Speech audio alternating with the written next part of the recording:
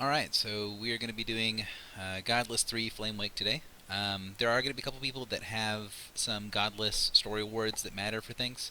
If you have any of those, please look and see if you have things from Genesis 1, or sorry, from Godless 1 or Godless 2. And if you have one of those story awards from that adventure, please put them down below. Now, I know, Karen, you have several, so I'm going to kind of stick you down last on the introduction thing so you can get that without feeling rushed. But let's go ahead and go around and do some introductions real quick. And Amelia, I know you also have some, so I'm going to put you down the back as well. So, Mash, on Tool, you're up first. Okay, Kirill was in her previous life, which was long ago, a half elf who was devoted to uh, the court, worshipped him and generally revealed in battle as a form of worship. Disconnected from your channel. But that was long ago. Then, more recently, in a time of need, desperate people tried to summon a warrior of old, and she was the one to respond to the call. However, something went wrong with the ritual, and she didn't disappear at the end of the crisis. And thus, she, without anything to do, wandered around the world and decided to simply continue glorifying Court by fighting challenging battles, and the guild is a good medium for that. Mechanically, she's a revenant half-elf who is a rogue who uses Twin Strike as the main source of damage. She is very much a glass cannon, doesn't really have much survivability, but can pump out huge amounts of damage. Coolio. That's it. Next up is Gilda. Alright, so Gilda, this is Gilda, this is her secret. Gilda is a Hamadryad shaman. She pretty much lived long in her forest, but in the forest it's lonely and she got bored. She started talking to trees, but trees don't really talk back, so she started talking to spirits. She found Secret, and Secret pretty much convinced her to go on an adventure. On adventure she found the guild and pretty much stayed with the guild till now. That's pretty much all, and there are bonuses that you should keep in mind for getting near Secret, and I guess that's all. Cool. Conway, you're next. Conway, it's a very similar look of kind of shaman to Gilda now. Oh, exciting. Oh, where's my story companion? There we go. Conway is a diva. He doesn't tell you very much about his past, but you know he is connected to Avandra by his various markings and whatnot. However, he does not appear to spend his time in her worship, or particularly in her following during this life. Instead, after a series of adventures on a world of metal and fire, he has turned his attentions towards the Silver Flame, which is a deity from a far-off world. And over time, he has converted himself, spiritually at least for now, towards discovering this new aspect of religious knowledge that he hasn't seen in any, at least he doesn't think he's seen in any of his previous lives. Gets a bit shady every now and again. Through his new dedication, Shadow now has a slightly different form, being more elegant and coated in the silver shining light of the flame. He is a flame of hope, meaning that he is a bright shining beacon in the potential darkness. He has very similar looking spirit companion things to Gilda, so I won't paste all of them, except the insubstantial thing. Don't know where that comes from, but he doesn't do that. But what he does do is wield mechanically a werewolf. Okay.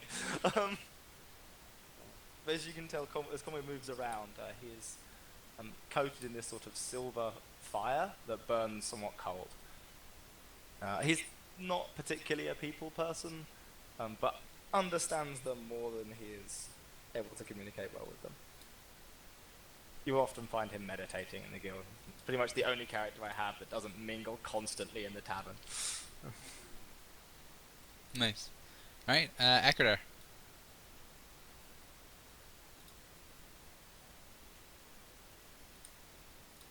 Jean, are you there? All right. Well, I guess Jean will be delayed. Amelia, you're up. Alright, Amelia is a young tiefling. She's about. Um, I'm not sure how comfortable we are with underage in the guild, but she's about 15 in my eyes at least. She's got like this really bright red skin and these really piercing yellow eyes, except and also she has like a really radiant, beautiful smile. Um, anyway, her story is basically that, well, now that she's a paragon, she has sort of renewed her dedication to ideals like, justice, love, and friendship, even though she doesn't quite understand what they really mean still, which means she is fairly easy to be misled. I didn't get this introduction off on the right foot at all, and yeah, I'm bleh. I've missed a bunch of stuff, but I don't remember what they are. Oh yeah, her backstory. Basically, she doesn't really remember anything from before she was about 7, when she was adopted by human parents.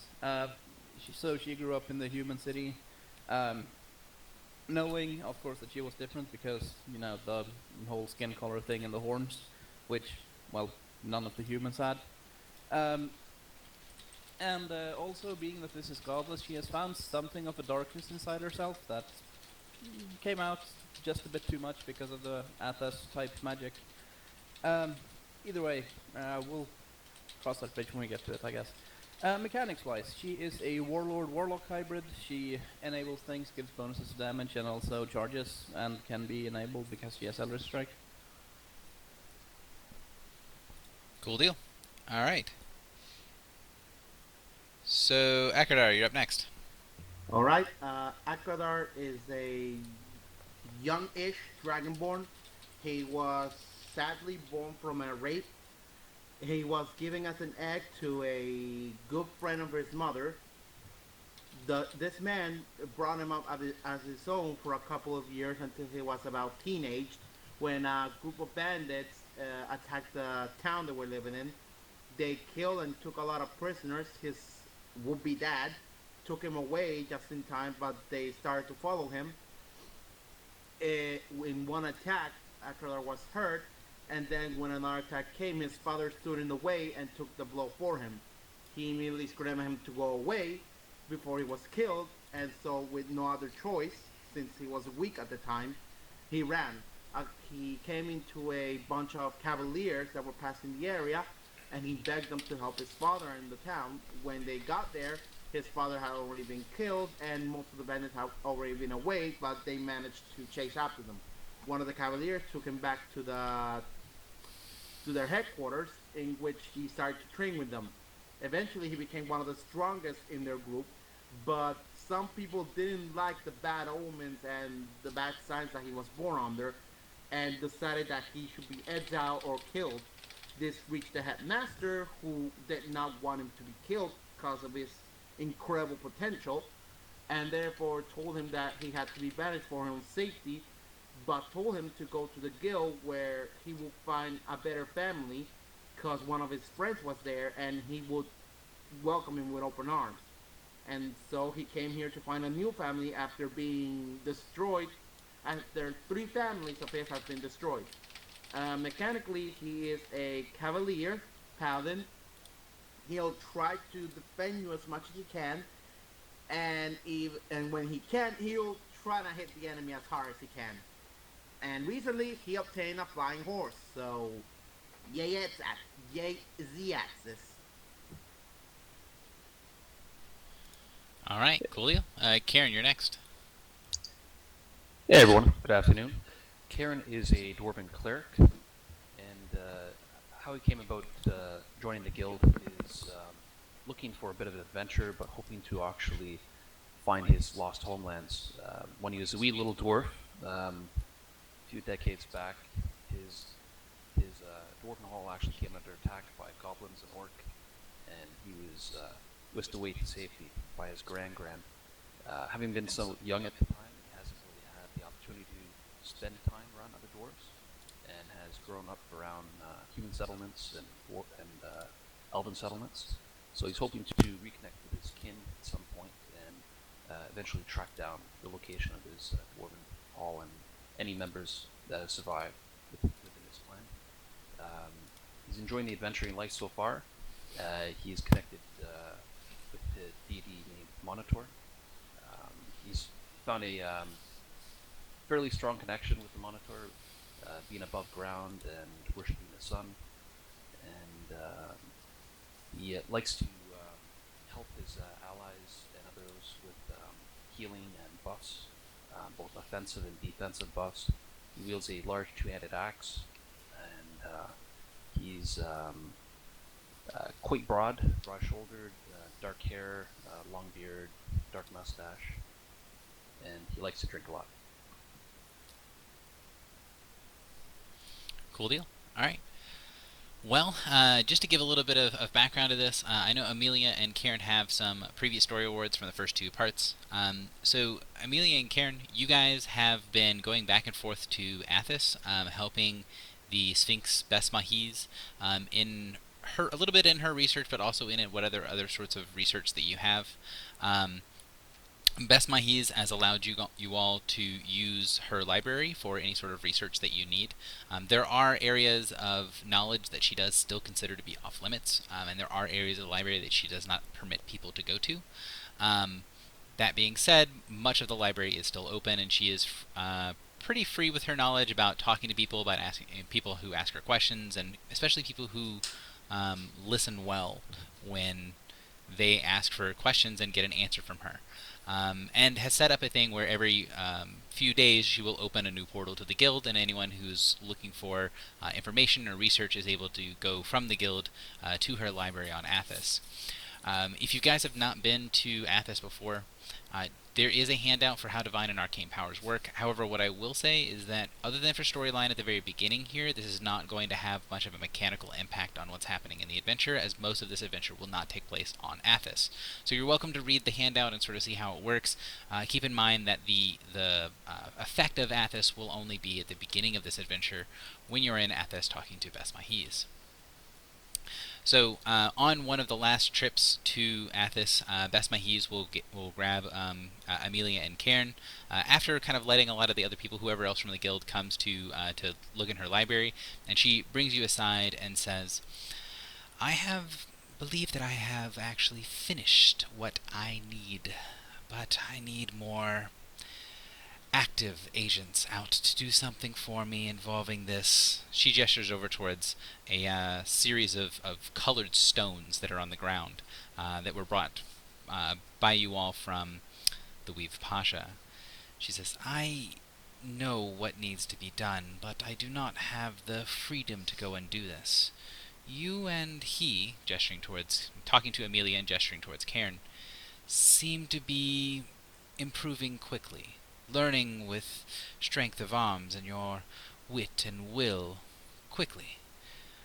Go and find others that are strong enough to know dangerous things and bring them back here. I have something that needs doing, and something that you will be rewarded for, both directly and indirectly." And then she kind of finishes off with a wave of her hand and reopens the portal into the guild. Right, we've dealt with this person enough that, yeah, sure, let's go do that and go to the guild and fetch this sorry bunch of guys. Agreed? So when you guys go to the guild, Gilda, Tool, how do you want me to say your name, Mashallah? Wait, I've been muted. I wanted to say Tuel. That's how I'm Tuel? imagining. Okay, so Tuel, Gilda, and Conway, and Akradar, if you guys have questions for Karen and Amelia to kind of fill you in on what's been going on so far as they come to sort of recruit you to help out the Sphinx, by all means ask, and I want to kind of give them the floor to be able to explain what the story is so far before you guys head into the area with the Sphinx.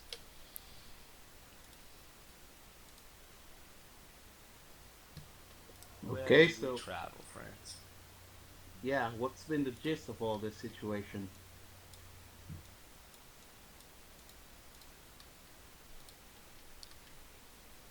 Karen and Amelia, up to you guys. Yeah, I'm bad at this, so do Alright. you want to go? Yeah, sure. Karen will talk. Yeah, a couple of ventures ago, we were contracted to to go to a place that was quite, I guess, different, you'd say.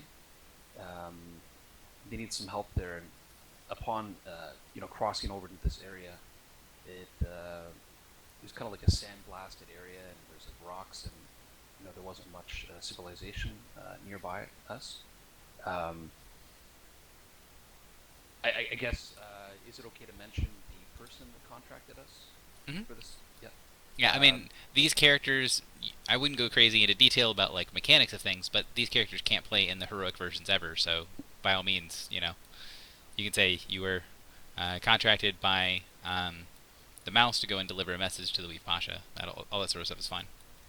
Yep. Some of you may have encountered an odd creature that, named Intellectus. Basically. The agent of the Intellectus. Yes. So some of you probably had some encounters with him before, but essentially we had to help him out and also repay a debt. We had luck with us at that time, and he had a separate adventure and didn't go so well. And some of our guildmates have been resurrected at cost and health to Intellectus, so we're trying to help him out. Upon getting into this new realm, we found that we sort of lost connection with divine powers, as well as arcane powers seemed to get a little screwy.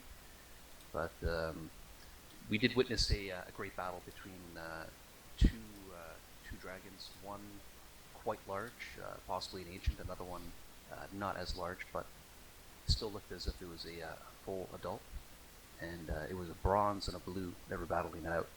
We've since learned that the blue is Sephirectar, and the connection that we have with Sephirectar is there's something a little bit odd about this character. He's actually fused with an artifact, and from what we've learned so far, he may no longer be a blue, and he has perhaps dabbled in necromancy, and perhaps might even be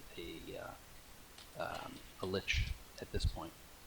But we have encountered a couple other people that have been involved with him. One is in a settlement, the Pasha there. He was the person that we were contracted to go meet, but the Pasha has been having his own difficulties, and the Pasha has wanted help with Sephirectar. The Styx is another character, old friends with the Pasha, has also shared some information, and we've encountered her in her temple, and we've learned a few more things about the area, her temple, having some sort of connection. She helped shelter us during the first adventure, creating a large sandstorm, and kind of keeping that ancient blue from eating us, and blasting us. So it's been interesting so far. We've been sort of over our heads with these characters now, and hopefully we'll be able to prepare ourselves later on to encounter the Sephirectar, this blue, possibly witch dragon. Cool. Do you have anything to add to that, Amelia, or do you want me to keep going? No, that about covers it, I think. Cool. So, unless the players have any questions, I know Conway wanted to do a history check on Sephirectar. We got a little bit of information. If any of the other players, any other four, have a question, you're welcome to ask. So, as you guys step through the portal into Bes Mahiz's gallery, there are books all around. There's several tables, although the tables are very low to the ground, only about 8 inches off of the ground, and rather than having chairs, there are pillows and pads spread around. The light is fairly muted in here and comes from orangish yellow crystals that glow on the walls. Some of you guys can tell that the statues and other figures around the library have enough magic in them that they probably have the ability to move, and others might tell you that the statues typically might turn and watch them as they go near areas of the library that are considered to be off limits. Bes Mahiz herself, which I am bad that I did not actually have this thing.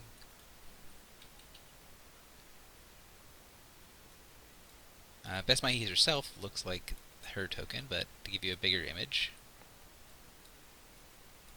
And the smell of fresh brewed coffee is always in the air.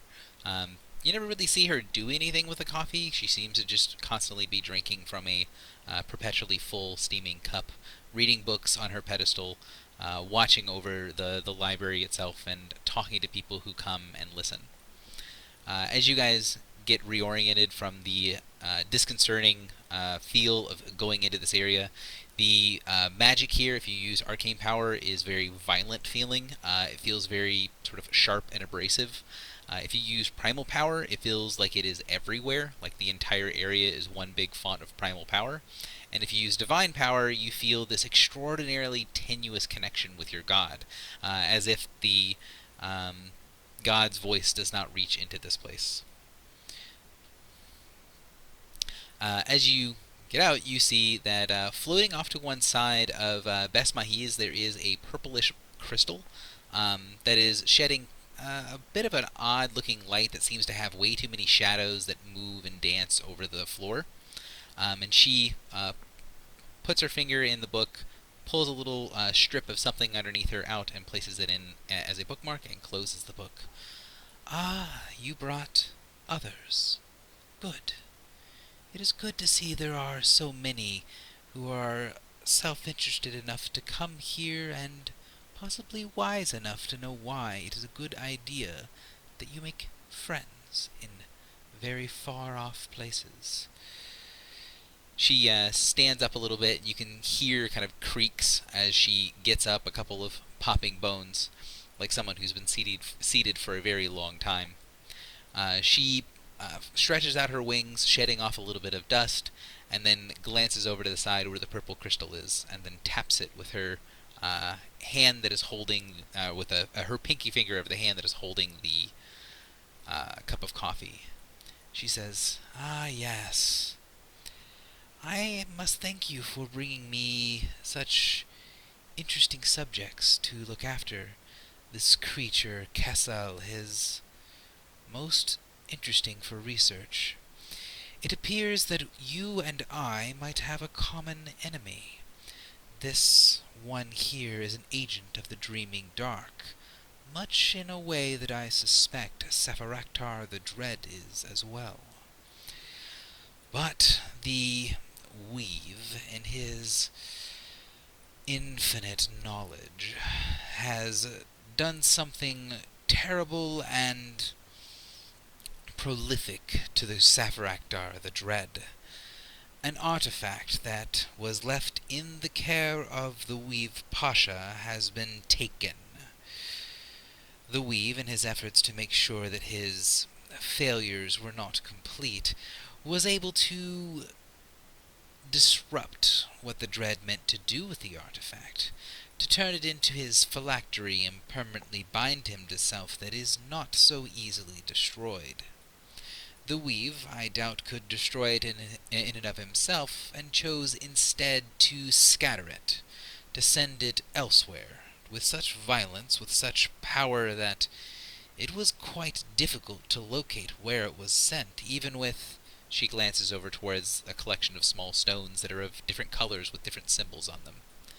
Even with clues and markers left behind, it has taken me several weeks to find the artifact. But I have now located it.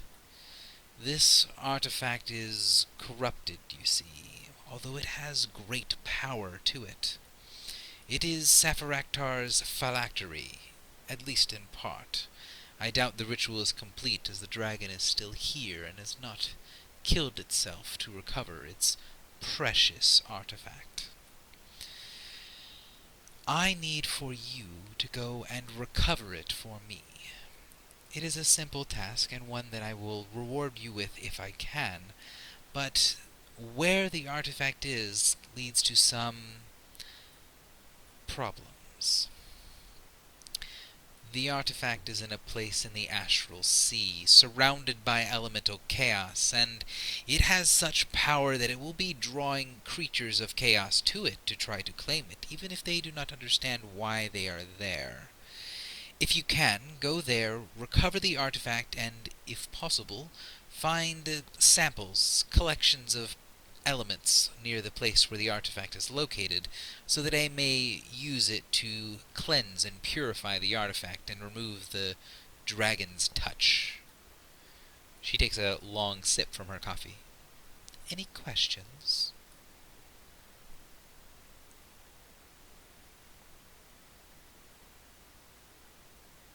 Do you have a way of transporting us to this pocket amidst the chaos?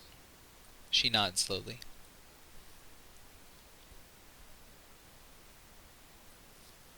Any kind of enemy that we should be wary of in this area. So she smiles, and her smile is really disconcerting as all of her teeth are long and sharp. She says, there are many creatures in the elemental chaos, but among them, the ones that will be most attracted to this are elementals and slod, both of which can be dangerous in a fashion. I would be wary of both of them. At least we know what we could be facing. How did you craft the... I've got Coin's voice completely wrong, hang on. Second. How exactly did you craft the coffee cup? That is a lesson for another time. It was based on a dwarven design originally. They had the silly idea of having a mug of cold, infinite ale. I have seen some. I had wondered how you'd reassigned it to something a little more practical. Perhaps for later.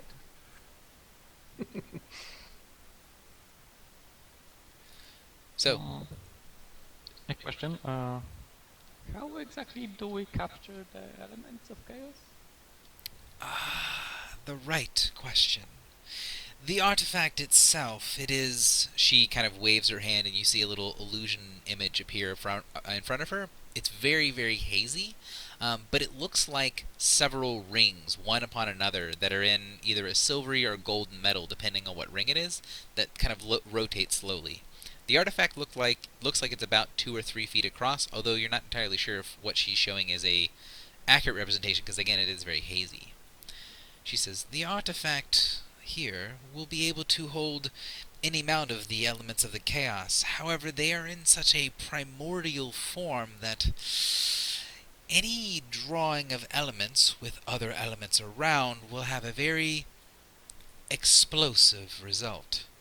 As such, you are offered tools of the trades.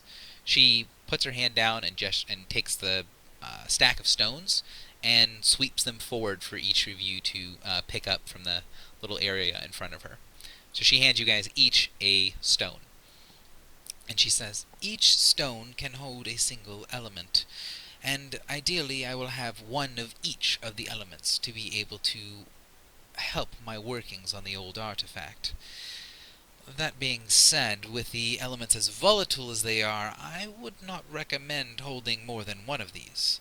It should, however, not be a problem if you are holding the artifact with any number of elements infused into it and one of these stones.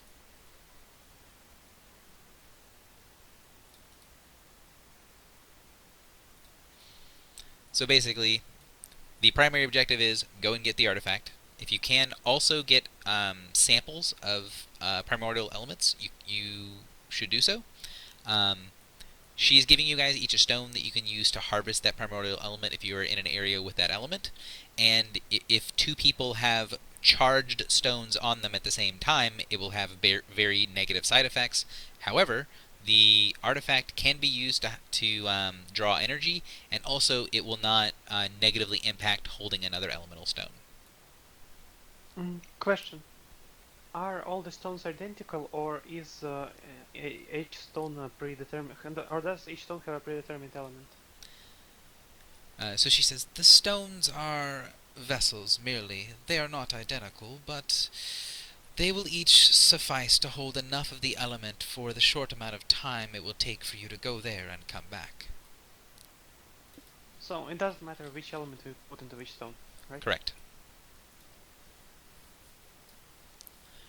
Each of the stones that are And on there sorry. have a single word inscribed on them. Um, they say things: earth, flame, light, shadow, spirit, storms, and wind.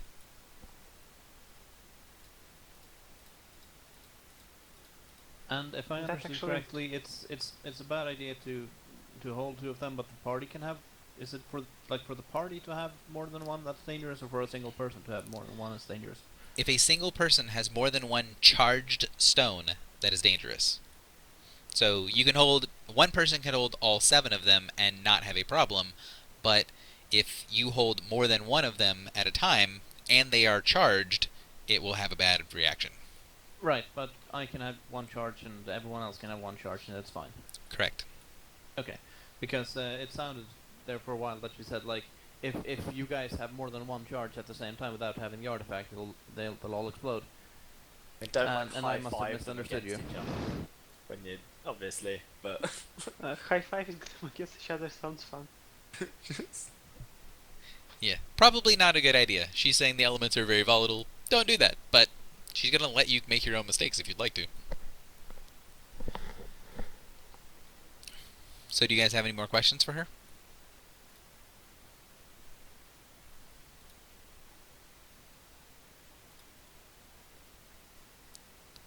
Does not Sounds sound like a like it. no. So, she will say, prepare whatever you need before you leave. I have a few more preliminary questions to ask and things that need doing. She sort of gestures for you to go over to where the seated areas are with the cushions and things, and she turns back and starts slowly raking her other hand, the one that's not holding the coffee, along the edge of the crystal that is floating in the air to her right. So if you guys have any sort of preparatory things that you want to do, the portal to the guild hall is still open. So if you have anything that you would like to buy or anything you would like to do, this would be the last time that you have to do that.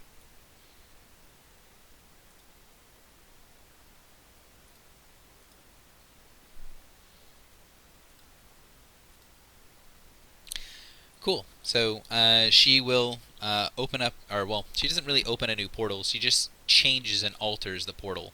As she is casting her spells, whispering things under her breath, there is this strange sort of grinding sensation as her, um, as the back. It sounds like her back teeth are lashing against each other as she's speaking. The voice deep in her throat. And she alters the portal to be, instead of the harsh red kind of frayed color that it is on the outside, it instead looks very misty and cloudy on the edges. And you see this iridescence around the edge swiftly change from color to color, as if in one moment of looking at it, it is bright blue, another moment bright red, and then a dull yellow color, as they are rapidly switching between the color spectrums that are all on the outside. It's a little bit disorienting to stare at the edge of the portal now, but if you look directly in the middle, it's not as bad.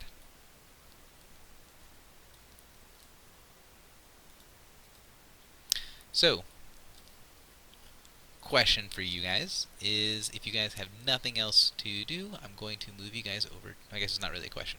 I'm going to move you guys over to the map.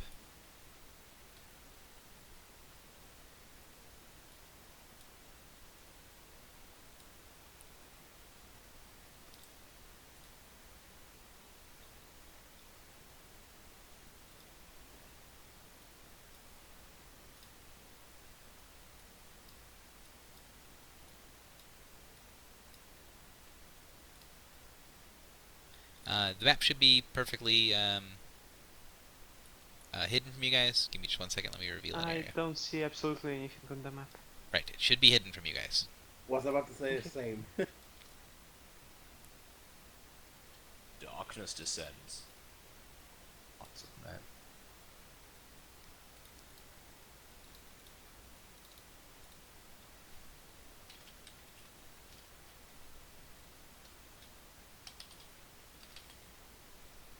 You guys should all be able to see stuff. Mm-hmm. That's a lot of bodies. You forgot to set up one thing, so give me just one second.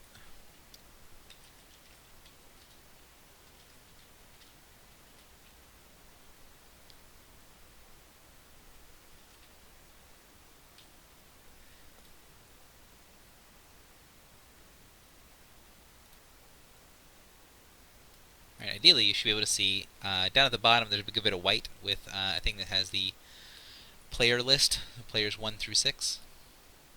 Yep. Excellent. So as you head out of the portal, this area feels sort of mind-bending. If you look up, then you see about 20 feet off the ground from the bottom of this area. The top goes very hazy. You guys are standing at the top of a 10-foot cliff, so 10 feet above your head, or sorry, 5 feet above your head, or even less for some of you guys that are taller. There's this weird sort of iridescent haze. It looks like looking at the edge of the portal that brought you here, and it's very sort of confusing. And looking at it makes your brain sort of hurt, almost like you're looking at something that's really, really far away and something that's really close, and your eyes can't quite focus. Around you all, you see what looks to be the remains of a whole bunch of bodies. The bodies are generally in two forms. If you look down here, you see that there is a larger body. Should be in the right layer, I hope. So down here, you see a larger body and a smaller body, correct? Correct? Cool. So the larger body looks sort of monstrous. Doesn't seem to have a lot of clothing on it. You can see a lot of detail of what would be like muscle and sinew, that sort of thing. The smaller body looks sort of the opposite. Looks very lithe. Looks like it's much more like elven in nature.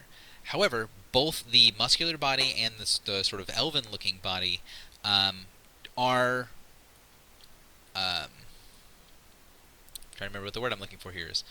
They're statues. They seem to be made of some sort of brittle-looking grayish dust, but they look to be perfectly well detailed. And even from getting close to them, they seem very, very frail, very fragile.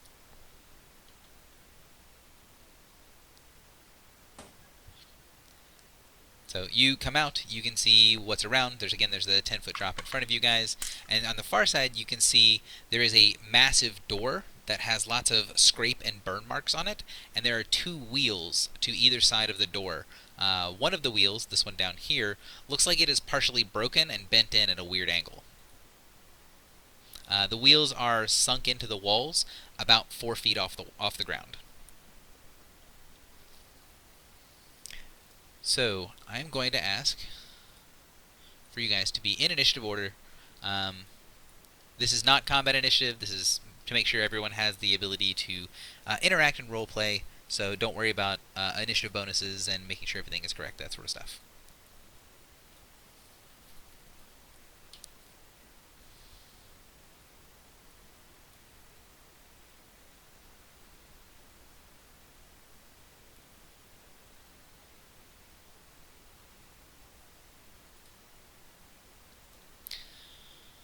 Alright, so Gilda, you are up first, as you sort of are the first one to adjust to the weird sort of mind-bending nature of your surroundings.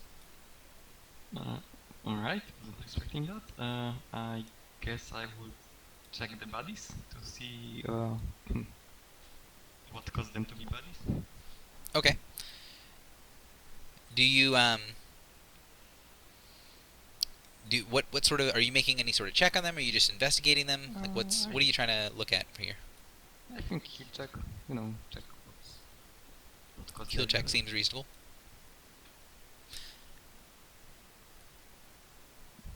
$27. So, this is something I need to know. What adventure stance are we taking? So,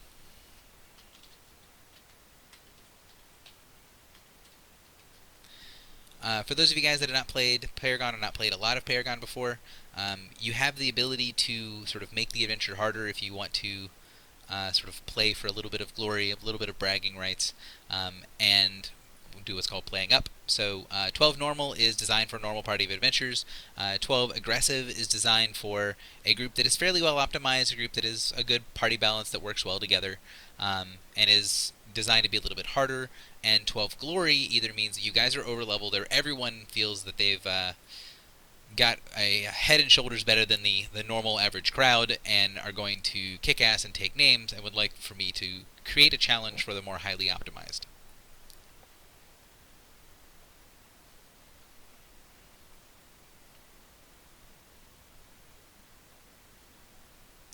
Just to be clear, there's never any monetary or EXP bonus for playing up. It is just designed to keep the game fun and interesting for those that are of different levels of optimization.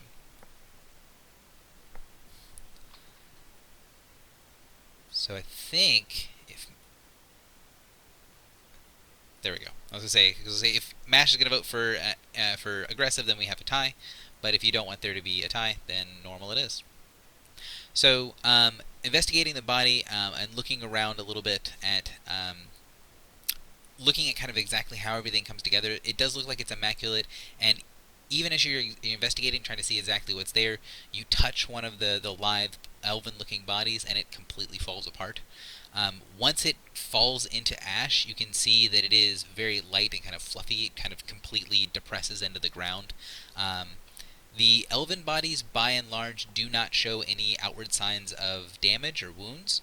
The monstrous-looking bodies that look like they might be some sort of trolls or something to that effect, other sorts of sort of giant creatures. You've got trolls, Fomorians, mostly creatures that look like they're from the Feywild, and the sort of the bigger monstrous humanoid races. You can see there's an ogre in here as well. They seem to have a lot of wounds on their body. It's hard to tell exactly what caused those wounds because they are mostly ash now, but you can see there's slashes and cuts and those sort of things on them prior to whatever turned them into ash. Karen, you are up next. Okay, Karen's going to look around at the placement of the bodies, and he's curious to note the ones that are kind of like turned to ash, that are kind of still standing, or if he's able to determine or discern a certain pattern to see if they're fleeing from something or if they're somehow interacting. The groups are interacting with each other or things within the cavern. So, spread around the room, you can see that it looks like each little group of these corpses fell where they stood, but they were fighting defensively. The easiest example is this kind of bigger group of them over here that have fallen partially on top of one another. Look to be a group that tried to use this wall and the incline here to have something to put their backs to. The more monstrous humanoids are along this ledge where you seem to be pretty reasonable that they would be able to actually. Do you want to make some sort of check for that, other than... Sure. Do you want a perception or insight? Insight or perception would both work. I feel like your passive insight gets you decently far, but rolling a 2 makes that less helpful. So you can tell that they fought defensively. You can tell that, especially in this area, they look like they were fighting with their backs to the wall, sort of thing, with all of the monstrous humanoids along the ledge to be able to reach up and hit things that were attacking them from down. It doesn't look like they were trying to like they had a way out, like they were trying to retreat. It just looks like they fought here and fought to the man. All right. Does there appear to be anything that we can place to, use as a ladder or a rope, something to ascend or descend easily down that little 10-foot cliff? Doesn't seem to be anything there. It also looks like the cliff is very kind of unnatural looking. The stone that you're standing on is this whitish color, and it's very soft. It does not seem like it would be difficult to just sort of slide down the steep incline. Okay. Oh, Kieran will pass on to the next person. 2L. So this haze above us looks very weird, and I kind of want to know what is it, if it's painful to even look at. So I would try to glean more information about it by doing exactly that, looking at it and trying to endure through the effects to see if it's something that can bite us in the eyes later if we ignore it, or if it's something that we can ignore safely. Okay. Would that work as endurance? Yeah, you stare into the void and hope the void doesn't stare back. So, looking up into the ceiling, after a couple of minutes you have to turn away because it's starting to make you physically ill. Looking up into it, it feels very chaotic. You get, for a moment, certain that what you're looking at is a cloud, but that cloud is miles away. And then about the time that you're certain that that's what you're looking at, it changes and instead is a mist that is partially translucent. It is only a couple of feet from your face. and it continues to rapidly change back and forth every time you kind of you feel like you've got a good grasp on it. It changes in your perception, and it looks like something different every time you try to enforce any sort of order, any sort of understanding on it.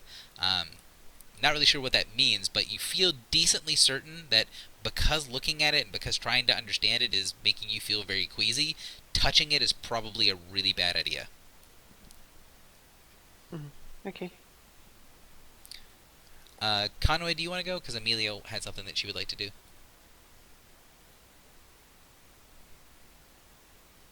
Yeah, sure. Conway's gonna. He's interested in the elemental chaos, but wants to not spend too much time here. He's gonna go over to this door with the some sort of handles, right, or wheels. Yeah, there's two. There's a door here. It's got burn marks and scratch marks on it, and then these wheels are set into the wall. One of them looks to be fairly broken. Okay. So this is some kind of, presumably somewhat arcane barrier, given that it's holding back the chaos somehow. Yep. Yeah. Okay. In which case, Conway doesn't want to go anywhere near it while part of it's broken, so he's gonna send Shadow in to try and infuse some arcane energy into restoring the wheel to somewhat functional Okay. form. Presumably it is magical. If not, this is going to look really derpy as he just channels a bunch of energy into a wheel. Okay. There you go. He's going to give it a shot. So sending Shadow over there and putting more regimented magic into it, you get this sense of something from the metal of the wheel and the metal of the door is drawing from Shadow as you are pushing power into the area. And it is pretty much hungrily eating any sort of magic that you put into it, and you see the wheel starting to slowly repair itself.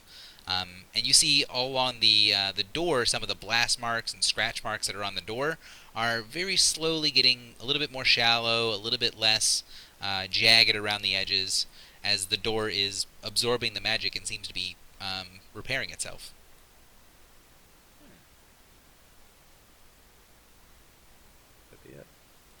Amelia, you're up. Alright, so I'm gonna do what I wanted to do anyway, so like, as Amelia steps into this new reality and just adjusts herself, blinks a couple times, immediately sees that there's a door on the other end, and just goes, "Well then friends, shall we?" and steps in that direction, completely fails to notice there's a ledge and falls flat on her face. Excellent. And then notices that, well, apparently Conway's already there, and it's like, excellent, should I help you out with that? Either by inspiring him with diplomacy or just doing more Arcana to the door. Either one sounds reasonable. Let's do more Arcana because Arcana is fun. So, you keep pouring energy into the door, and it happily laps it all up. Are you trying to repair the door more, or are you trying to repair the wheel more? Oh yeah, I don't notice there's a wheel, I just noticed the door. So let's go for the door. Okay. So you see the pockmarks and the cuts in the door continue to rapidly heal. After a minute of effort, it starts to look more pristine. It starts to glow with a very faint light. As the last sort of cuts and burns clean off of the door looks very plain at one time, but it does shine very slightly, like it's something that is highly polished in the light. Akradar, you're up. Okay, then I'm going to see that they're somewhat hitting the door and Akira not being smart enough to understand whatever's going on around. I'm gonna just go for the wheel that's not being healed and try and turn it. So, repeat that for me again? You're going to something that's not the wheel and trying to turn it? The one wheel that is not. Oh, gotcha. The one that's healed. not broken. Sure. Give me an athletics check.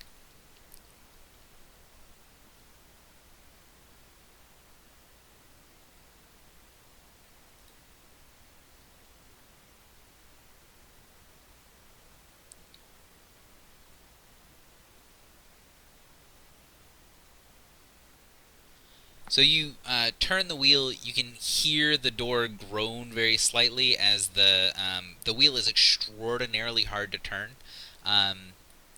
You guys can tell that the other wheel starts to shake a little bit while this one's trying to be turned. And as you kind of rest on it and pull on it really hard, it doesn't seem to go anywhere, but it seems to be having an obvious catch that is causing the other wheel on the other side to shake. Akradar, basically that will count as a success if the conditions change for the door to be able to be open. You won't need to make another check, but it does not seem to be able to be opened right now. Alright, that's good to know. So, given that, I'll take a free action. This thing won't budge easily. I hope someone has a strength check or something to open the other side, because looks like it's gonna be a toughie. Your character says, "I hope someone can make a strength check," and then everyone looks very confused. Yes, meta. We already have like levels in World Concept. Like it's not too far. Gilda, go ahead. Right. So I'm going to sit on the edge of this ledge and tell Secret to go to this wheel. And you know how cats, what cats do with toilet paper? Secret is doing that with this wheel. Okay. And what check would that be? So if you're using primal power, basically you're trying to get Secret to do something that would be effectively a strength check. You could try to do either a strength check, or you could try to do a nature check to use primal power to try to get the job done. Alright, so nature. Yes. Alright, sounds good. So using the power to turn the wheel doesn't really get you a lot of power going into it, but as you keep pouring energy into the area, the even Secret touching the wheel and trying to move it, you see all of the power that you're sending to Secret to basically make it stronger to turn the wheel floods out of Secret into the wheel itself, and the wheel finishes repairing itself and snaps into place up on the wall.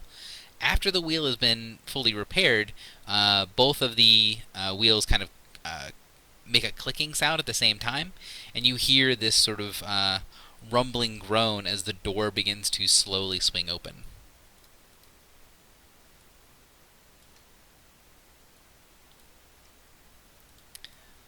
So as the door begins to swing open, you can feel there's a bunch of waves of magic that come off of the door and sort of skitter across your body. It's almost like you sense a storm coming, like a drastic change in the pressure of the area as waves of energy kind of flow off of the door as the door finishes unlocking and opening.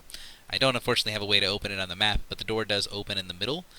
As the waves sort of settle in the room, you Tuel, as you are looking up to the sky, you see that the area around seems to be changing slightly, as all of a sudden there seems to be bits of sparks of light and color off into the edge of this weird cloud that is oppressively hanging just above you. So, off in the distance you hear something rumbling as something comes this way, as a chaos storm begins to kick up.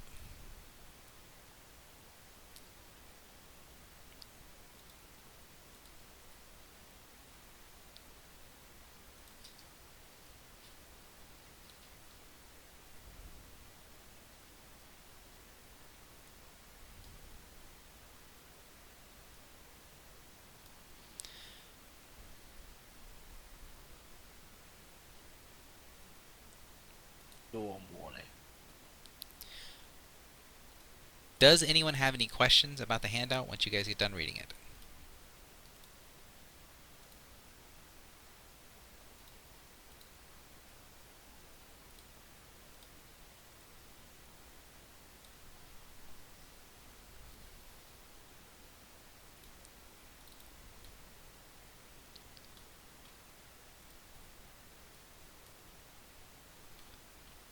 Okay, I have a question. What exactly is happening other than me seeing the lightnings above in the abyss?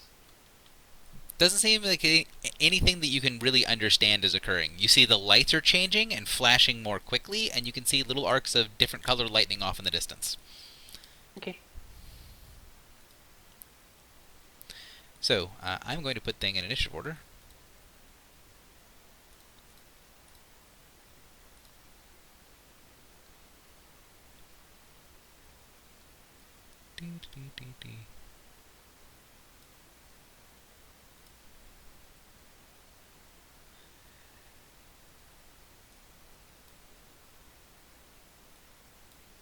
So, Karen, you are up next. Oh, let me give a little bit of description of what's here at the end. You can see the hallway as it goes out seems to curve a little impossibly upward, like it's going up a steep slope, but it also looks flat. And then where the hallway seems to go kind of fades, like it's helding out, or like it's going into a deep mist or a fog. Okay. So the storm is essentially much, much larger than that 4 squares there. Oh, that's not the storm. Can you see the storm? The token I'm using for the storm? We can see 4 yellow squares. Oh, no, Oh, the 4 no, yellow okay. squares are a marker for the map. So there's nothing actually there. I could take it off because of where it is, but it's a marker saying where that goes. Okay. Yeah, Kieran is definitely interested in collecting those samples. He's hoping that he can use one of his items to kind of lay out the area a little bit, at least to get an idea of some corridors to avoid dead ends and whatnot. So he's going to use his map of unseen lands, or Okay. see if it is able to function within this weird chaotic realm.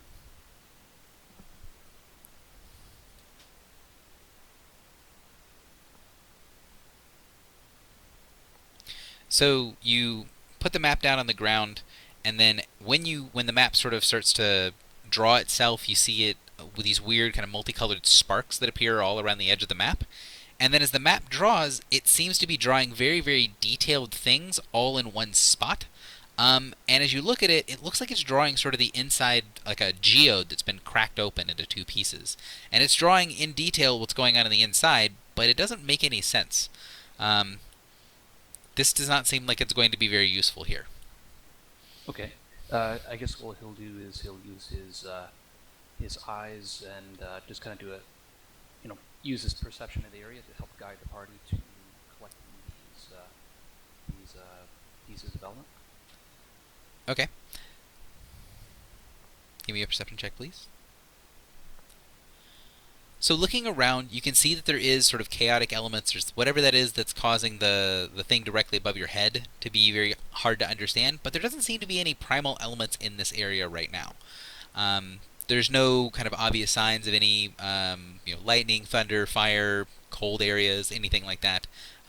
If there are primal elements that are in place somewhere in this realm, they are not in this area. Okay. Kieran will move a little bit farther to get closer to the party down below. Okay. 2L, you're up. I would try to explore a bit further. While exploring, I'd probably move careful so that if there's any imminent danger above and any imminent danger ahead, they don't notice me before I notice them. So something like stealth Stealth sounds good to me. while exploring. And this is not necessarily a skill challenge. You don't have to do a skill for each round. Yeah, but You're welcome to do so. I mean, it still makes sense to try avoid being seen while going forward. Oh, I Sort of agree. surprising. Just making sure you know what's going on. So what Cool. do I see in front of me?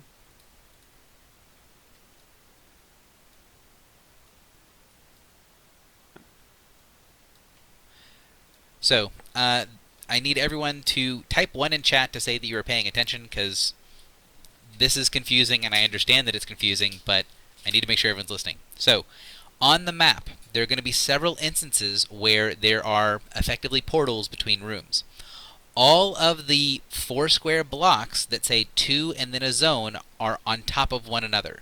So, as Tool is standing in that square, she is also standing in this square. So it's the same place. It's not 2 different squares, they're not next to each other, not adjacent to each other. They are the exact same square, but it is impossible to really perceive between areas, as this weird sort of chaotic effect causes it to seem like you're walking into the ceiling. So as you go a little bit of a distance down there, you see it looks like the floor is arcing away from you, and you see this large open room. So give me a moment to...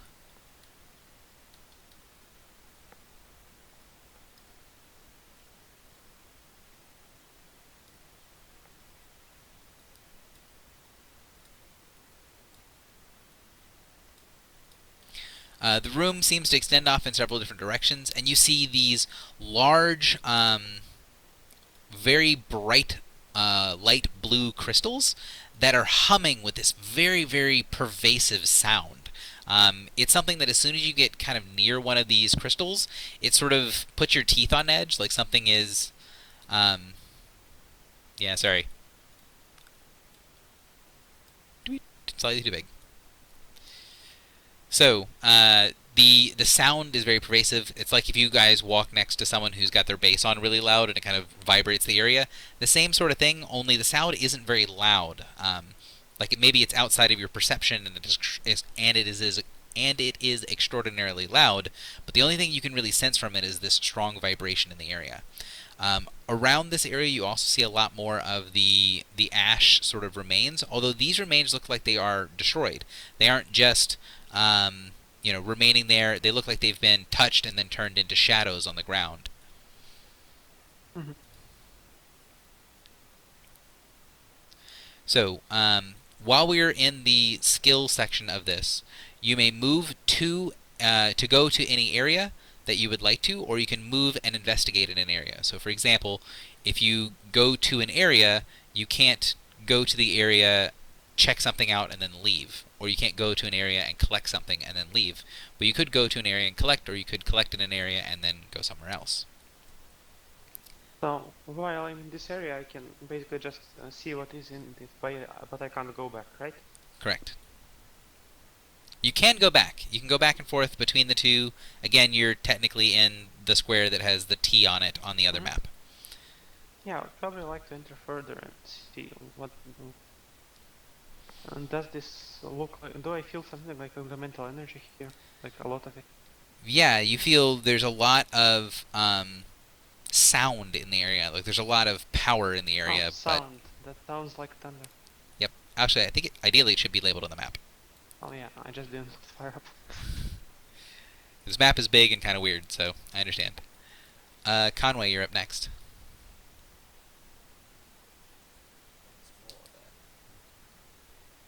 Yeah, so I'm going to move here.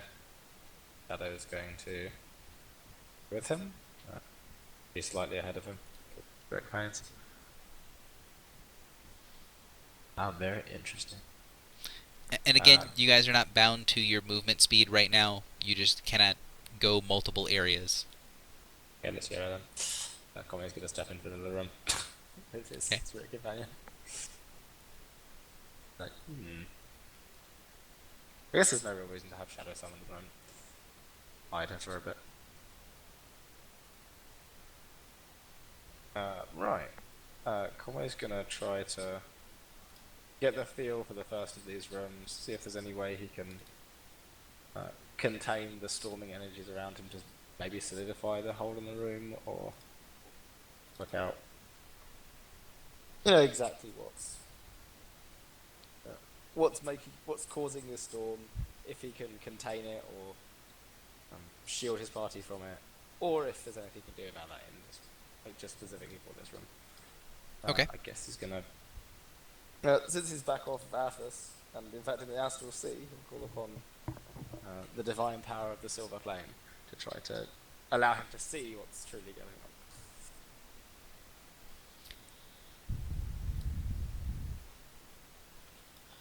So, looking around and seeing what all is going on around you, you can see that there are bits of primordial energy that are in every direction. The sort of primal power of this area and arcane power are roughly the same thing from the primordial scale out here in the Astral Sea.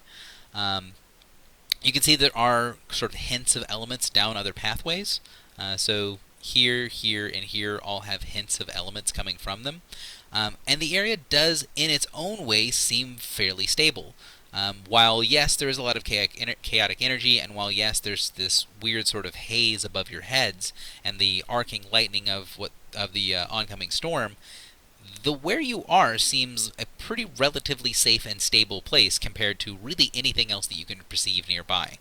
And sort of trying to make everything make sense and put everything into context with the Silver Flame and how that sort of directs your courses, it seems like you might be relatively okay as long as you stay on these platforms. The black marks that are on the edges here, when you guys are in this room, they actually feel like walls. Here, they look a little bit more chalky. They look more like if you shouldered one really hard, you could probably go straight through it.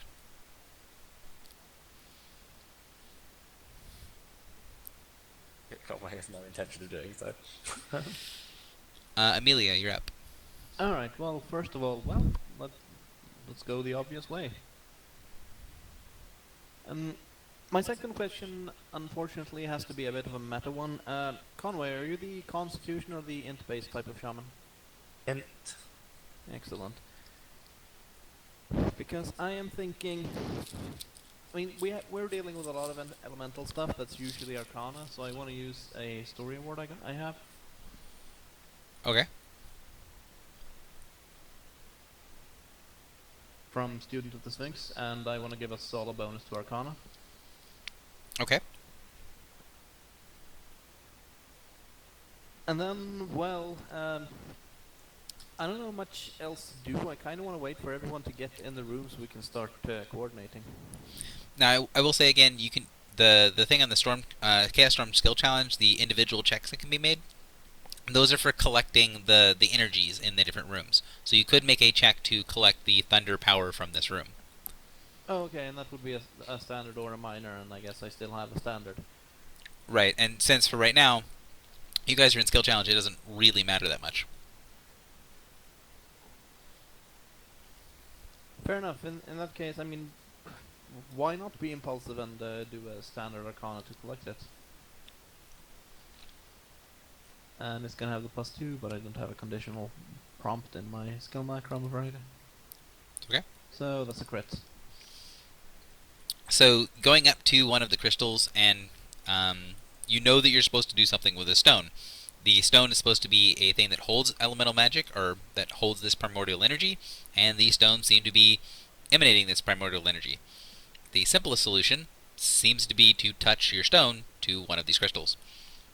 When you get close to one of them, you see the crystal start to hum a little bit louder, and touching the stone against the crystal hums very loud for a moment, and then it dies back down, and the crystal starts to vibrate, or the stone starts to vibrate slowly in your hand, and you get this sensation like if you don't hold it fairly tightly, it's going to vibrate out of your hand, as your stone is now infused with thunder. Excellent. I have another question about the stones, since I apparently have really bad memory. Is it only 2 charged stones that's very dangerous to have, or is it a charged and an uncharged stone that's dangerous to have? It is only 2 charged stones together that is dangerous to have, which does raise the question, who has the stones? So I assume everyone has one, and you have enough for one person to have a second stone. So the question becomes, who has the extra stone? Clearly, as leader, I have the extra one. I'm not against that if no one else is. Not against it. If he want to blows up, if he's the one that want to blows up, go ahead. Alright, so Akradar, you're next. Alright, so giving everybody's thing over there.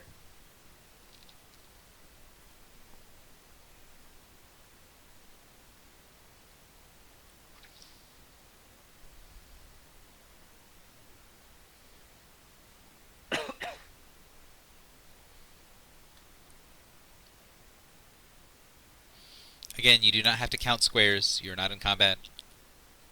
The only rule is that you can either move to an area and do something in that area, or you can move 2 areas, or you could do 2 things in an area if you'd like.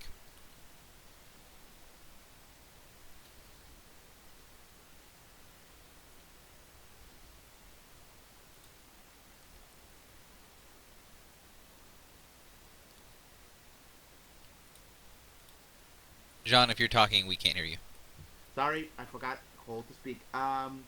Then considering that Amelia had already come here and she probably would say that she already has thunder, I'm gonna head to the next area at the top right. Okay.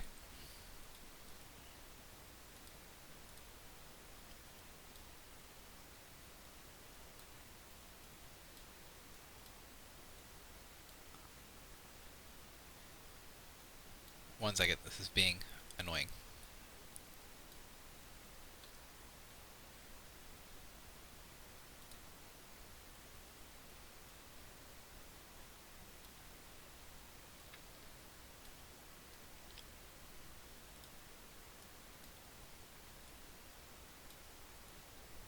So this room, as soon as you go to step into this room, your armor starts to alight. All of the metal pieces in your armor start to fill up with this electrical charge. In the center of the area, you see a black crystal that is pretty heavy, that looks very, very dark, and it is floating in the air about 3 feet off the ground, and has this wreath of lightning surrounding it that is arcing slowly in a circle around, sending off little blue sparks in every direction. You can also see on the far side that there is a incline going up. So this incline here is it's 10 feet and it does go up, and then this incline here is down, and this incline here is down. And you can see that there are the remains of lots and lots of bodies, not only around the sparking crystal itself, but down in the pit as well. You can see that even from a distance that the ones that are up here look very similar to the ones at the entrance, but you can't really tell much about the ones down here because they're too far away. Well, that's grand.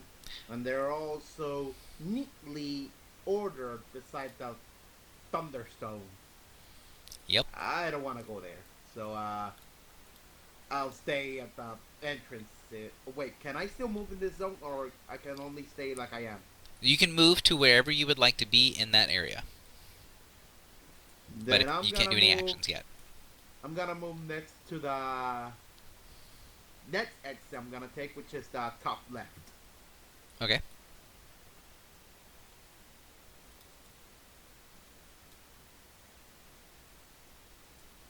And I'll be done, because I don't want to get close to that lightning. I'm not a shocking kind of person. Gilda, you're up. Alright, I will move into this zone. And that's the question. Those two, they don't have the squares. Do I see them differently?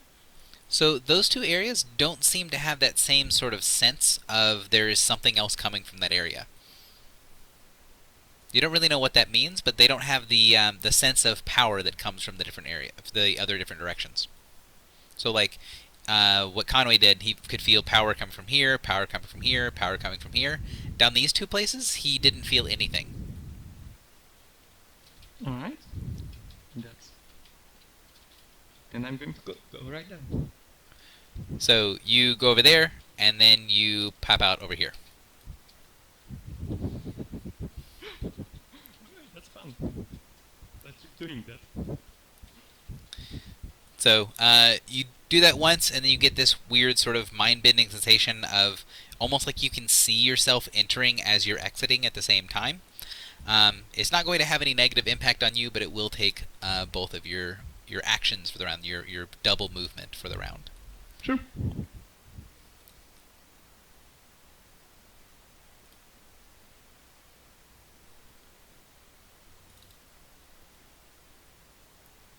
So, complications. Why is this not properly done? There we go. So, player number 5 and player number 1 switch positions. So, Conway and Cairn, switch positions, please. Sure then.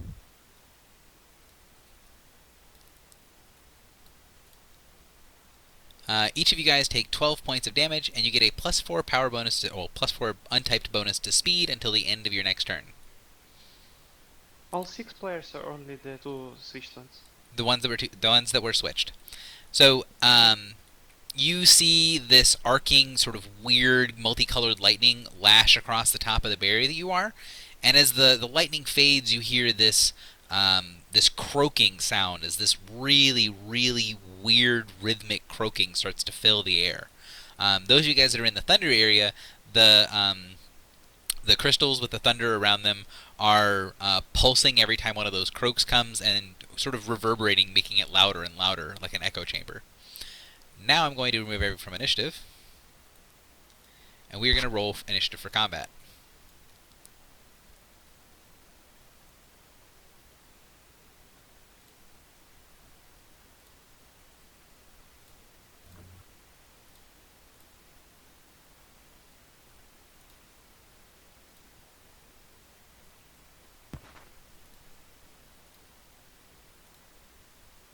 Does Presumably we anyone don't grant see them initiative yet. bonuses?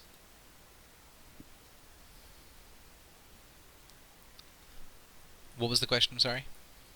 Presumably we don't see them yet, so I don't know where to Battlefront shift someone. Correct. I'm putting them on the board in 1 second.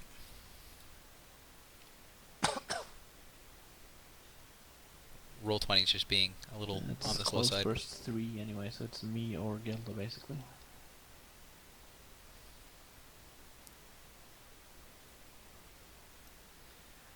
Oh, I was like, where am I putting these things? And then I remembered I actually have a program, or have a thing for this.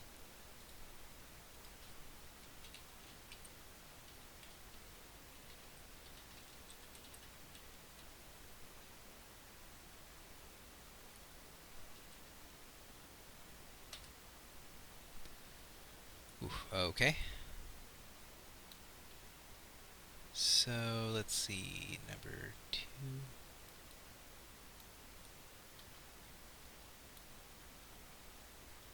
Number 4. Okay. Number 2.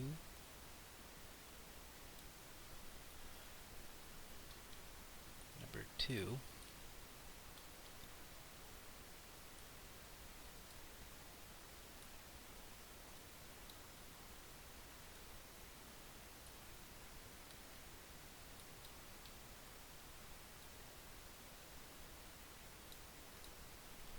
So, let's do order real quick. So, as the croaking sound starts to pass, you see creatures pull themselves out of that weird sort of soft-looking, almost chalk-like walls. The blood slots that are here are big, hulking brutes. They have long, distended claws that have this yellowish sort of film on top of them.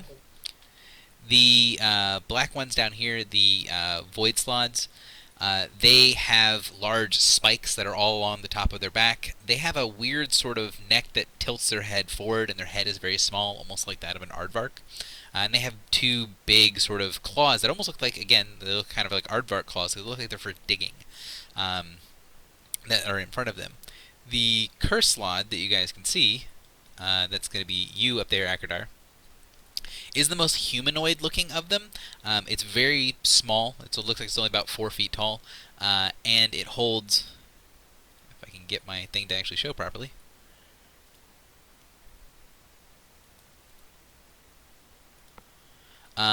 it holds a weird sort of cloak of energy around itself that makes it kind of hard to see, much like the ceiling above was very difficult to perceive.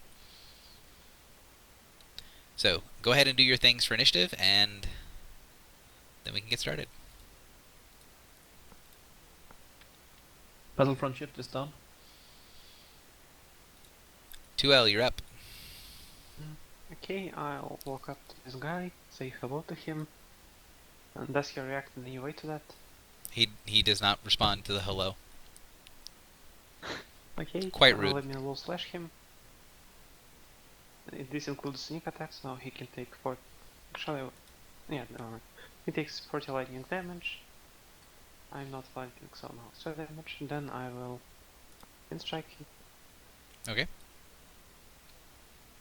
And he can take, let me... 45 more damage, so 85 total so far. He is bloodied. Oh nice, he's bloodied, which means I'll press the advantage.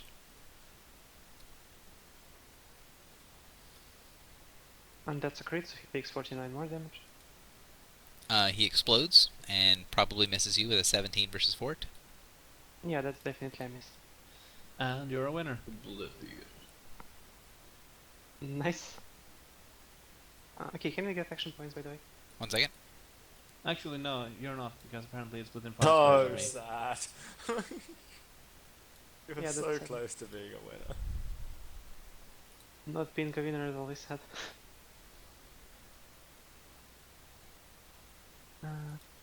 Oh, if I end my turn in the area, I'll be sad. Do I have Correct. any... Oh, I don't have any movement, so I'll take 22 damage. I'm out of actions. So, That's 2L walks up and explodes one of the Void Slide, which sort of sends out this spray of black magic that flows out in every direction, blocking off the area. Bloodslod, who's up here, I believe. He's going to move.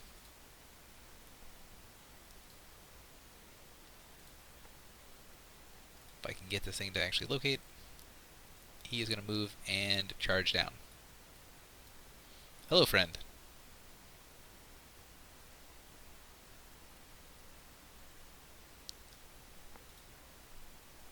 So, 35 AC against you, Akradar.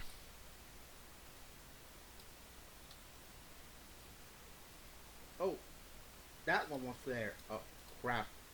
34, 35 total. 35. Oh, crap. That hits. I am not saving from that. So it claws into you, and then you see a little bit of the ichor, the little slime that's on the claws, wash down on you. And 31 versus your fortitude.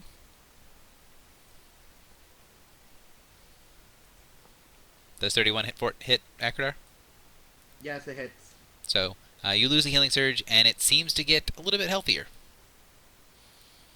Gilda, you're up. Alright. I will move my secret over there. And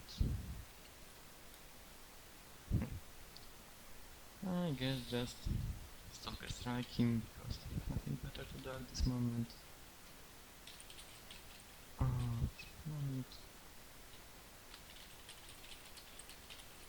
For 9 damage.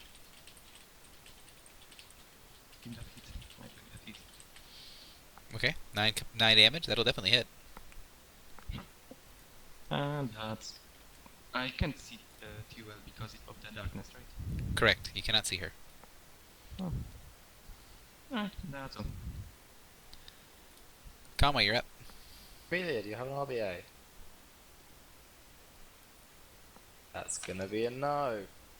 Okay, Conway's gonna stroll confidently back after briefly shaking his head to try to get clear of whatever the hell just happened to him as he got thrown around in this horrible room. Then he's like, oh, right. There appears to be quite a creature here, and quite the patch of oblivion. Right. He's gonna, I guess, just like continue the let's just wail on this slard with spirit companion things. Under shadow here, and then let's fall to the blood dancer. I think that's the like correct one. Yeah, there we go. No, it's a bit. Well tried. That'll hit. Well, So he's not 24. Fine. I definitely know what my powers do. In fact, lots of that is wrong. But yeah, there we go. The effect is correct. Okay. So he's And vulnerable 5 cold. Yeah. And anyone adjacent to the spirit companion gets. Wait, thanks. All right. Karen, you're up. All right. Oh, it just Kieran's, doesn't even have the crit bit. Okay. Kieran's curious if you can hear Akradar screams from any particular direction. I was good at writing this character, honest. I'm sorry. What was your question, Karen? Karen was wondering if you can hear Akradar screams from any particular direction. You know what direction he went because you guys did technically all move simultaneously, so you know that he went down this way. Okay. All right. Kieran's going to go ahead and attack the thing in hand. He's feeling quite speedy, so he's able to move here without provoking. Is he able to stop in that square, or is the wall blocking? Trying to see where you are. Just- Yes, you can stop there. Just so you know, I think it's better if you stand here for the bonus against this kitchen. Oh, sure. Yeah, he'll stop there. He is granting combat advantage. I He want is to be in granting that combat square. advantage. You could stand under either of our spirit companions, as I'd imagine they're both 5 foot in the air. No reason for them not to. I assume all spirit companions are 5 feet in the air, so the players can stand under them if they would like. Okay. So I'll go ahead and stand here and I'll smack this large thing. And is it possible to do a monster knowledge check as well on these? Yes, you can. It is Arcana. Alright. Alright, let's see how that goes.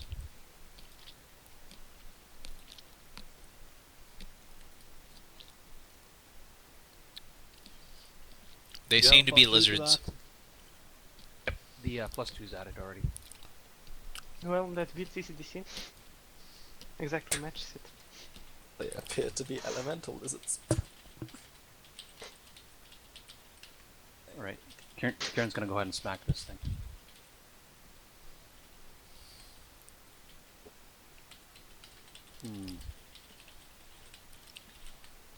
Though that 22. 22 will not connect. Okay. And he'll end his turn. Akradar, you're up, sir. Alright, then. Whoa.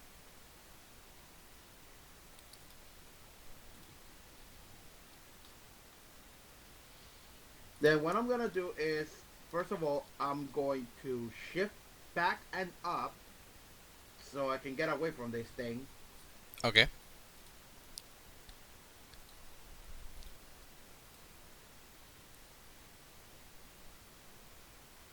And now I'm going to take a flight and get the hell out of here. I am not dealing with 3 opponents alone. So I'm going back to F2. Okay. So if you'd like to move, you guys are in combat now, so movement speed matters.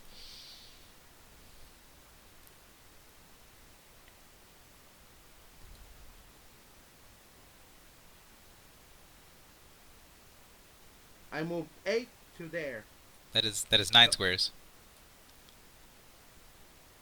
1 square back will be 8. Also, that's in the wall, so don't be in the wall. This will be 8. And I'm also... That is if I'm not still 9 mistaken- squares. Oh. There you go. And I'm also... what's the term? I was 1. Am I even higher now? If you'd like to be, you do know that the room is 20 feet tall, so you could be as high as 4 squares. Okay, then.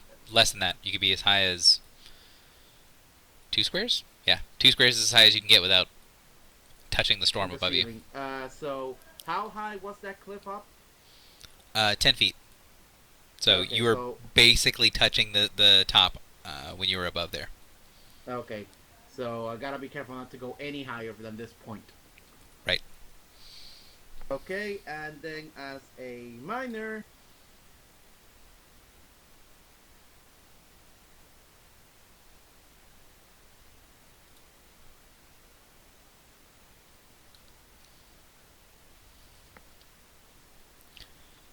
Anything else? Actually, let's I'm move done. minor. Amelia, you're up. Alright, well at this point I don't, with how things have turned out, I don't have anything better to do than this. Move. Stick a curse on him, that's gonna be a pink blob. And then I'll charge to that square, and be in both the Spirit Companion's auras. So if I'm not mistaken, I have +5 to damage and crit on 18. Yep. And CA, unless it's immune to fear, I believe. Think Correct. So, yes. Does not So- appear to be immune to fear. Alright, so I have CA and +5 damage and crit on an 18. And is there anything else from the auras? Nope.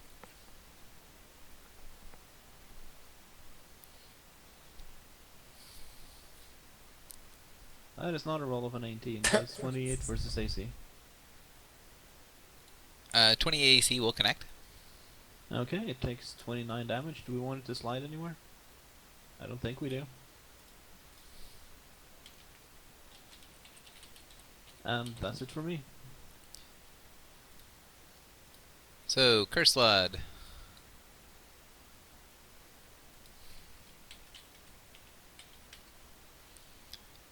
And that didn't help him at all. And that helped him even less.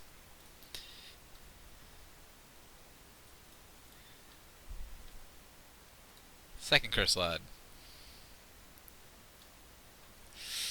Sees his target running away and doesn't like that. That sounds like a bad plan.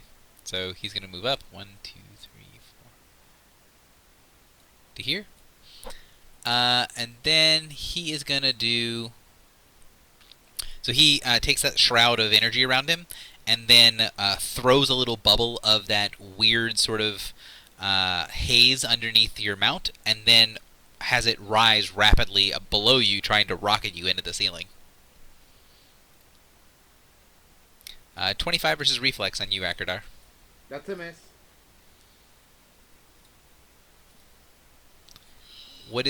Your defensive macro is not set up even a little bit, and it causes everything to crash. Whoops, sorry. I thought it was a 25. No, it's a 24. Yeah, it hits. Okay. Well, on your sheet, your reflex is 20. So, I should fix that. right. These are not the numbers you're looking for. Also, you should label your things. Alright, let me fix this real quick.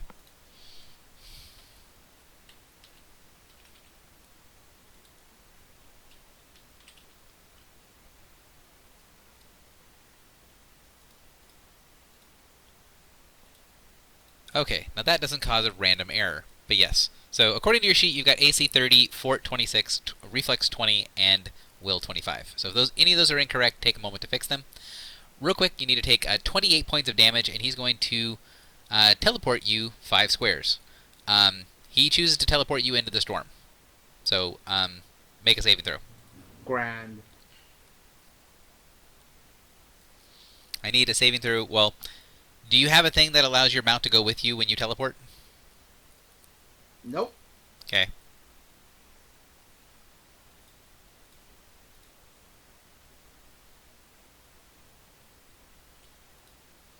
Need a save from you, sir. You press the save button. Hit the button, or just hit D20. Either one works. So you Was successfully lagging, but I'm save. lagging. So you fall prone, taking an extra 2 points of damage, and you are now prone a little bit below your mount.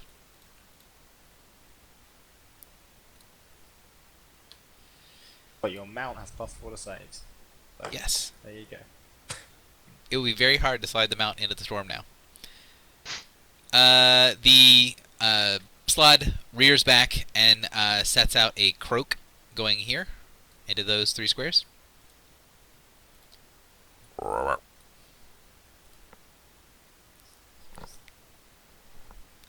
it's actually blast 2, not blast 3, but still. 2 targets, 26 versus Karen's fortitude, and 32 versus Amelia's fortitude. That definitely hits. Immobilize Hit. at the end of next turn. Okay, I'm going to use an immediate reaction. Okay. The bonus is still apply, I believe. Yep. From the spirits.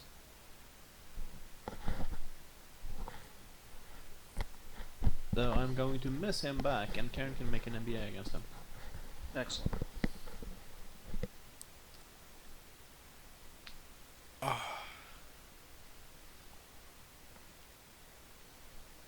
At least I assume that 24 misses. Yeah, the 24 does miss. Also, the natural 1 misses as well.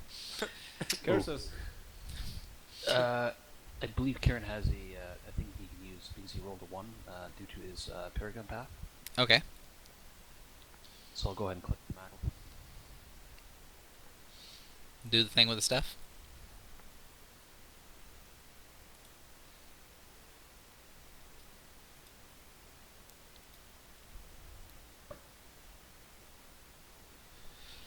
So I'll go ahead and re-roll that. He couldn't move out of the blast because it is a reaction, not an interrupt.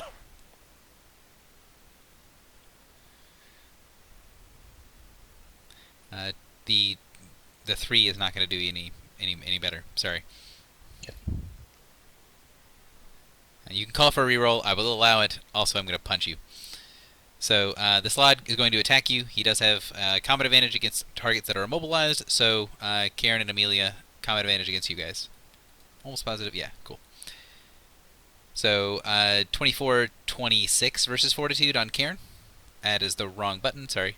Yes. Let's try this first. 38 versus AC on Karen. Yep, that'll hit. 23 points of damage, and then does 24 hit your Fortitude? 26 hit your Fortitude, sorry? Yes, 26 will hit. Okay, so he recovers a little bit and seems to suck some of the life out of you.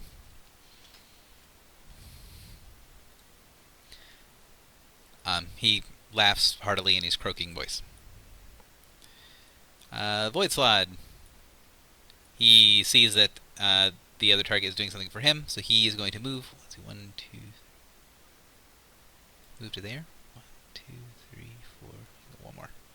And then he is going to send a bolt down at Akradar. Akradar, you'll have +2 because this is a ranged attack against you, so it'll be a -2 to my roll.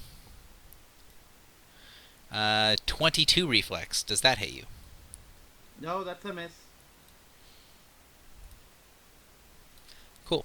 So he shoots a little ray of entropy at you, and you do not get hit. The Chaos Storm.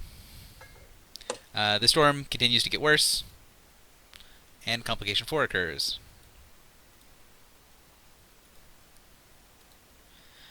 So, the next player in initiative order, that is you, Tool. You take 12 points of damage. Until the end of the triggering player's next turn, that creature can be used as a Chaos Mirror.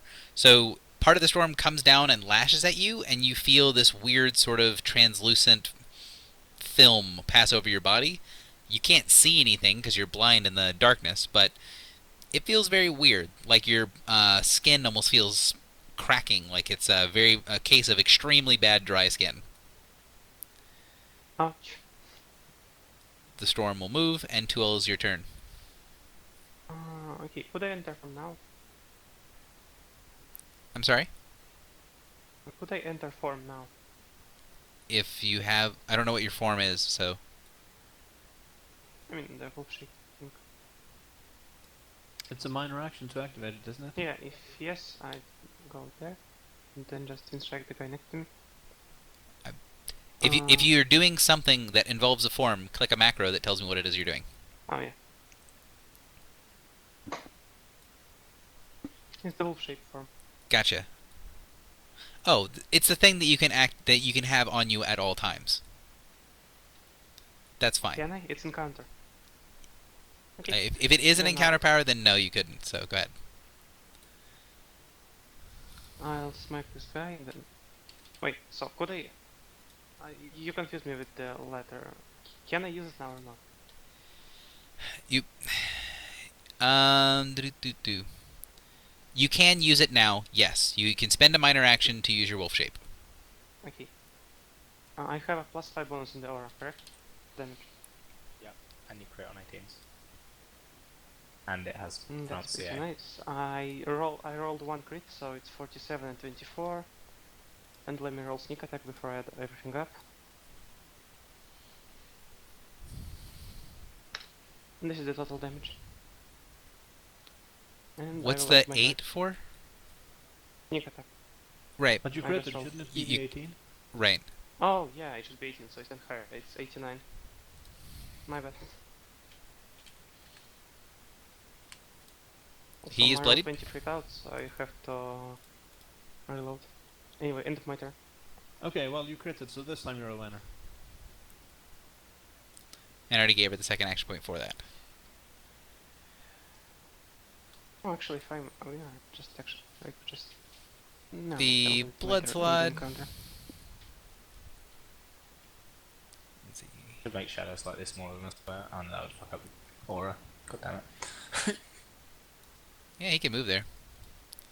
So the blood slide will hop down.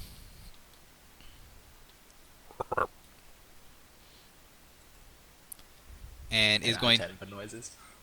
to blast Akradar and your mount First roll is against the mount. 30 versus Fortitude. Second roll is against Akradar, which is a 32 versus Fortitude. Actually, it can't hit both of them, so it only hits Akradar with 30 versus Fort. But why can't it hit both of them? Because it's the a mount is too high up to be hit by a blast 2. yeah. Because I keep thinking Oh, it's a it's blast 3 and flying. it's a blast 2. So I think 30 versus Fort hits, but if John, are you having problems? No, yeah, it hits. You're mobilized. And then he's going to swing at you for a 27 AC. That misses. And he's done. Gilda, you're up. Wait, he missed? He did miss. Huh? Yes, he missed. So...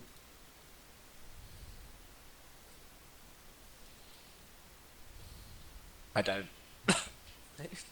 rolling things, sorry.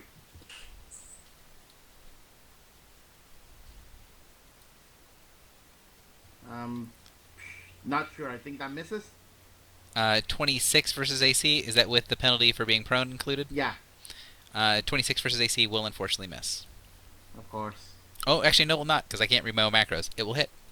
Okay, so 13 radiant damage, and that'll be that. He still looks a little bit more healthy than he was when he popped out of the storm. Gilda, you're up. Right. I'm going to move either and attack the blood guy with breaker claws. Okay. He's wounded. So 23 versus reflex. 23 versus reflex. That does not hit, unfortunately. And does not hit. Fuck it, let's go with quarters of second chance and try it once again. That's 17. For 27.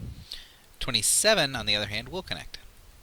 So 12 damage and I you will have- do it. NBA with plus 5 to attack and plus 15 to damage. That's probably plus 15 to them. Yeah, I forgot any damage mods, so that should be 15 higher. So it's 15. It dies. Right. Okay. Considering the damage, I expected that. Dies. As a And free maybe action, I'm gonna scream, "Can you guys get over here already? 3 of them is way too much!" and I will actually use healing spirit on Karen. For he can regain 35 hit points. Fuel you can regain 6 I'll hit get points. 5. And, yeah, 5, and you all get 6 temporary hit points. And that's all. Conway, you're up. Okay. Oh, Conway's just gonna like move around. Did have this nicely under control. Hey guys, this way. Shadow's gonna go investigate some stuff. Yeah. Actually, I'm gonna dust Shadow as a minor, and then I'm going to reconjure it here and then move. Okay. I can throw Shadow through the gate. So it starts there. Like he doesn't look too healthy. Gonna put a spirit companion on top of him, I guess. Okay. And then unfortunately I don't have my sweet shieldy thing anymore. So I guess I'm just gonna attack this lad. Like that.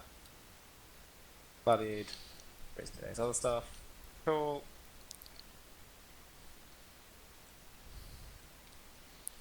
Uh, 27 versus Fort. Pretty sure that connects. It does indeed. 18 cold damage and nothing else? And well, vulnerable 5. My macros are terrible. Yeah. Move on.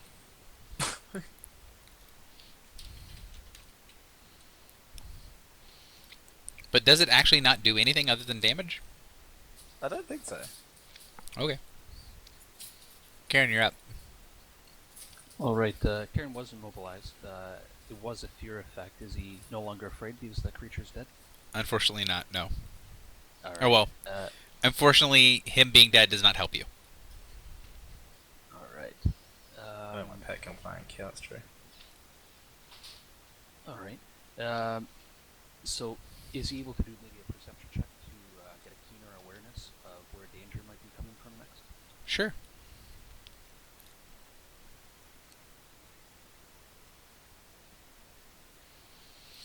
So you can see that there is a sort of strong primal and elemental power that's coming down that area from the direction that, well, from this direction.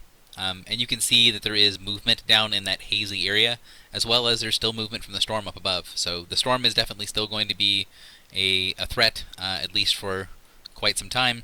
And there are definitely more creatures and monsters hiding out there in the storm. Although, for the purposes of you guys being able to harvest any of the energy, there's really nothing that you guys can do in this particular area anymore. Okay. Karen will ready an action to charge at whatever pops out of the that nearest area above him. Okay.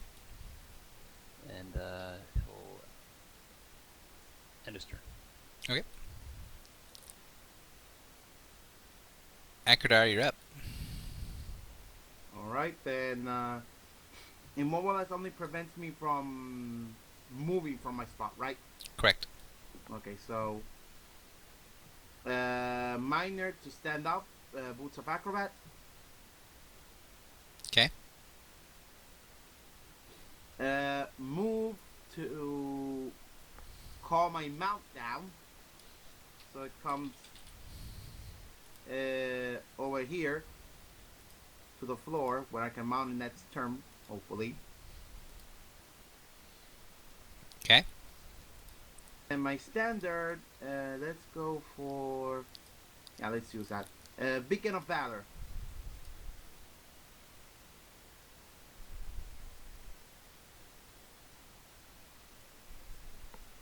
Any bonus beside combat advantage? You do. Pet. What? So your pet is what? Have CA, right? Because that's Yeah, yeah, nothing else, right? not unless it's buddy, which is not. Okay. 29 AC will hit for 20 radiant.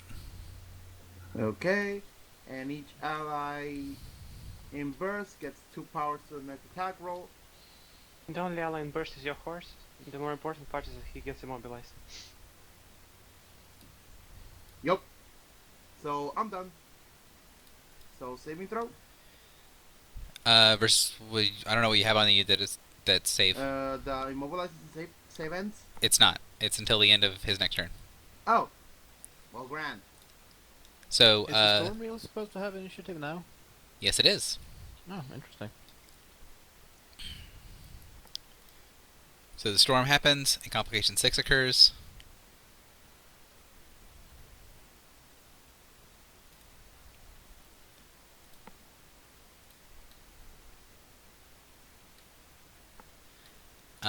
So you guys feel like your blood is being pulled to your skin, but then nothing occurs. You get the strong sensation that the storm was trying to do something very weird, and if you were weakened, bad things might have occurred. Amelia, it is your turn. Okay, let's see. So, still immobilized because it was the end of that Bloodslaw's next turn. It has a turn sometime before 2L, I think. Correct. Yeah, it was before me. It was at the end of initiative. It was right before the Void Slot. Yeah, that makes sense. Let's see. Can I do anything useful then? Delaying sucks because reasons, so it's probably not a good idea to do that. But what can I do? It's not save ends, so I have like no way of getting rid of it. I mean, That's quite the conundrum. you could delay, and if you delay until after that creature's turn, you will no longer be immobilized. I will delay until after that creature's turn. So my wayward curse lord. You often wonder. Yeah, he's just not having a good day with this whole chaos storm. There we go. He finally made it. So he is gonna pop into existence. Over there? Interesting. Well, No, he'll pop into existence here because that's the closest from where he was going. And then he's going to immediately action point. No, wait, before that, he entered a square adjacent to me, which means I can react. Actually, he entered a square within 3 of me. Yep. So I can use start with offensive. He Don't did put not. advantage on this. He teleported into a square, so Does that not count as entering a square? it does not provoke opportunity actions. It's an immediate reaction. Ah, then carry on. Uh, that's probably a hit. Did you say Wait, startling wait. offensive, or did you say darting strike and I'm I- just crazy? I didn't say any name, I just said it'll react. Ah, gotcha. Cool. So the He 39 can AC be will hit. slid over here. He can be slid over here, and he has a -2 penalty to attack rolls. Okay. And that's it for my reaction.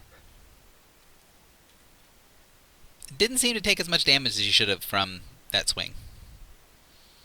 Is he insubstantial? Yes. Then he is no longer when he's in Secret Tower. So he is going to croak very loudly. 22 versus Fortitude on Tool, so 20, and then natural 1 on Cairn, and then a crit on Amelia. Yeah, how much does the crit do? 30 points of damage, and I would like for you to make a saving throw. And 26 on me. And yes, 26 on you. Sorry, I wasn't planning to be that close. Close verse 4 is oftentimes enormous. Well, I was only planning on being here, and then I got moved. So you get chucked into the storm. You take 12 points of damage. You appear in Area 3. Actually, that was the wrong dice.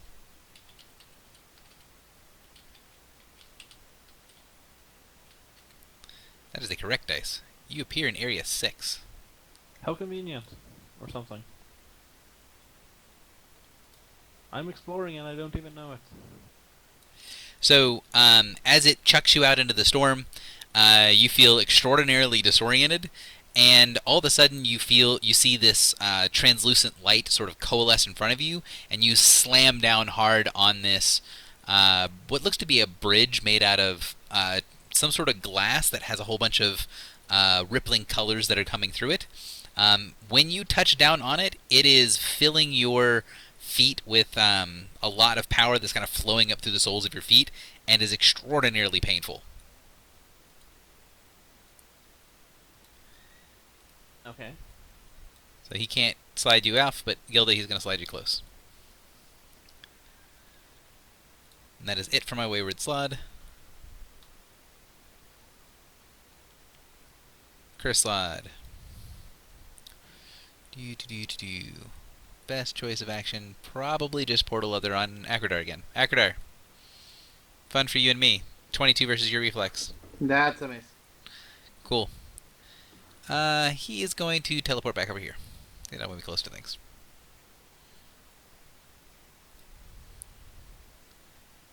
Amelia, you are up. Yes. You are no longer immobilized. You get the very strong suspicion that staying in this area is going to cause a lot of damage to your body, specifically force damage, as it is smashing against your feet in sort of rumbling waves. How interesting. Too bad I already have a crystal. You also have the spare, so you know. Yeah, I mean, I could blow myself up. That would be fun, right? Just Do shut we get to know which one that one goes to? You did not yet. Okay, since it just completely disoriented me and threw me. Well, in that case, 1, 2, 3, 4, 5. 1, 2, 3, 4, 5.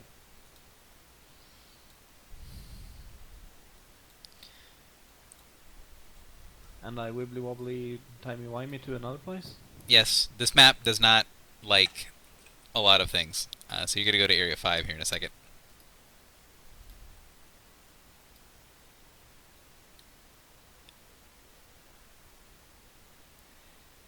Now, this is going to be the DM is forgetting where these pieces are.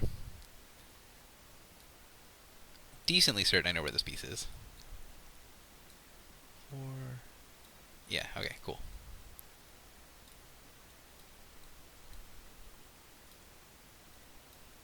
Whee! And I'm also said I already had a charged thing. And putting them away seems like an even worse idea, right? So, that's where you appear. As soon as you step off of the force bridge, this wave of extraordinarily cold air washes over you, and you can see there's big piles of what almost looks to be frozen pieces of that bridge you were on, scattered all around the area here. Fascinating. I only have a miner, so I don't know. Can I use it to like look around the area or something? You could? Actually, no. You know what? I'm hurt enough that I'll just inspire myself to carry on. I was like, you could also continue moving because I don't think you used all of No, your no, that movement was in a that. move in a standard. You To used. move Is your move 5? Yes. Oh well. Heavy armor. Sucks. Anyway, 10, and I need to look up what my search value is because I keep forgetting. And then I'm done. Void Slide. See Zakradar there. It's gonna bolt Akradar. Seems to be the best plan. Misses horribly. Croaks his way off into the distance. Tool, you're up. I'll begin by twin striking the guy next to me. I assume that's 2 hits. That is 2 hits. He can take a total of 48 damage. Does that Okay. block him? I assume no, which means I'll shift to here. No, you do not. I'll use snapshot. It would provoke because I have shadow dance armor. Okay. You have ranged weapons? What? I'm using 2 daggers. Oh, okay. 32 AC hits. And he's still not bloodied. Let's see. 21, 10, not bloodied. Doesn't get insubstantial. Oh, he doesn't get insubstantial. doesn't get insubstantial. Then he is bloodied. Okay. And give me a minute. Was he bloodied before the snapshot? Yes, he was bloodied before the staff shot. In that case, it's 5 more damage. Anyway, with my action point, I'll just twin strike him again. Okay. So the 29 is going to hit, so 2 hits. Okay, that's a total of 62 more damage. And that's it for my turn. Explode. He dies.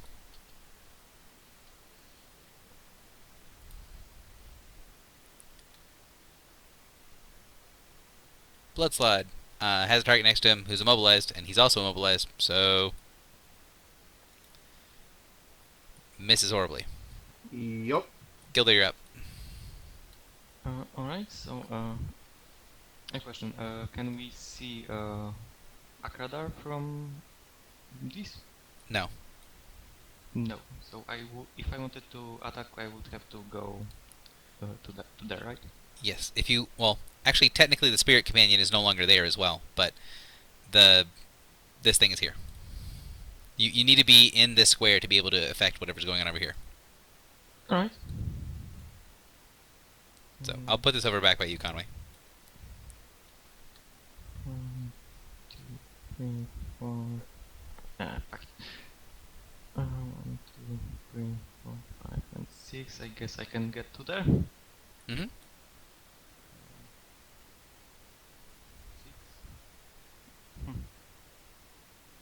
I still can't see.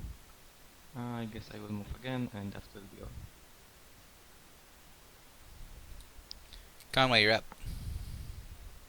Alright. Well, the paladin can probably handle that with, at least one shaman's worth of help. Gonna go wandering. Conway's gonna summon Shadow over here, and then go on an adventure. Gonna try and move Shadow 6 into wherever the hell this goes. Okay. But I don't know where they go. So. Ah. Right.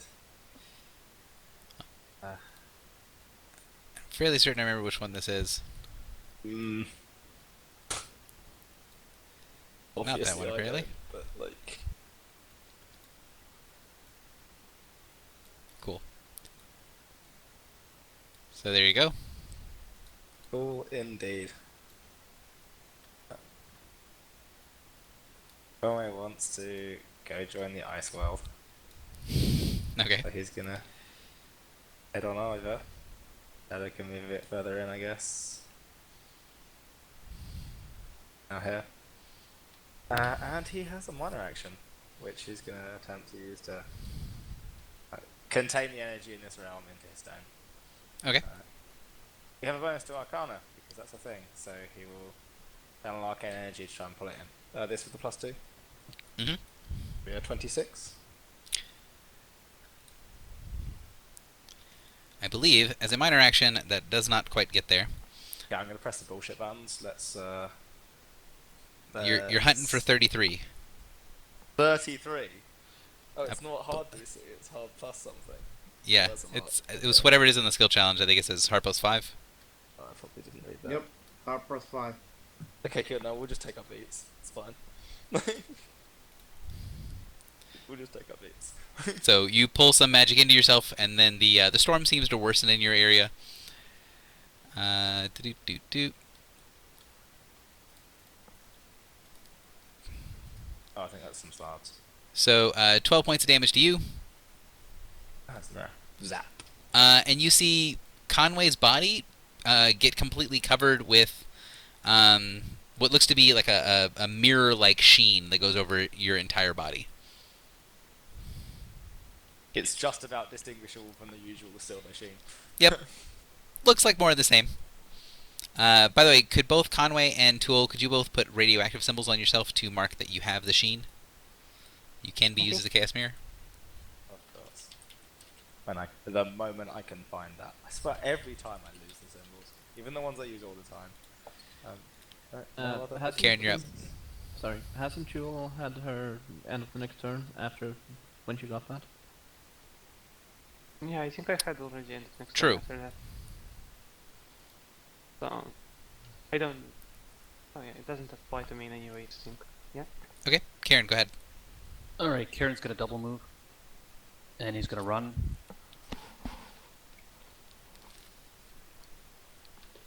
Oh no, this squares are slightly off. Oh god. Oh, now I've seen it. Can't unsee. Yeah, the map is just too huge for me to have it actually match up perfectly. It's literally my least favourite part of getting on Roll20 is trying to get squared maps to fit. So where did you go, Karen? Oh, I see you now. Down at the Sorry. bottom left, yep. Apologize.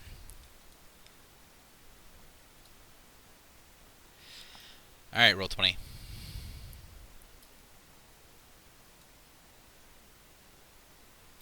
F3 is where you go.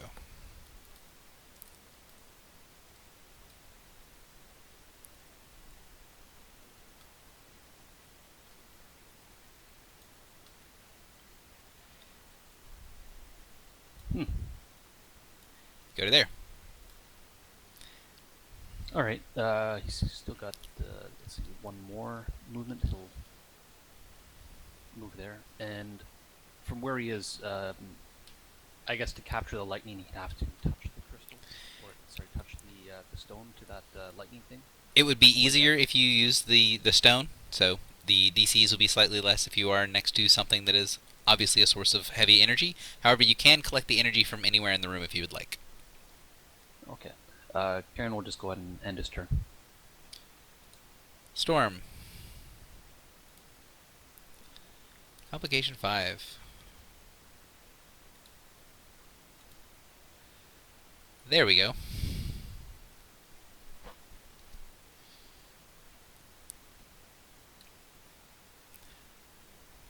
So as you head through in the chaos of everything that's going on, you see the storm pulse and your shadow coalesces into a void slot.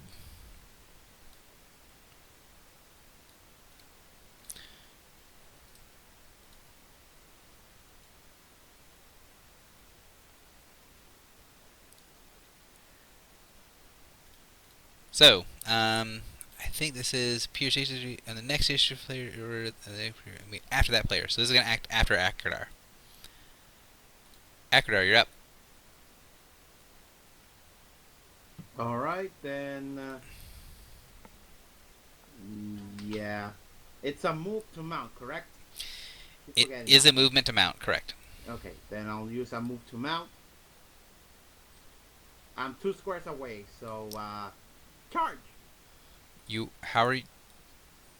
You're 1 square away. You're Also, 1 square away. does One. You're one mount, Never does mind. mounting provoke? Yeah, mounting does provoke, so keep in mind, if you move away from me, I am going to get to make a swing at you. Go ahead.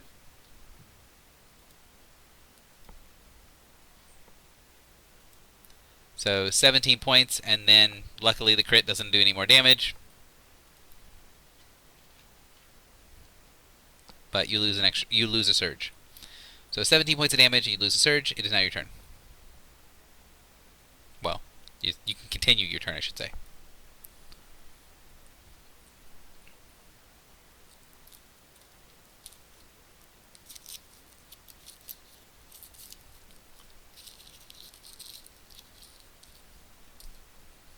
Okay, so use my move. Don't really have anything. Yeah. As a don't have a choice. So where is it? Bye-bye attack on the blood cell in front of me. Okay.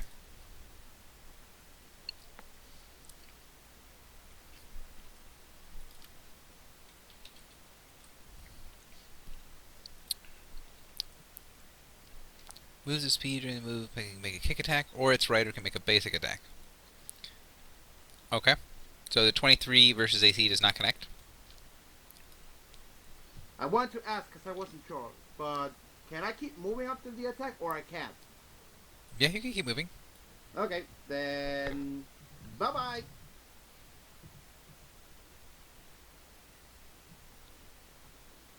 I'm gonna stay on ground level, Okay. so I'm done for now. Voice Slot is going to attempt to maul Mantlesmith. And fail miserably. Couldn't the white slot appear next to Akradar? Let me make sure that I'm not crazy. Yes, it does. It does trigger next to Akradar. So it appears next to Akradar and misses horribly. Curse Slot that's down here. Wouldn't it appear over here? It appears at When the it end of your happened, it turn. was up there. It should have appeared next to where Akradar was when it appeared. Right, But too so, late for that. So it's there. Move But on. it still would have moved. So I mean, it still would have Yeah, moved, I but then mean, it would if have you also wanted to gotten there before another the end attack of of your 08. turn, you would have provoked it. Yeah, so it would have been worse for you, so don't worry about it. true enough. So the slide, 1, 2, 3, 4, is going to teleport here on the edge of the ledge. And is going to shoot an RBA at Mantlesmith, so +2. So 27 versus Will on Mantlesmith. Alright, let's see. Nope, that will not hit. Excellent. Amelia, you're up. Oh my, so I am. Well, let's not go back to that place. That's a very silly place. 1, 2, 3, 4. Actually, do I want to run here? Yeah, I probably do. Let's see. I can't gather energy, so I need to keep moving. Oh, hi, Shadow. That's probably a hard corner. So 1, 2, 3. Oh wait. Yeah. That's 1, 2, 3, 4, 5, 6, 7. And I wave at Conway. Hi, friends. And actually, you know what? Since I think I saw some energy going in that direction before, I will attempt to use diplomacy to inspire him to do better next time when he tries to gather energy. Okay. Not quite hard. So Amelia very acutely describes the room, showing you the details of the room that you did not really take into account as you were trying to gather energy. And so if you try to harvest the room, you will gain a +2 bonus to that check. Aha, I'm leading. I meant if Conway does. Well, yeah, but Let's see. I'm doing leadery things. Appreciate it, my friend. I may have made Void a bit of a Slide. mess last time.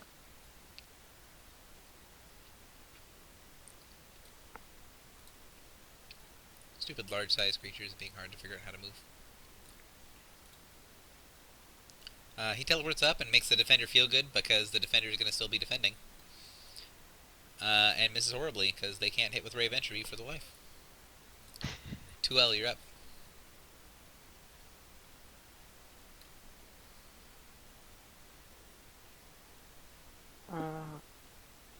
I'll use Zephyr Wings, that's this thing over here. I'll fly 8 like this. Can I charge from here to there? The slot. Can you charge the Void Slot? Yeah, that was my question. Yes.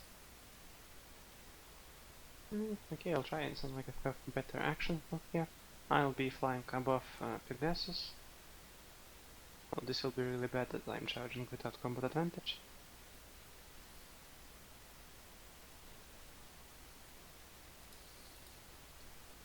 And no. Anything else? And that's it for my turn. No, this is for my turn. Blood Slide is no longer immobilized because he's not immobilized as of last turn.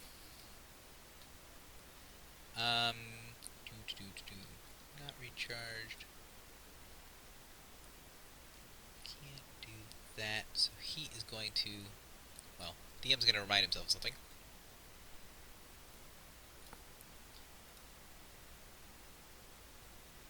Yeah.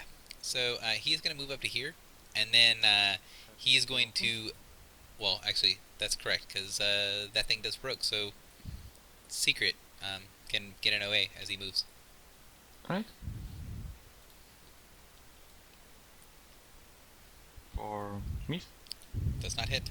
So he moves up, and you see the Slod jump on top of his ally and slash with his claws, and then hop back off of the Void Slod's head. So 26 versus AC on Akradar, and 31. Or sorry, 26 versus Tuel, and then 31 versus Akradar. Because book order makes sense.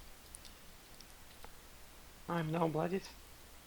So 25 points of damage to Tool and 17 to Akradar if that hit.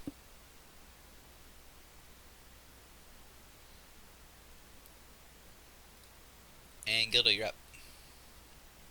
Alright. This doesn't look good. Wait, I'm bloodied, and that triggers an action. Do the thing then. Hit the buttons.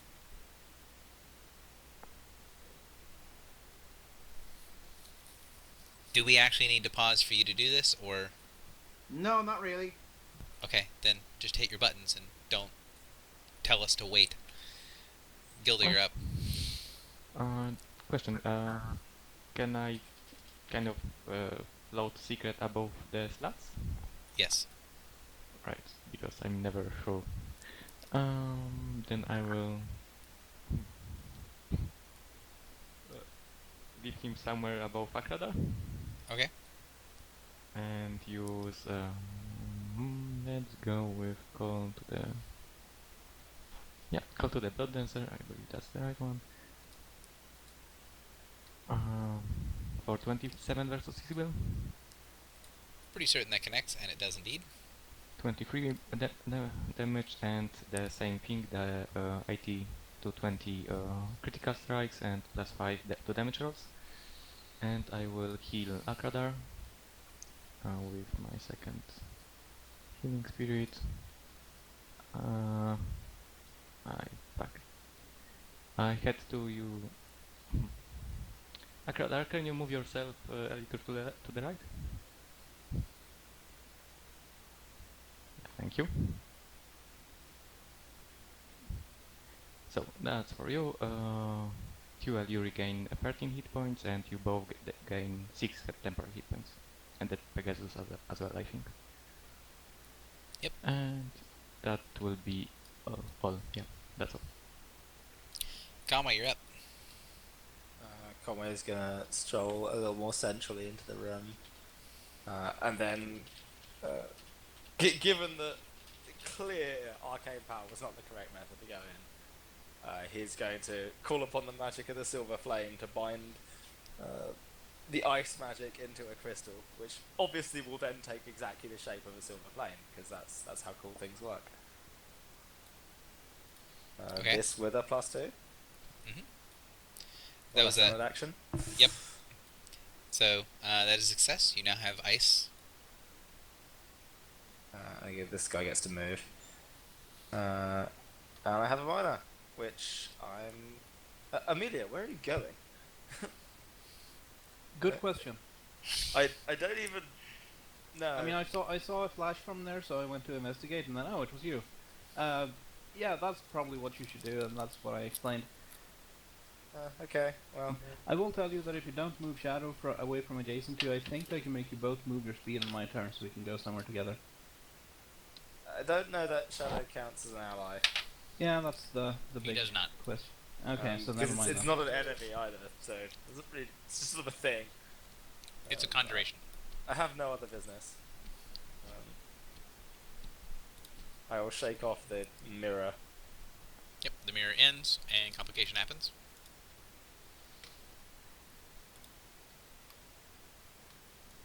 I'll put this token more in the middle so I can see it. From multiple places on the board. I believe people are bloodied. People were bloodied. I don't think they're bloodied anymore. Yeah, we were just Akradar, healed you're out not of bloodied, bloody. right?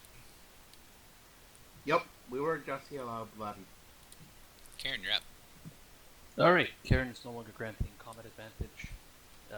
As a precaution for the future, he's going to activate his Ornament of Alertness.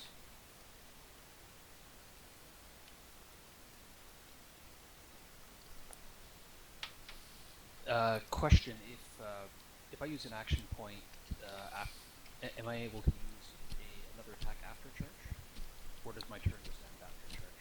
So you would have to charge and then action point afterwards. You can't action point and then charge and then do a standard. Okay, right.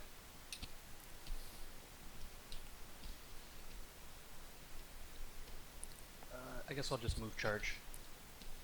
Okay. And smack this guy.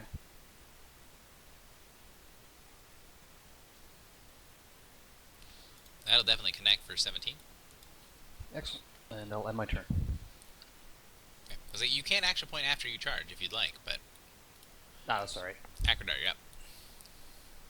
Alright, then let's see. First, I'm gonna activate Defender's Aura since now's a good time to activate it. Then I'm going to shift up one. Okay.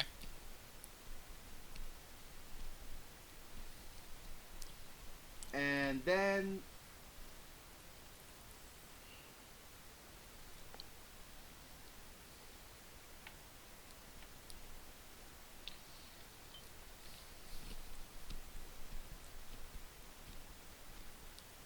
You there, John?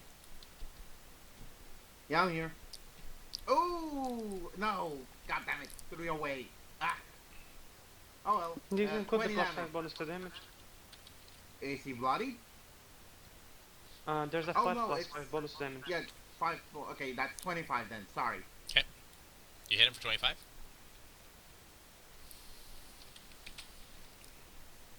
Anything else?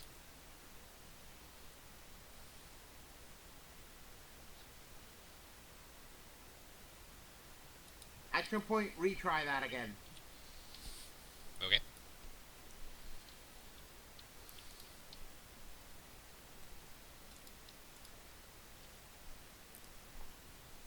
That also hits. That's 22 with the 5. The slot is now bloodied. And I'm done.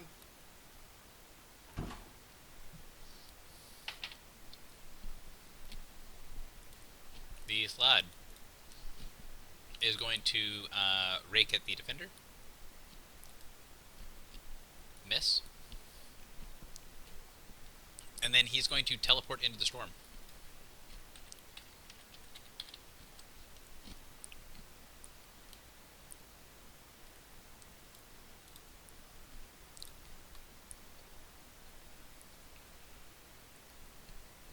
How convenient.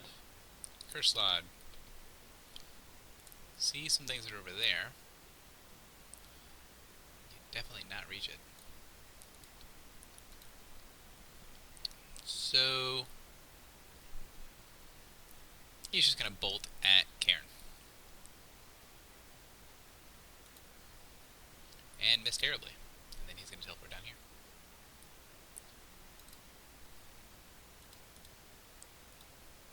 Amelia, you're up. Okay, Conway, do you feel like moving your speed, or should I save that power? I mean, I'll probably take it, but not great, really. We gotta engage this lad, I think. Yeah, I can. Before, You're not you a know. melee character, so I can find a better use for it. 1, 2, 3, Yeah, 4. So I'm just going gonna. near it, dude. Yeah, I'm just gonna go ahead and move there, stick a curse on him, and then charge him. Okay. Let's see, I do not have CA or anything this time. But that's okay because I hit him. Yes, you did. And I'm gonna slide him 1 square down. He is one square down. Anything else? No, this is for me. This other void slot still alive? Where is this guy? Oh, he's down here. He just got Next whacked by here. Karen.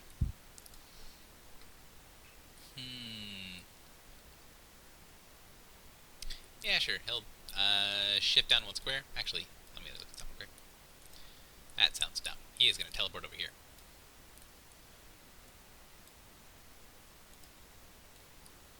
Yep, he teleports there. And he's going to bolt at Karen. 27 reflex. That should finally hit somebody. Yeah, anything reflex will hit Karen.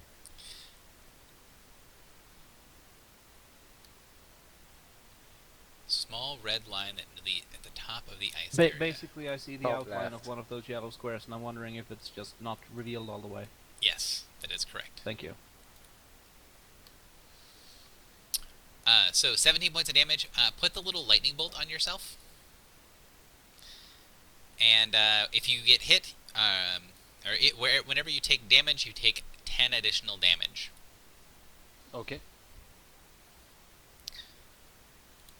Tool, you're up.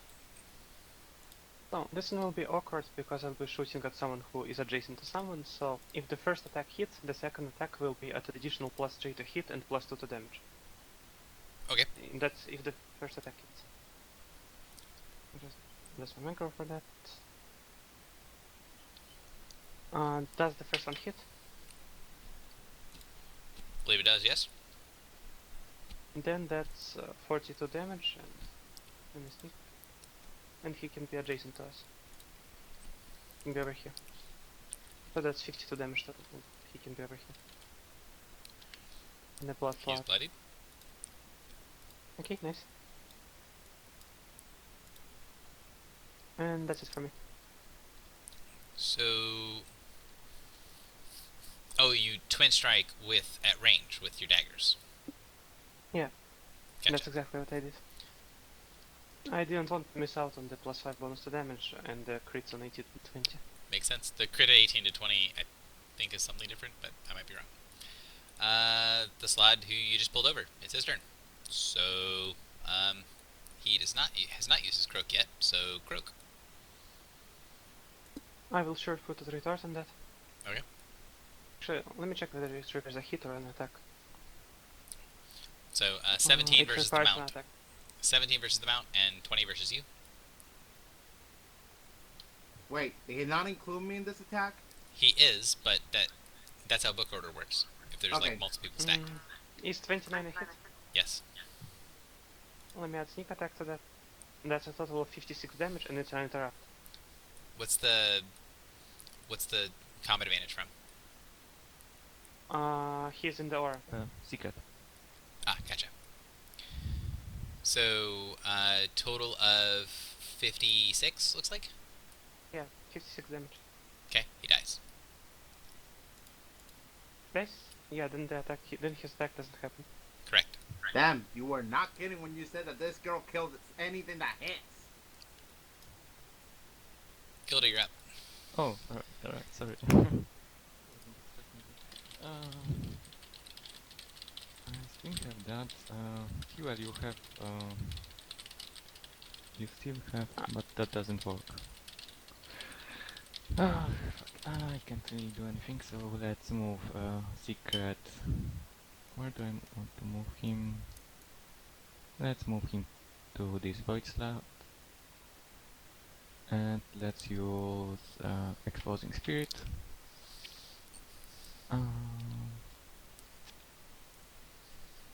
That will be 35 versus will. Would you remind me what you're attacking? It's the void slot that's next to secret, right? This one? Yes, of course. Cool. It's Melee Spirit, so it can only attack Yeah. one. And he gains vulnerable lightning then. Okay. This thing goes away, and I guess I will stay right there, and that will be all. Yep. Storm.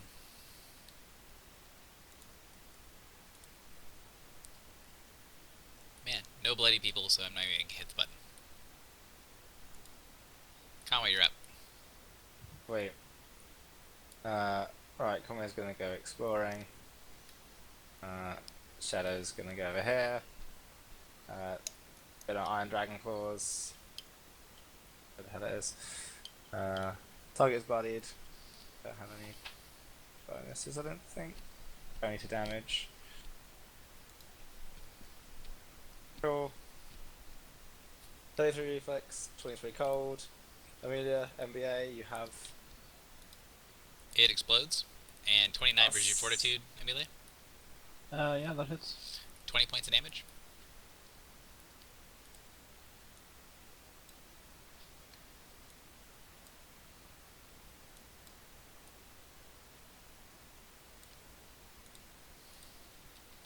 Zone of darkness. cool. No particular other business. Karen, you're up. Alright. Kieran is gonna go try to get this elusive void slab. He's going to move up.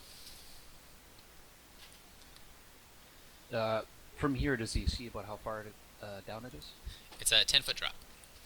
Alright. Kieran's gonna activate an action point, and then he's gonna use a ranged attack. Okay. If this is Wrathful Lightning, that's hilarious. Yep. 35 versus AC. Did you count the vulnerable 10 lightning it has? So no, I haven't had that in. It's so it'd be 67 damage. Oh, sorry. No, that's 40 40? lightning. Yep. And I teleport myself down there. I'm also gonna use my action point effect now. Let's go ahead and let's use a daily.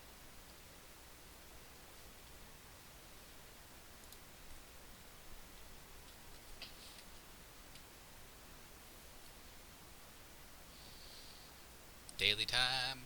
Ready to go. Yep.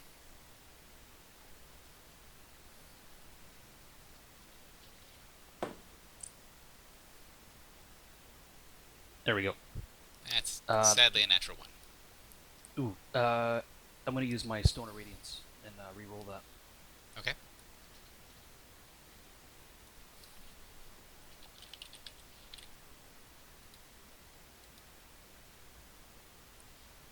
Sorry, Stone of Light. I was that's not a word. It's not a stone, but I know what you meant. Let's see. Would that do it? The total is you got to give me some sort of close total, but that probably hits. That's 32. It's at minimum 32, so let's go with 32, and that'll hit. If that hits and he was loaded before that, you deal 5 more damage. Yep. And also, can you add 10? So The 10 is only for lightning. there's another 10 I didn't account for because my Paragon Path, as well as being in the just in the aura. Do I get an extra 5 damage? Yes. Yes. Okay. And then I'll end my turn. I need to know a damage total there. So it's 28. 28. It should 28. be 28. Gotcha. All right. He's still alive, not doing well. Akradar, you're up. Alright. Then I'm just gonna charge him.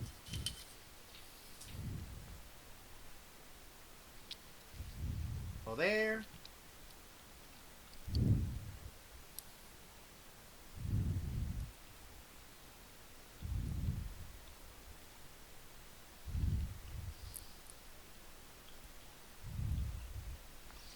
That will definitely hit. Whoa, damn, that's gonna be my highest one yet. And he explodes. Natural 1 on Cairn, 28 on the Mount, and 24 on Akradar for Fortitude. Fortitude. Misses me.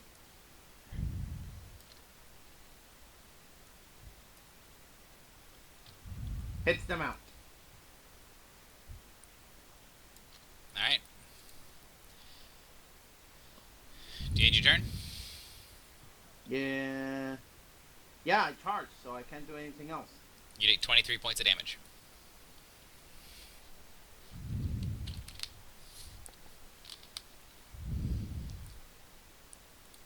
Curse Slot.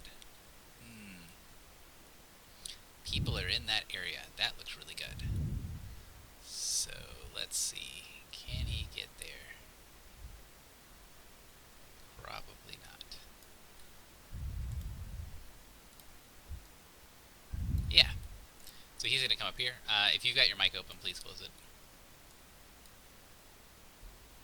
He's going to move up into there, and then he is going to explode in every direction with a loud, chaotic croak, but he is going to miss horribly on at least 2 targets. So 16 is the natural 1, then 31 on the Mount, natural 1 on Akradar, and 30 on Tool. Oh wait, I'm within range? Yeah, that hits me. Yes, you were within range. And that bloodies me again. Okay. So he is going to slide you up to here. Wait, I'm gonna. He can stun it, but I'm taking that damage for her. Okay.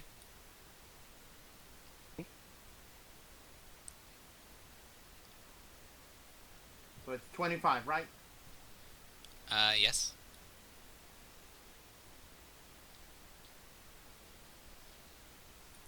Tool, I I need am bloodied. Tool, I need for you to make a saving throw, and I need the Pegasus to make a saving throw.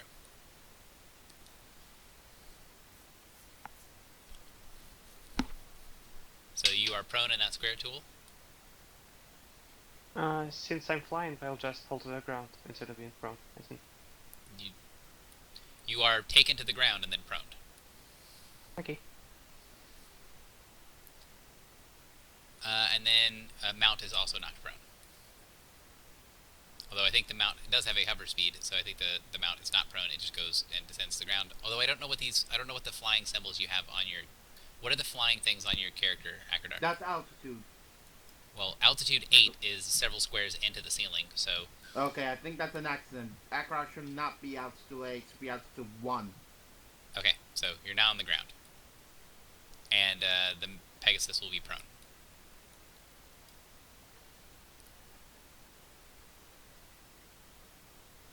The Curse Slod,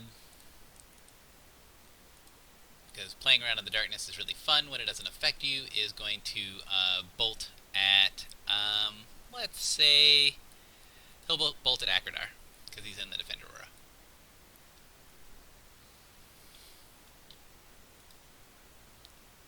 So, 28 versus Will on Akradar. Miss. How does 28 miss when you have a 25 in your sheet? Didn't save, I should have a 29. Changed them. Okay. Well. If your defenses are drastically different than what they are on your character sheet, you should probably You do said something Will, with that. correct? Yes, 26 versus, or 28 versus Will. Yeah, I have a 29 in my thing.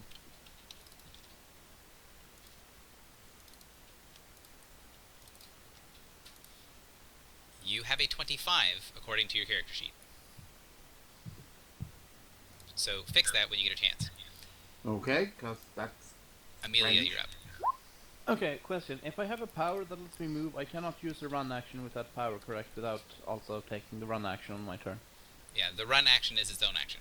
Yeah, exactly. So I will have to do this. Let's go exploring, Conway. I am going to use all the time this time, which helps me move my speed. 1, 2, 3, 4, and 5. And Conway can move his speed.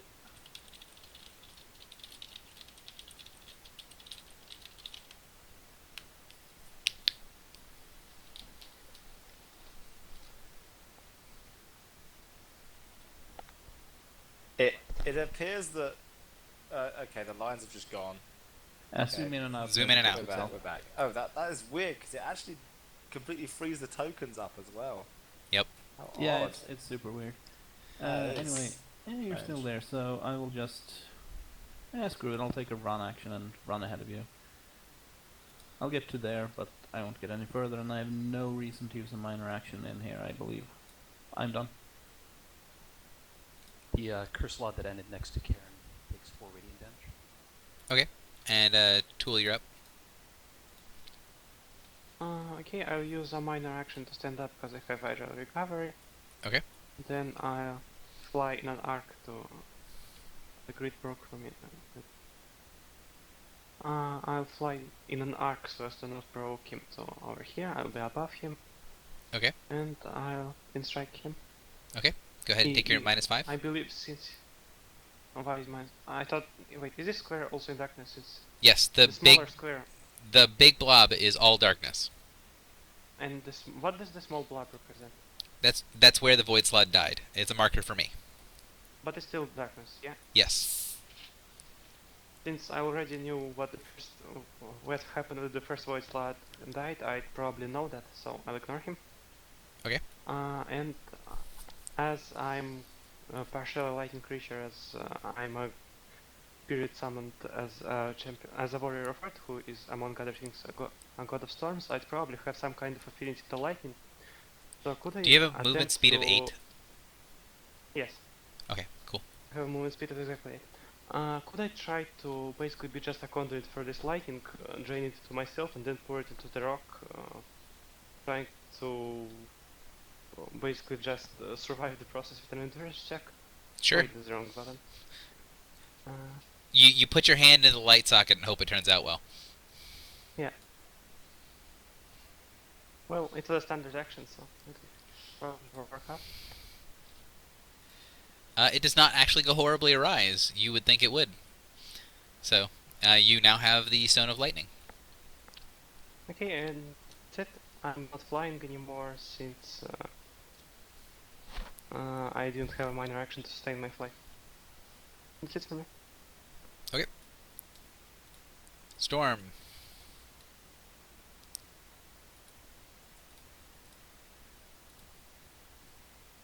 Hey, I don't think we got this one before.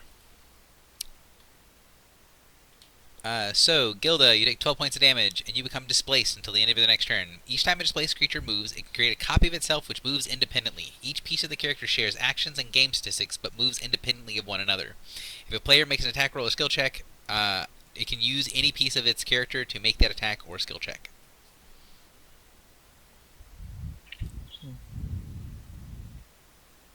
It's your turn. Alright.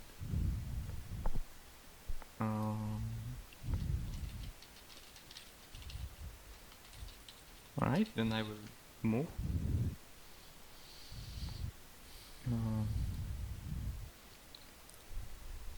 Over there Okay. and create a copy. Where's your copy go? The other way. Okay.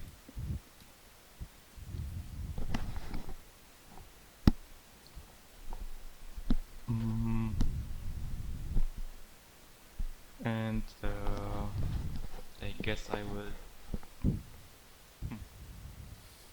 Seeing that, I will move again. Like that. Okay. Now, which part of you is moving? Myself. Okay. So you can make another copy. Yeah, and my copy will go like there. Okay. So if you go over there, you are going to provoke. Yeah, then it goes there. Okay. And I will use Heart Spirit. Okay. as a minor from myself. That matters. Each ally in 3, so Akradar and Karen regain 6 hit points, and Pegasus, if that matters, can make a saving throw. That matters for Karen, I believe. And if you if you are next to Secret on your turn, you can use your second win as a minor action. And that will be all.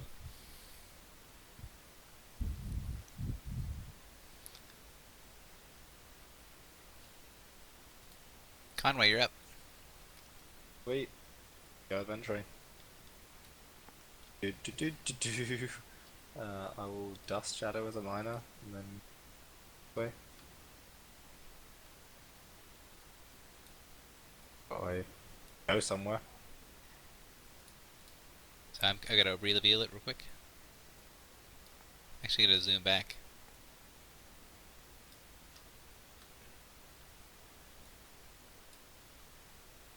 Reveal most of the things on the map right now.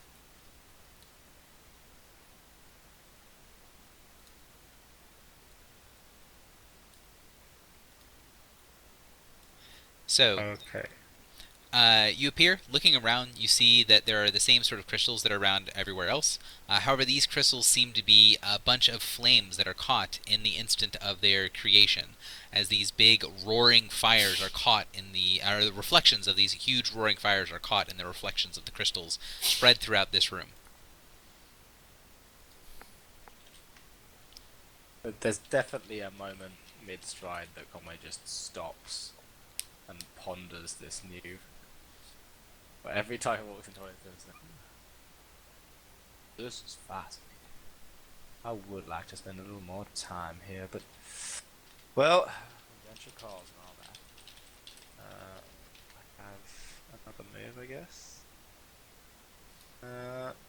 Let's go downwards and carry on with life. I'll elect not to summon Shadow. I don't have any particular need of him. Actually, no, I can conjure him here as a free and then move him. Do that. Doubting. Will automatically dissipate because I'll lose line of effect. Genius. I mean, you lose line of effect when you end your turn, but you'll be able to see what's down there. Yeah, so I get to have a brief look and then it disappears.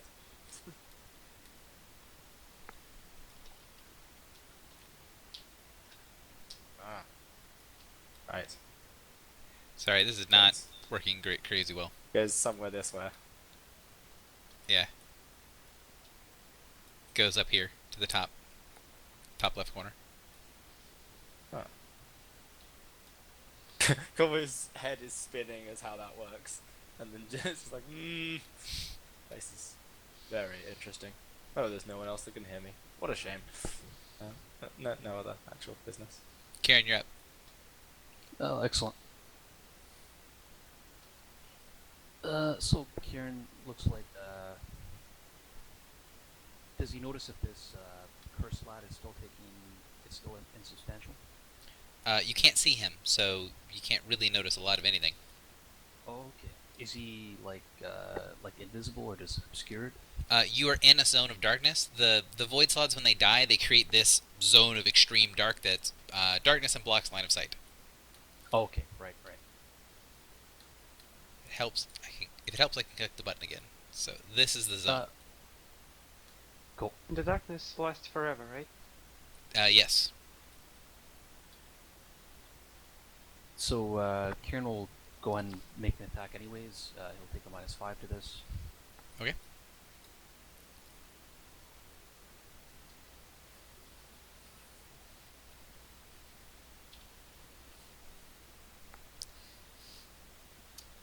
So. It does not take a allies- -5 to that because that is a close burst power. Oh, right. Okay, so that I put a -4 because I have a +1 bonus. But it is each enemy you can see. Yes. So you can't attack anyone with that because you can't see any of the enemies. Yep, that's fine. Kieran is just hoping to get the regeneration 5. Okay. And then he's going to shout to his allies and kind of inspire them around him. So Akradar and Gilda get a +2 bonus to AC until the end of the counter, as well as Kieran. And Kieran is going to get out of here.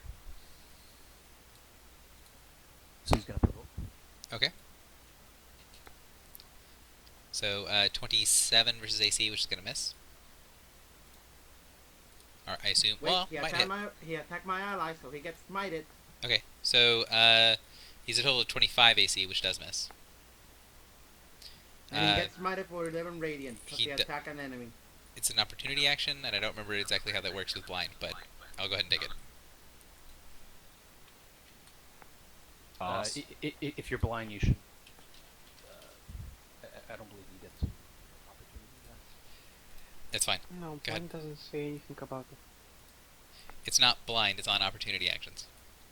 Okay.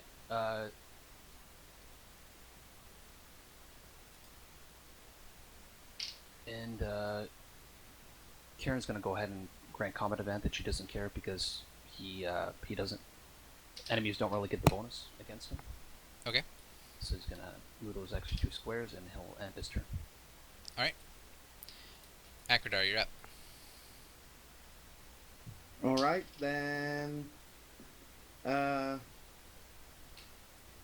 Miner, I'm gonna send my horse away, because it's about to die, and I'd rather it not die.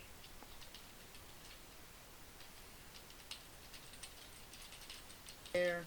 The second miner is going to be to use second wind.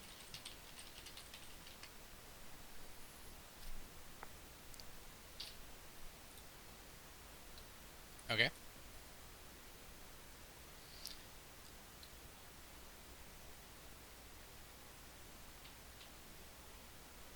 Anything else, Akradar?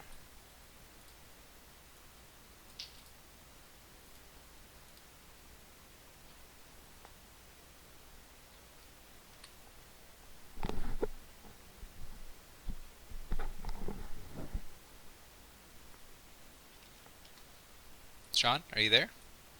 Oh, yeah, I'm here. Sorry, holding on the wrong button. We won't take the 12, so I'll attack. But first, I'll call out a holy smite. Okay. I can use that, correct? Mm-hmm. Okay. I'm going to attack with Valiant Strike. Okay.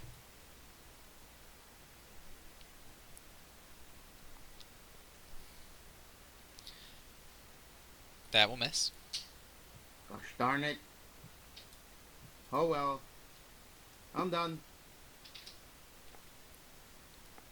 He still takes the 9 radiant for missing with Oversmite.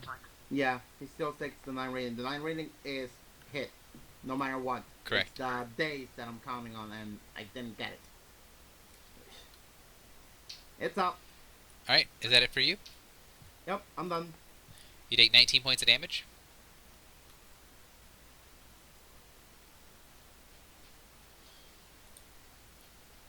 And the curse slide I'm in here. bloodied again. No reason not to just bolt you from point blank, so he's gonna bolt Akradar from point blank. Is he gonna give me an opportunity attack? Oh wait, I can't take it because I'm blind. Yes. So 36 versus your will. That'll hit. So 15 points of damage, and you are dazed until the end of his next turn. I will react with Shield of Devotion. It gives you 11 hit points, and that's pretty much all. Yep, so you take 4 instead. And I don't really see a reason why the slot would move, so he's gonna stay there. Amelia, you're up. Alright, well, first of all, let's move into F4. Where are we coming from? We're coming from there, so that's 1 step, I think. 2, 3, 4, 5. And we already know what that one does, apparently, because Conway tells me, so and I can't really draw energy into another one of those things, so let's make that a run action 7. How steep is this drop? It's a sheer drop, and it's 10 feet. So that means some kind of check to get down, I suppose? You can either climb down, or you can make an acrobatics check if you're trained. I'm not trained in acrobatics. Do I need an athletics to climb, or is it just half speed? It's just half speed. It's very easy to climb. Okay, I so mean, in that case, technically I you need a think- check, but no one who's Paragon can fail it. Fair enough. So that's like 1, 2, 3, 4, 5, 6, 7. Alright, that's it for me. Can't really do much of anything since can't channel 2 crystals.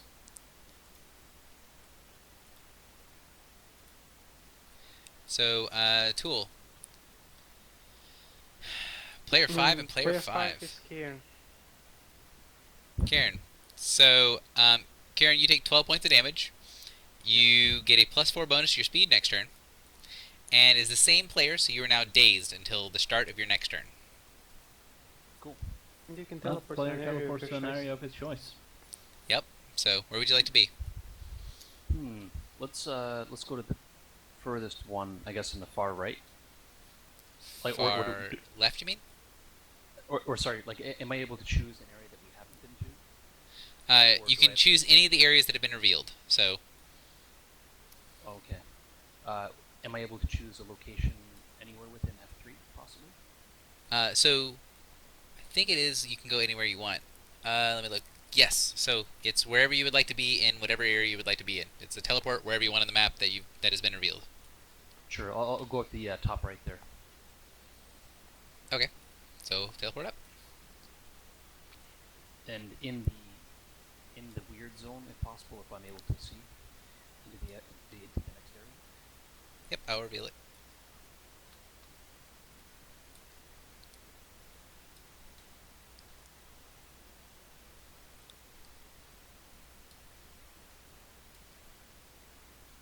So did you see the 2 boxes I moved?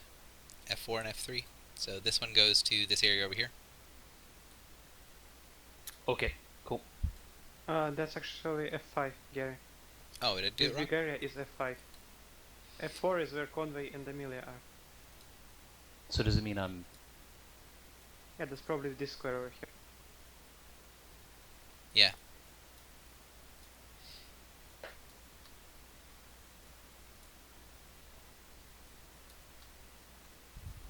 There we go. Alright, roll 20's not responding, but I'll add the damage as soon as it is. Roll20 really hates this map, is the short answer. However, I love this map. It is ridiculous, and I really wanted to use it anyways. Tool, you're up. Gary, I have a question. Terrain, is this square does this square count as sliding someone into the storm? That square? Yes. That square is Okay, inside of the wall. Then I'll try to instruct this flood. It will be at very sad penalties, but it might work. Okay. It's not like I have a better choice here.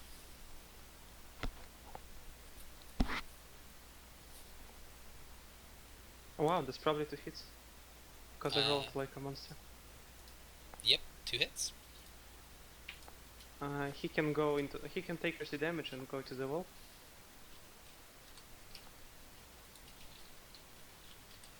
Actually, in the first one would be full because he's in the aura. On the second one, he wouldn't be in the aura, so that's 23 total damage.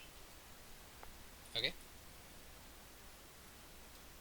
And I think that means he's in the wall, so he can be teleported somewhere away from that filthy darkness. Yep. Come on, he's not in the other dark. Okay, that is from...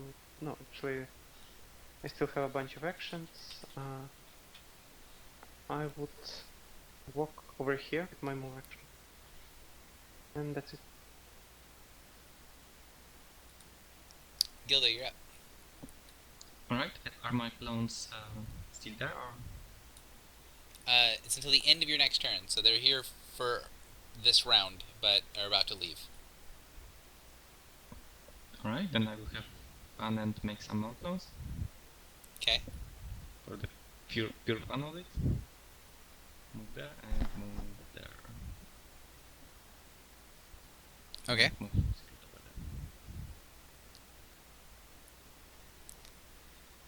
there. And that will be So all. I'm going to move you back for a second. So, 1 second. I'm going to do this. Because you have these clones, right? And you can choose where you are. So when you move... This one is actually here. Well, you had another one that was over there, right? No, I had to throw it out there because if I end it there, it will both provoke, Provoke, and gotcha. take damage. Gotcha. Okay. Sorry, it's hard to remember where your clones were. But carry on, so you get over here. Exactly. And that's it. Conway, you're up.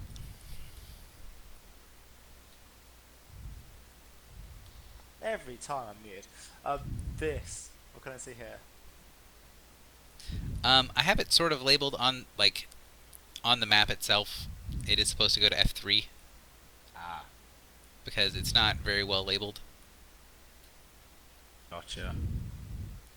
Right, so remaining weird areas are the other end of the death bridge, this, and that's the death bridge. Well, time to head for the death bridge, guys.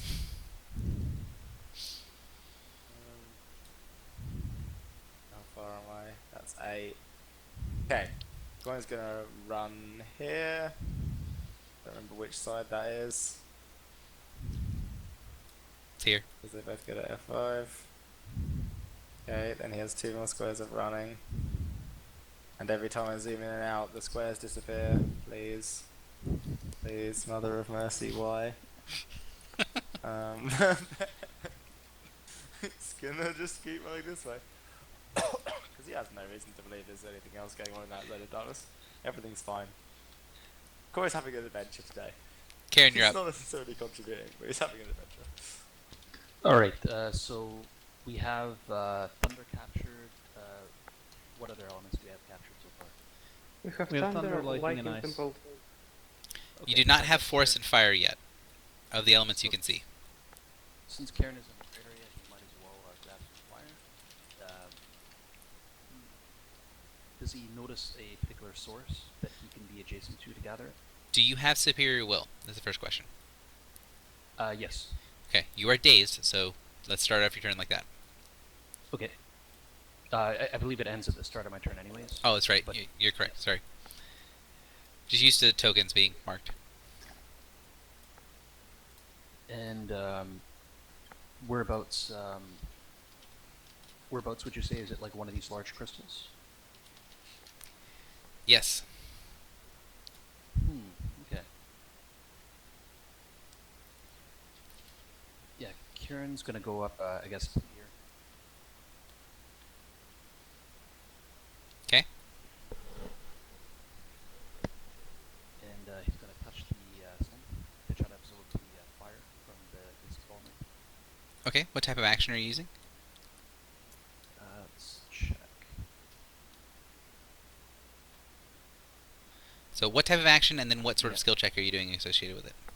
He's thinking he'll go ahead and let's see.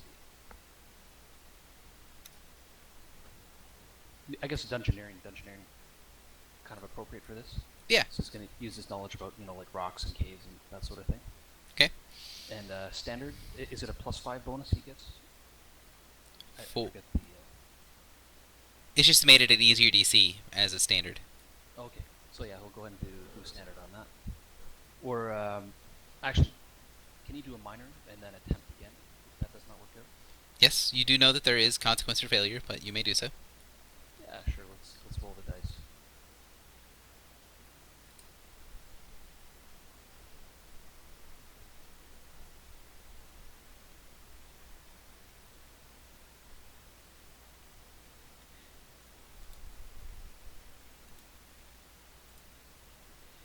So players 4 and players 6.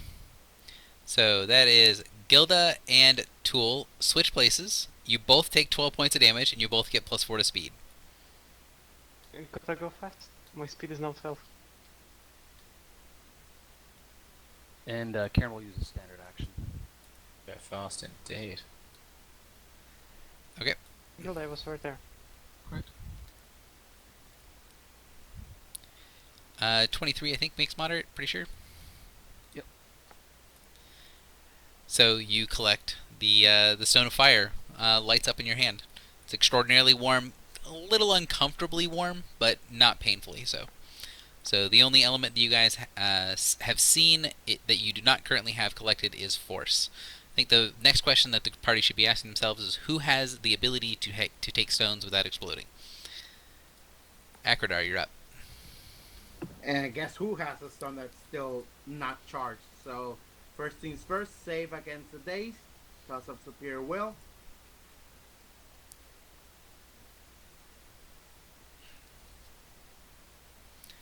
You save? I save.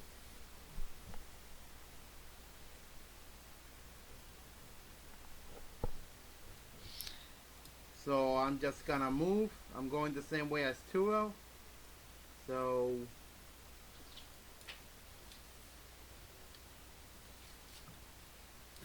to there, and 5 more.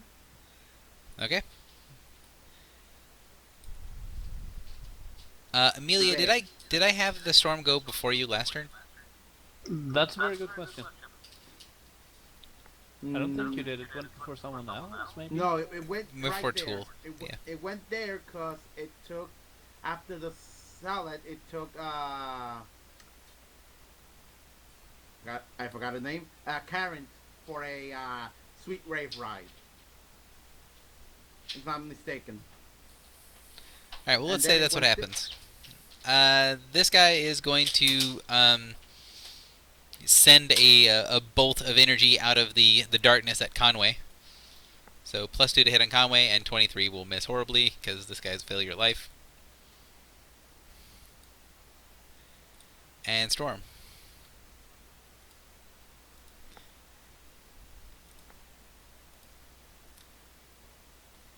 So Amelia, you are now you now have that copy effect on you.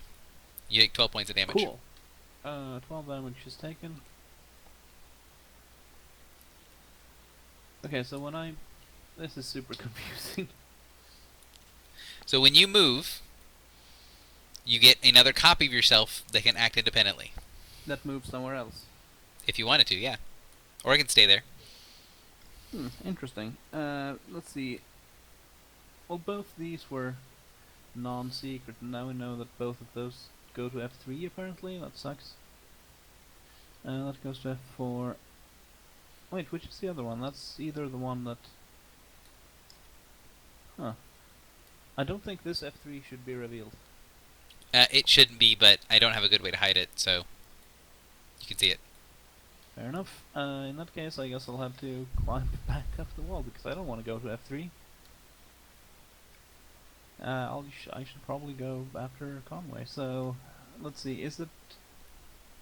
It's getting 10 squares up the wall, so that's going to take effectively 20 feet of movement, so 4 squares, which means if I run I have 3 extra squares. You cannot take the run action while climbing unless you have a climb speed. Oh, okay, fair enough, that sucks even more. Okay, then 1, 2, 3, 4, 5 should get me up on top of the wall. Correct. 1, 2, 3, 4, 5, 6, 7 will get me to there. While I do that, I'll, I guess, send a clone south to towards the F3. And Okay. then when I split on top of the wall, I'll send one to the north section of F5, because why Okay. not? You can place your own tokens wherever you would like them to be. So you can pull extra copies from your journal. Tool, you're up. I'll begin moving in this direction. What do I see?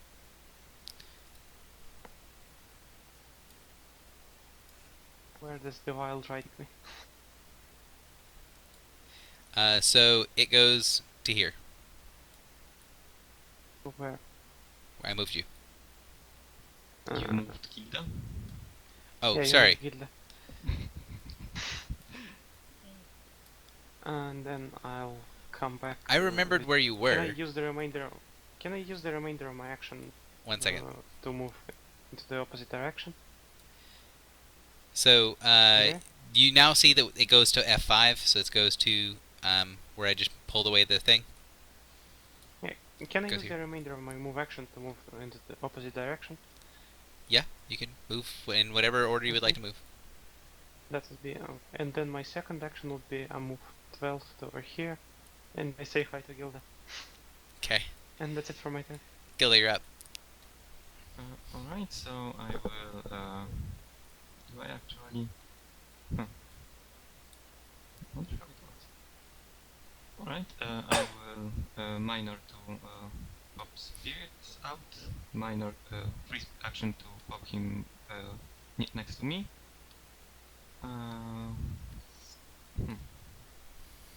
Move to use second wind. And are there any slot bodies in this direction? No, don't see anything.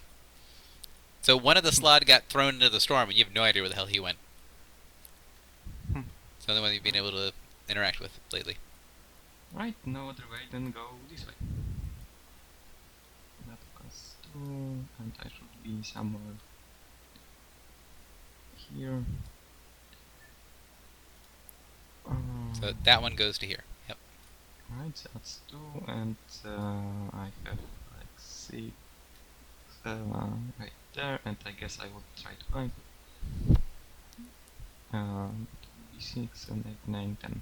It will be somewhere there. Okay. And secret will be there. Yep, that's Conway, you're up. Go over here. Probably don't even notice there was a slab. Conjurous shadow here. Take some more move actions. Gonna move here. Shadow's gonna go on an adventure. Shadow goes on adventure, then gets desummoned. Karen, you're up. Alright. Karen's gonna hustle till he's over here. He's gonna reach into his pack, into his climbing kit, grab a rope, and with a grapple hook, and give it a little spin, toss it up, and attempt to climb up. Okay. So you want to give me an athletic check to climb up without it being quite as much movement speed? Sure.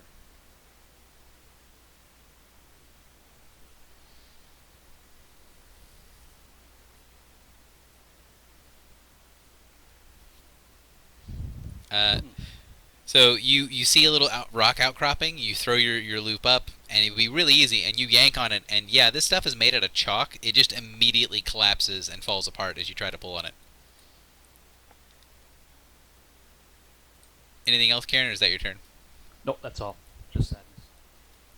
Just sadness. So, Refraction, Akradar, you've got the whole moving independently thing. It's your turn. So, take 12, and then you've got the whole move independently thing.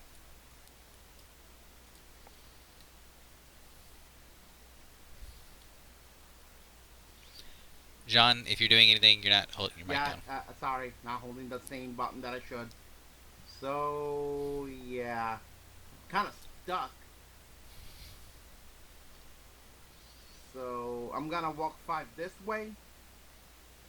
1, 2, 3, 4. So, that'll put me over to... Here?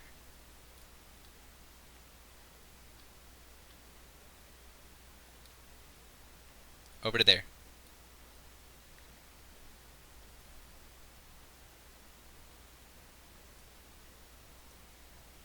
John, you there? Yeah, I'm moving.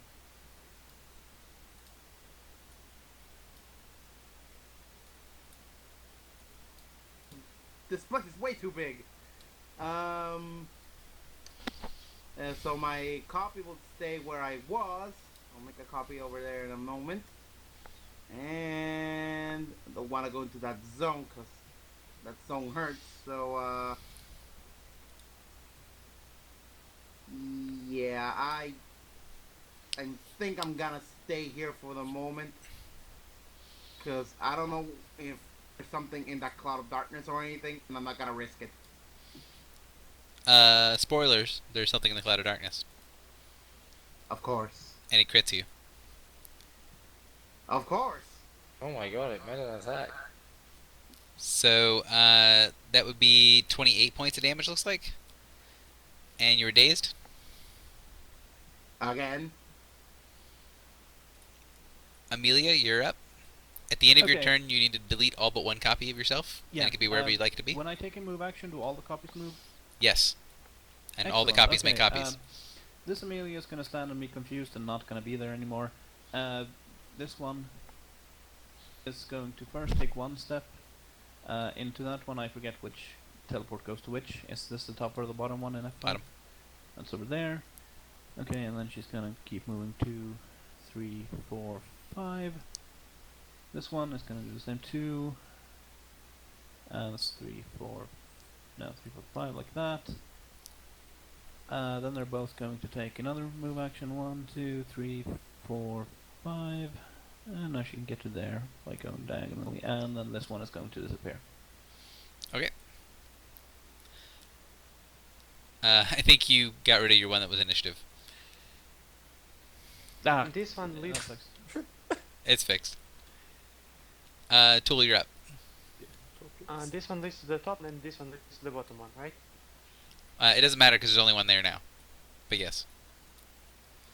This thing goes to the top area, that goes to the bottom area. Yeah.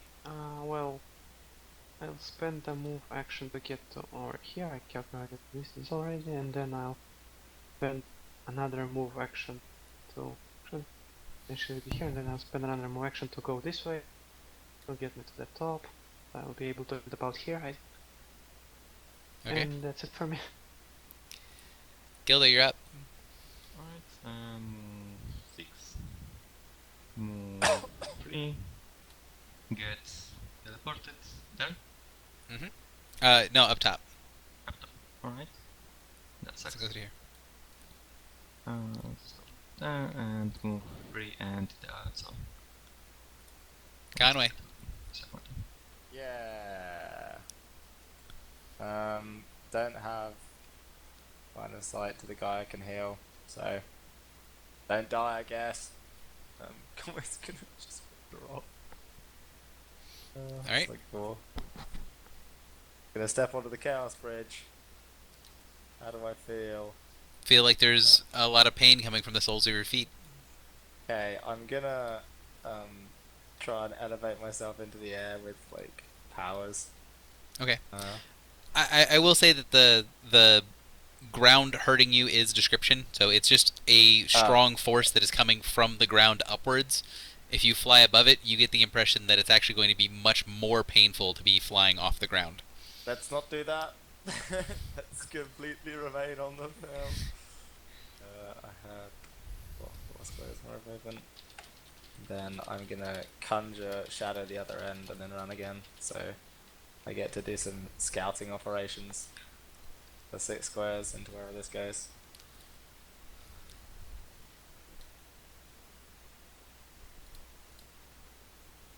A number.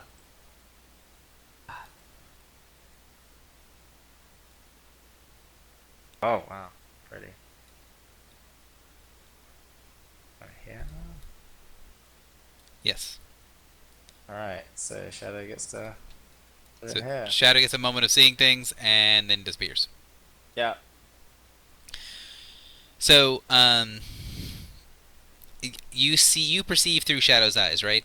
That's how that. Yeah. Okay, so, I did not perceive well. Thank you. so looking into the room, you can see that there are lots and lots more corpses scattered around here, but mixed in with the other corpses that you've seen are lots of corpses that you've not seen before. So there's the big sort of brutish-looking troll-type characters. There's the smaller, like Eladrin-looking characters, and then there's a medium-sized one that look very furry. So it looks to be the corpse or the afterimage or whatever it is of Knowles. You can also see that there's a lot of reinforcing plates built into the wall all around here. So these little kind of darker spots here are looks like some sort of plates built into the wall. In these little pools that are inside, so these 4 smaller pools, there is a kind of a blackish green liquid of some kind that's in there that bubbles, and when the bubbles come up, it sends off this little red mist. Down here, there is a very broad pool that is a strange sort of kind of a rusted metal color. It looks like does look like liquid rust that is all in here. So it looks a little bit like blood, but it's a little bit too dark, a little bit too reflective to be blood, and also sends off a haze. In the middle of this room, floating in the center, you see a glowing blue and silver thing that is floating about 3 inches off the ground and is 6 foot by 6 foot and it has all of these multiple overlapping, spinning metal things like a sextant. Look, that's the correct thing? Yeah. Hmm. And it's spinning lightly in the air, but in the very middle of it, you can see it looks like there's a piece missing. You kind of can recognize what the device is supposed to be, like the sextant for locating things using a ship, but it's missing the center piece that would allow you to actually orient it.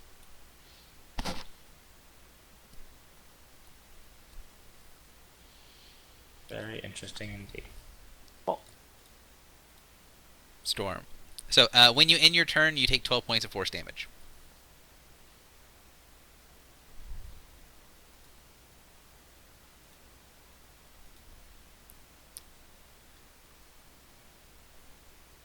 So, Karen, you go translucent. Well, not translucent. Your skin looks like a mirror. It is your turn. You take 12 points of Alright. damage. So Kieran's gonna take his 12, then he's gonna do an athletics check and try to dig his hands and boots and into this chalky substance, lean into it and climb. Okay. You easily climb up the wall. Alright. Is Karen aware of what the silvery substance is, how it's affecting him at all? Doesn't seem to be affecting him at all. It feels a little uncomfortable, but it doesn't actually seem to be doing anything to you.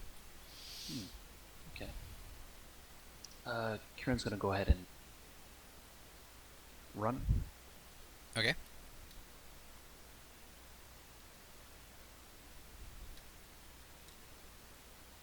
Now, you know where these go to an extent.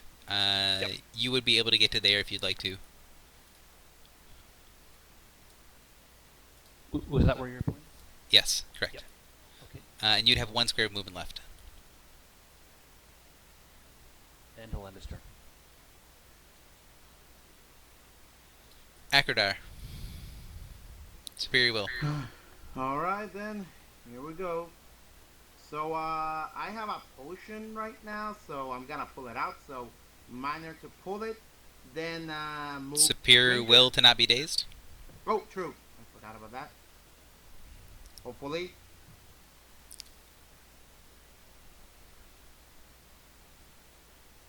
Yep. Carry on. So not days anymore. So I'll throw the. It's a potion of moderate cure. So I'll roll a 2d8.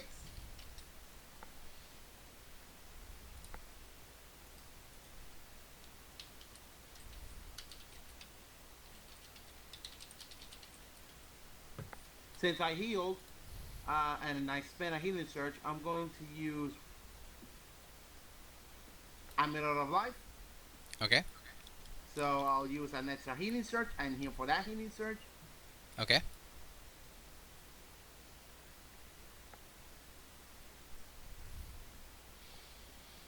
And you've got a standard action remaining. Yep, I still have a standard, so Well, you've I'm going to. done at cast least. Hang on. whatever's in the shadow. Even if I Akradar. can't see it that well. What did you do with your weapon? Oh, I have to drop it, right? Right. So minor action to pick up your weapon. Yeah, I'll have to do that, and I'm done. So. We got 2 interesting targets. I don't know which one to use. Yeah, I'll do it. So he's going to come to the edge. Karen, you see this bolt of energy fly out from the pool of darkness in the center, Okay. and he's going to crit you. Cool. Alright. So that is going to be 4 more damage, so 28 points of damage in daze. When the bolt strikes into you, you see reflections fly off in every direction, and bolts just shatter like a broken mirror in every single direction, flying up into the sky, and then start raining down, coming from the floor, from the ceiling. They just start to ricochet wildly like a landmine blowing up. So he's going to repeat this attack on everyone who's in the same area. So first attack is going to be against Tool. That's a miss. Second attack is going to be against Gilda. Well, Wait, and does it include combat advantage? That's it. I did not, so it should be 22. Then it's hit. So Who moved my six, token off to God knows where? 16 in days, and then Gilda is at 23 or sorry 25. That's a miss. Cool. And then against Akradar, that is going to hit for 18 in your dazed. Gonna hit. Amelia is going to be 26 will, which I assume will miss. No, miss. And then he's going to action point, and that worked out really well, so he's going to do that again. Bolt at Karen for 29. You have the thing that you can't give combat advantage, so 27 will. 27. That is going to be miss. Cool. And you see as the bolt flies a little bit off, the reflections sort of build up and then pass away as the bolt passes by Kieran. Amelia, you're up. Okay, let's see. So I can't see him in there, but I know where he is because he's not hidden. Correct. Is that correct? I don't have line of sight, which means I can't actually curse him. Let's see. It's Akradar and Gilda who don't have a charge yet, right? A charge stone. And those are super far away. You know what? Let's do a thing that I never expected I would do because I don't actually wanna charge at that guy. Or do I?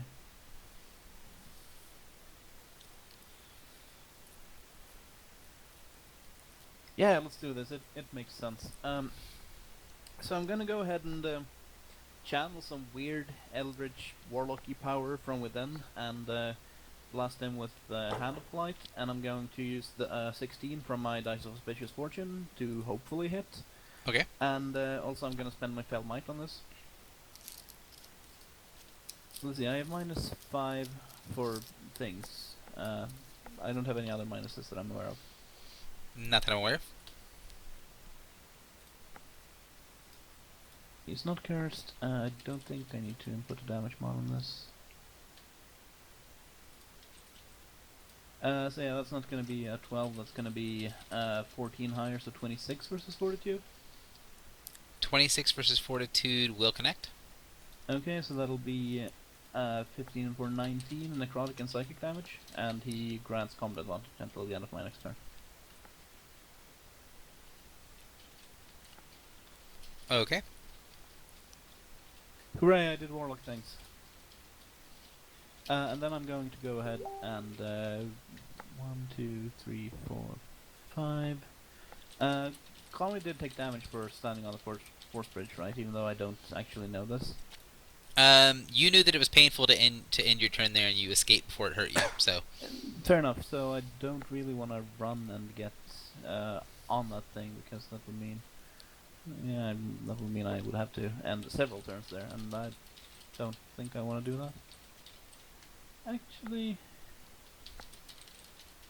yeah, screw it. I'll go to end up on it. I'll end up there. Okay. You end your turn, you take 12 points force damage. There's Tool, you're absolutely up. nothing useful I can do while dazed, so unless Gilda has some objections, I'll just second wind.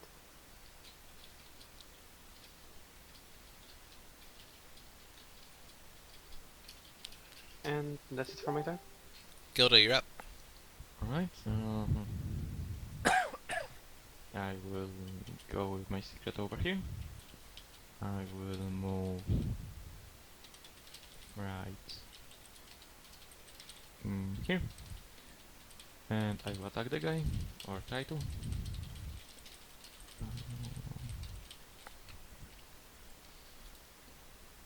-5 to that, so at least 18. 18 does not connect. Alright.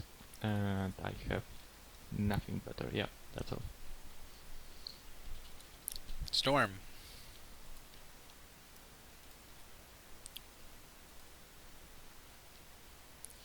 Oh, balls. I should have healed myself before going into the bridge. Oh well.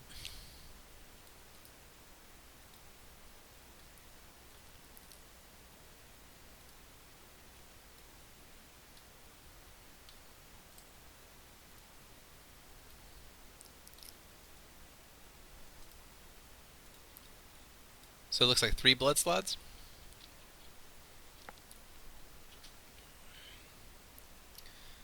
Yep, looks to be so.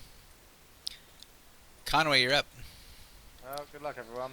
So you see the blood being pulled out of some of the damaged creatures form into this creature of chaos that then goes to start attacking people. Well, that was disgusting. Gilmore's gonna conjure a dragon, yes, heal Amelia, and then move on. Oh, I can't even. Oh, this is so awkward. Oh, why am I 11 squares away? This is a disaster. Uh, none of my things work 11 squares away. Oh, nah, you're on your own. Yeah, it's cool. It attacks after me, so it's fine. Conway's just gonna run. Like, it's all this nonsense. There's an objective here. Okay, you appear in the area. I'm gonna have those guys. Okay. I've run to here now. Okay. Alright. Let's leave that chaos behind me and deal with this fresh madness. So, I'm now able to assess the situation properly with my own eyes. I want to start doing some work to contain the massive amount of energy going on over here. I'm going to use my minor to Sacred Spirits. I'm then going to action point and channel all of the energy I physically can muster into trying to shut this down to some extent and try and get it to a state where we can actually control it. So I believe we have a bonus to Arcana, right? I was say everything in this room doesn't look like it's actually doing anything. Like the artifact is floating there, but Oh, is it just chilling? there's puddles of stuff, but you don't see any active like spells being wrought. There doesn't seem. I mean, other than the Chaos Storm, which is just sending stuff out. In which case, I want to haul the artifact towards me and try and take it away. Okay. With like magic and stuff. Okay. So I have this +7. That's a 40. So you push your senses out towards it. When you go to draw upon the artifact to call it to you, you feel your senses wash across a barrier that's surrounding this center area. So this center circle here seems to be warded in some way. Okay. Do I understand how? So you can definitely tell that everything inside of this big circle of rust-colored liquid is warded, and it seems, especially with that Arcana check, it seems pretty reasonable to assume that something has been done to this liquid, or maybe even underneath the liquid, that is causing this area to be warded. So there might be, say, a magic circle underneath the liquid, or the liquid is producing a magic circle-like effect. Interesting. Cool. Some kind of warding protection that I can't push through with raw force, but might be able to. I would say that you as a character would probably have enough knowledge of Magic Circle to know that things that have effects like that, if you try to brute force them, it is nearly impossible to break a Magic Circle. However, if you go up to the Magic Circle and disrupt some of the stuff physically, Magic Circles are pretty delicate. Cool. And we'll prepare for Operation Physically Disrupt. But we'll otherwise understand. Karen, you're up. Okay, Guess I should hand this over. Karen's no longer dazed. Let's see, he's gonna shift over here and he's gonna smack this guy.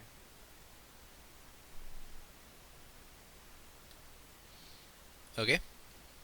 Yeah, we'll just go ahead and use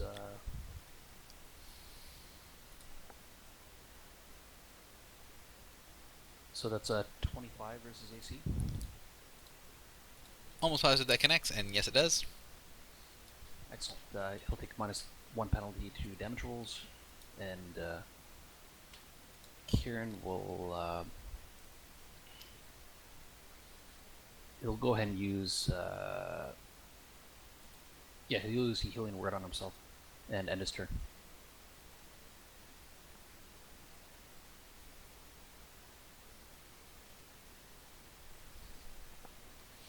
All right. At the end of your turn, the slot is going to Ideally, did that right. Yeah, I did good. His turn isn't added to initiative. He is going to blast you with his croak.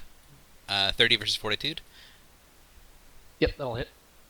And then he's going to leap on you and hop away. So 32 AC and 27 AC.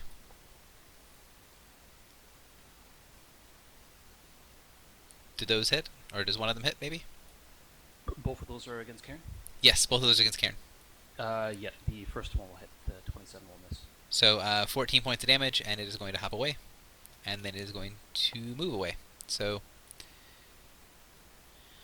He's going to move over here. Okay. Is he provoking?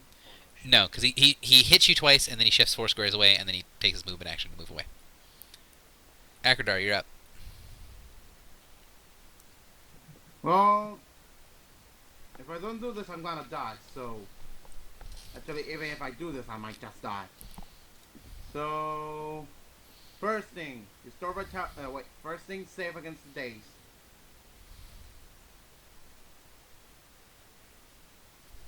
I say, no longer days. So, first thing, restore vitality.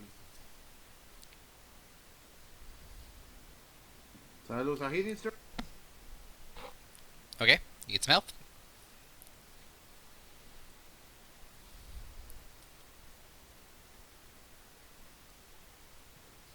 I don't need to make a saving throw, thankfully.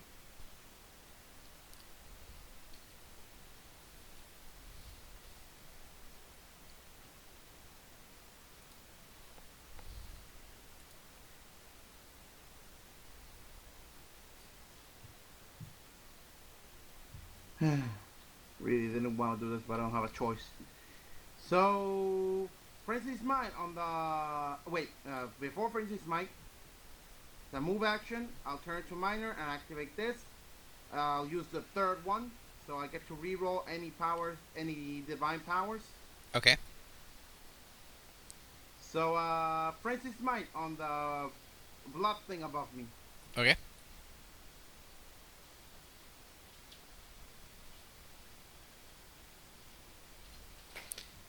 That Does will that definitely hit? connect. 36 damage. I push it up 1. And I follow it. Okay. Bit there, because I can't push it any farther up, I don't think. You can push it to here if you want. There.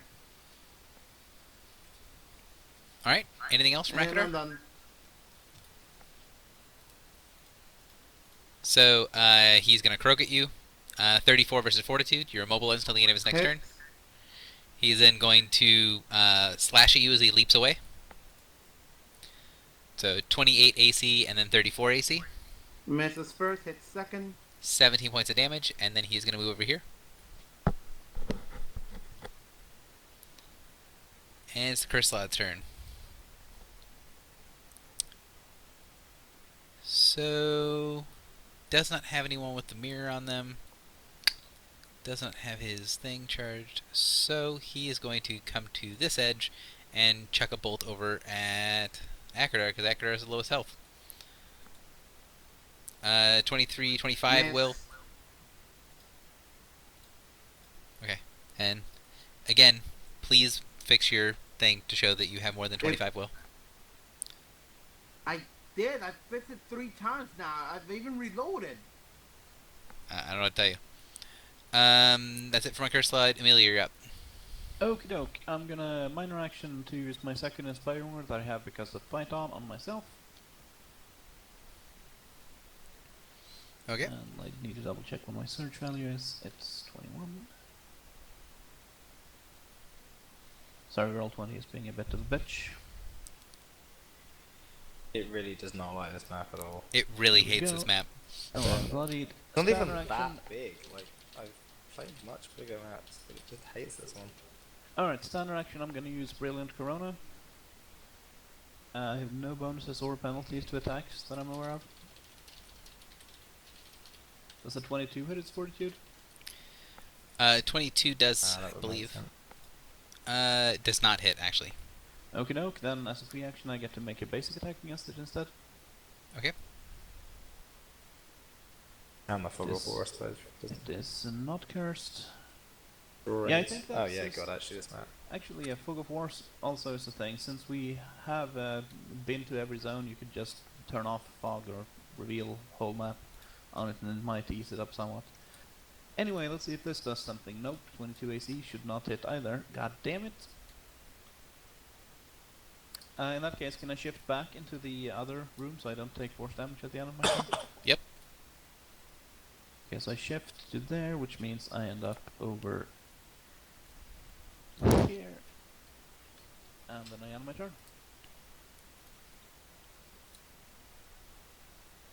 I'm not dazed anymore, which is No, it's One a second. blood slot after me. So the blood slide is going to follow and croak. Or- So let's see. Actually, he will do his leap out of the area to hit you first. Okie doke. So That's 2 hits, I think. 26 and 19, that's a total of 45. let's see. Ow. 1, 2, 3, 4. So he will pounce to there, and then he will do his croak at you. And crit with something that doesn't do damage. Huzzah!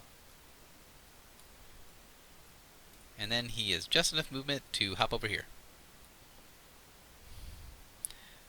Now you're up, Tool. Okay, this will be really annoying because my damage expressions are extremely different with or without combat advantage, so I'll probably have to just pop the micro for this effect twice to do the damage correctly. I'll try to... He's nested spear, so you have combat advantage against that one. I No. don't have combat advantage because I don't see him. Correct. I first have to try to slide him out. Oh, right. So I have -5 attack, don't have combat advantage, and I don't have any damage first, so do I hit him? No! Not even close. That was the most underwhelming attack I had. Since it looks like this is going poorly and I have a free minor action, I'll just enter the Shizubo at this point. Okay. So it's a bit late. And yeah, that's it.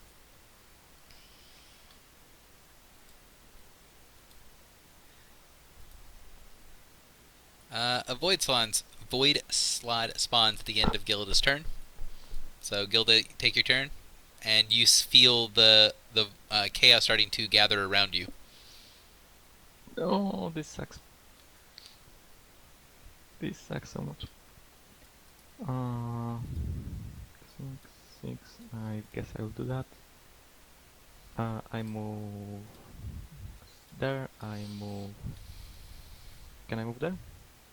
Mhm. Right. I will move secret over there, and that's. Actually, I will do something more.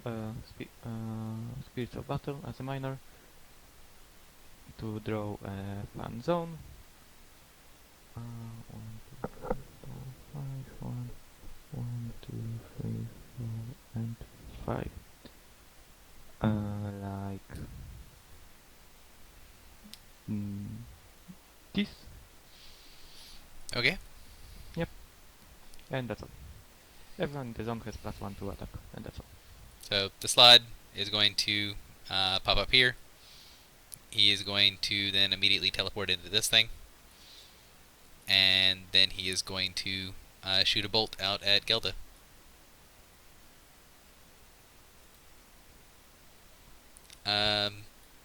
Pretty sure That will miss.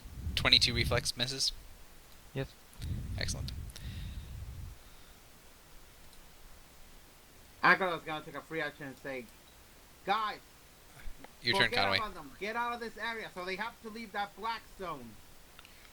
Obviously, can't move, but the people who can get out of dodge already. Alright, Conway's gonna move up to this staff and peer into it and try and find out what's going on. If you want to make me a nature or arcana check to try to figure out what that stuff is. Sure. Boop, I have +2 to this.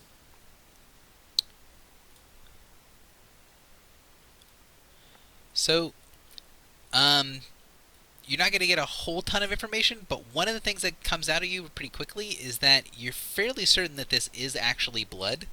Doesn't look like a normal person's blood by all means because it has flecks of something that looks metallic in it. And then after kind of peering into it for a moment, you can realize that it's dragon's blood. Oh. The pool doesn't look like it's incredibly deep, but you'd have to kind of test it and tinker with it to see exactly how deep it is. But this pool, at least, the center one, seems to be made from dragon's blood. Interesting. Alright, I want to basically channel a bunch of power and pour all the blood into like the air and disperse it away. So I want to use this, but just like channel it to Thrun. Okay, so you're pulling the blood out of the way? Yeah, I'm just gonna pull the blood out of the way and put it somewhere So that isn't. So, once you start to call up the spirits, you can tell that the blood is not very deep. It's only about 6 inches deep. But as you pull the blood off of it, you can see that underneath of it, there's a plate of very reflective metal. The metal that's on the bottom looks like a brilliant bronze color that's shined to a reflective surface. And as soon as the blood gets removed from it, it starts to glow fairly brightly. And you can see that on the plate underneath that expands in that whole area where the blood is pooled, there is writing in Draconic on the ground. Do you speak Draconic? I do not. Okay. So you can tell it's a very harsh-looking language. I would say that you've been an adventurer long enough to know at least what Draconic looks like, even if you don't know the language. Draconic, certainly.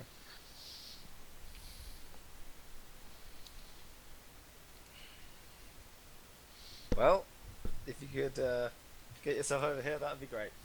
So, as the shrieking wind spirits kind of pull all the blood off at the top, you can see that any sort of magic, any sort of interaction through the circle just does nothing. Any sort of effects that you do that definitely would be able to affect the center island don't go anywhere. The power of the magic circle that's inscribed on this bronze plate seems to block any magic from passing through it. Interesting. I'll need to scrub that off. But not this turn, because I'm out of actions. Karen, you're up. All right. Just a question. The fear effect, the fear effect that Kieran is under, would that happen to be a level 11 fear effect? Let me check real quick.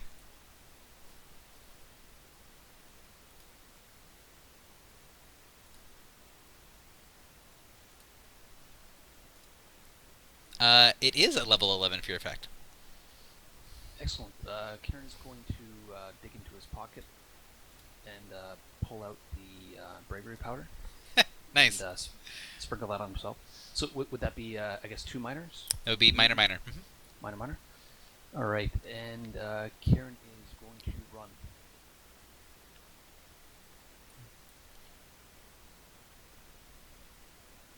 Is he able to move through that area, like with the blue stuff? Yes. Okay, and he'll end his turn. A+ for story award usage. Yeah. Blood slot up here. Well, he's got Tool here that seems to be causing issues. So, is going to swing out at Tool. So, let's use his leap, so basic attack. 30 AC on Tool. Will that attack be made while he's adjacent to me? He is adjacent to you while doing this, yes. Then I'll try smacking him with an interrupt. Okay. I don't have combat advantage, unfortunately. You do have +1 to hit. Oh, that I didn't put the once. That almost definitely. Yep, it I is. get in short. He's prone. He's all kinds of sad. He's slid 2 squares here. Actually, yeah, put him here.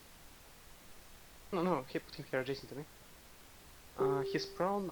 Has a total of effective -8 to that attack, and can be over here, and take 23 lightning damage.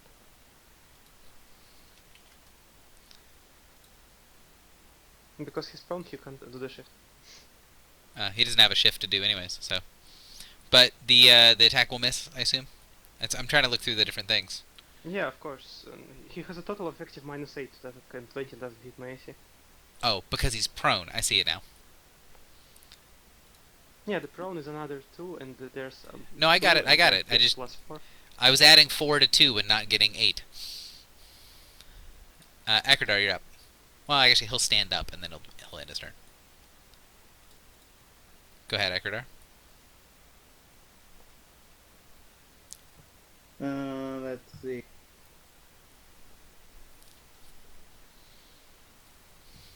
Yeah. I can't do anything right now. I can't move. There's nothing close. I've used all my powers out of range, all my abilities. Yeah. I'm just gonna sit here and wait for me to be able to move again.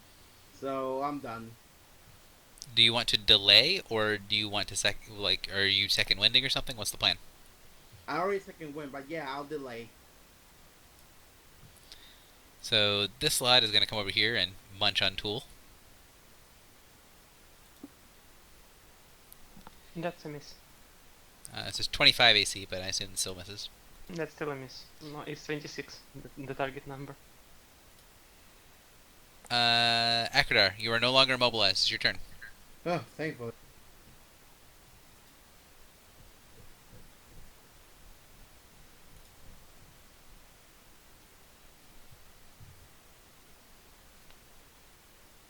Okay then. No longer immobilized, so let's try this. So I'm gonna move 5.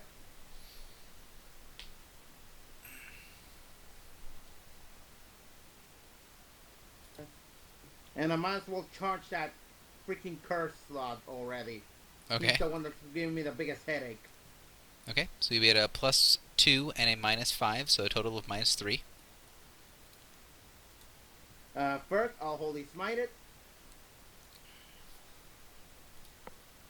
Okay. Okay, so now for Valiant Strike.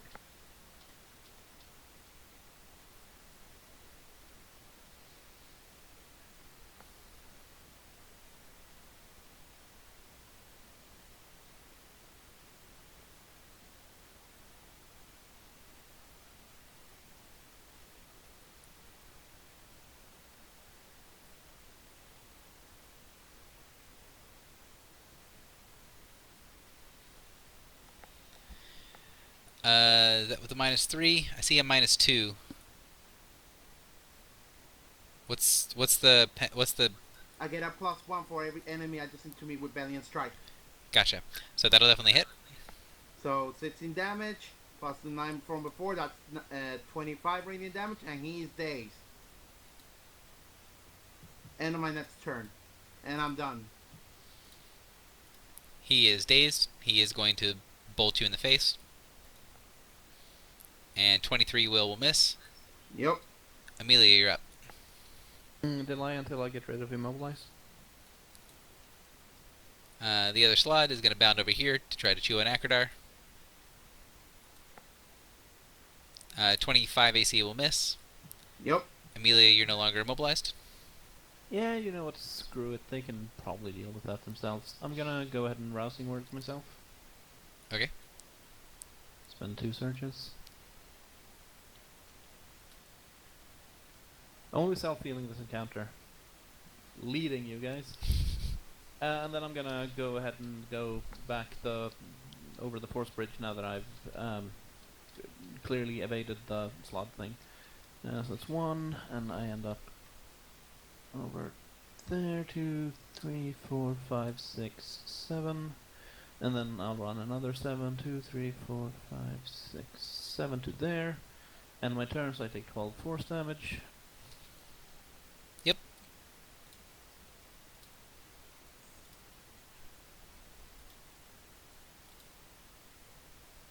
So, Tool, you see the shadows start to gather around you. Your turn. Okay, I'll twin smack the guy below me, the one who is granting the combat advantage, because Yep. combat advantage is something I like a lot. And those are some hits. Yep, that's some damage. Sneak attack. That's a total of 60 damage.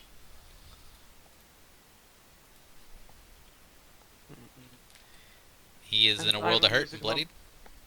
I will use ignoble speed. I'll shift my speed. 1, 2, Does it 4. matter that the first attack bloodied him?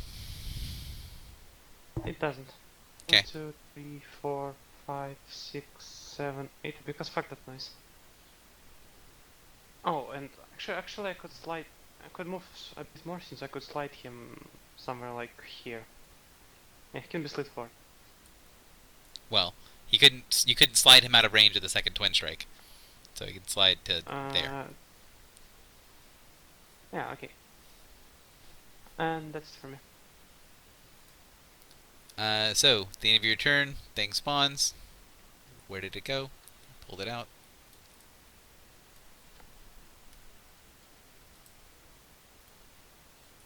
It'll spawn here, and it'll teleport back into here, and then bolt the person that it spawned next to, and miss horribly.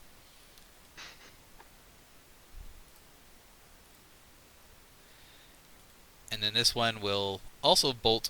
Yeah, it'll bolt the same person. Tool. 26 reflex. 26 will, let me check. That's a miss. Big miss. Conway, you're up. Did you skip me? I may have. Gilda, go ahead. Alright, I believe we are getting out of here, so I will go 8 and I will go 8. Actually, I will run 8. I will get there somewhere. And and speech will be with me, and I will try to use the stone. Considering it's this should be here. And combat advantage, but considering it's everything is pretty natural, by chaotic it's all natural. I guess I would try to get some spirits to help me and just use nature to Okay. it's done. Draw upon the spirits and try to assert the natural order by placing the stone against the bridge. This is a minor action or a standard? Standard. So, yeah. Ha, natural forces. Funny. Oh no, a Punslot is attacking me. It was somewhat tempting, but so you see the bridge stabilize, and there is this now wave of force that, rather than pushing directly on you painfully, whenever you kind of tilt either forward or back, it seems to push against your feet, allowing you to press down upon it to move much more quickly while on the bridge. So the bridge no longer hurts you when you're in your turn there. Instead, your speed is doubled.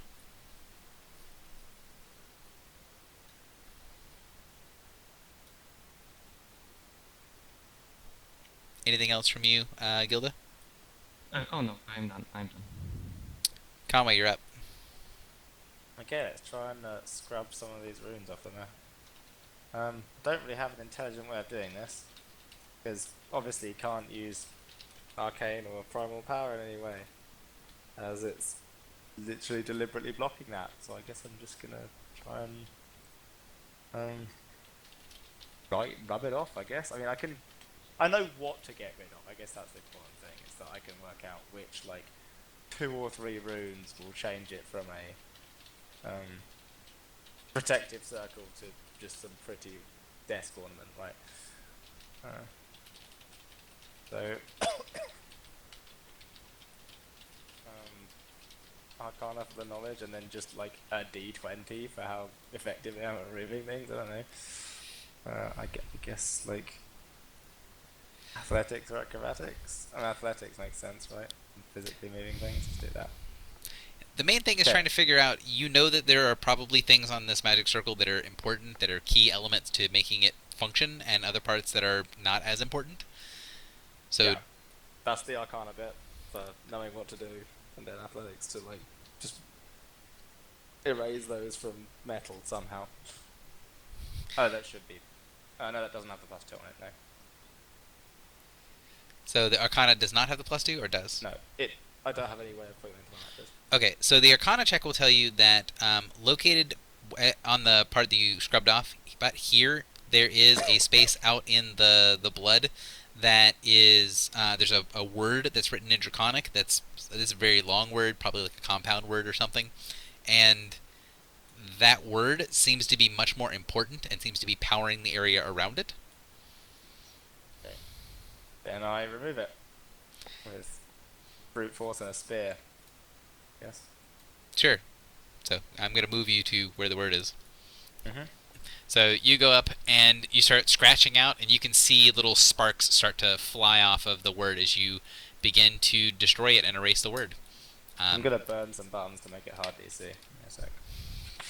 Okay. I will remember from the last time I engaged with Safarakar, and then I will be optimistic that this will get there. Yeah. Cool. Nice. So the hard DC, scratching against it, you hear this roaring sound off in the distance that reverberates around the room. The entire room seems to shake very slightly as the sparks stop flying off of the word on the ground, and the kind of swirling circle of blood stops kind of moving, and you see the energies on it sort of ripple out in every direction. A lot like when you open the door. You can see the magic disperse from the circle. Wait. That seems like some actions I've taken this turn. Yep, that was 3 actions. Karen, you're up. All right, Karen's gonna send out a healing word. 2L, you can spend a surge plus 14, and you gain the bonuses thereunder. Nice. And Karen's gonna book it. He's gonna run. Actually gets me to full HP. And he's gonna pop out in the wind area, or the force area. Mm-hmm. I rephrase the explanation of how movement works in the bridge. Perfect.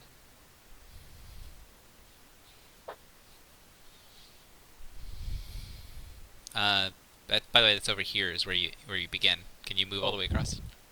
Sorry, I probably get close. Let me just do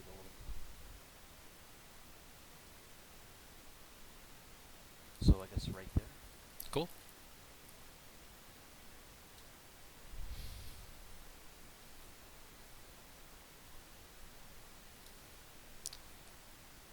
All right, the very bloodied blood slide. Well, he sees that a whole group of people are leaving one of their people behind, so, you know, might as well.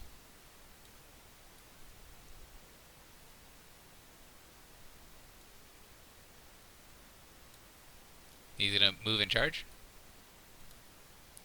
And crit.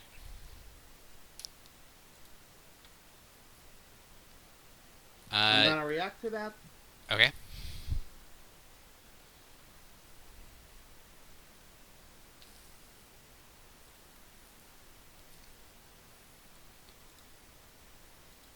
Okay, so take your 28 points of damage, and then you will swing back, and that will hit 15. And that will kill him, and you do not get the surge eaten away because he cannot make the secondary attack.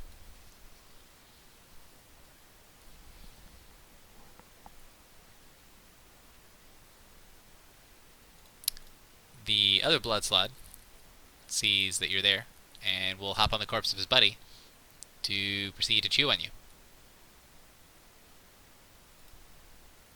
And will also crit you. You've got to be kidding me. Get crit, I guess. And will crit you twice. Oh my god. Jesus Christ. This went from annoying to just unfair.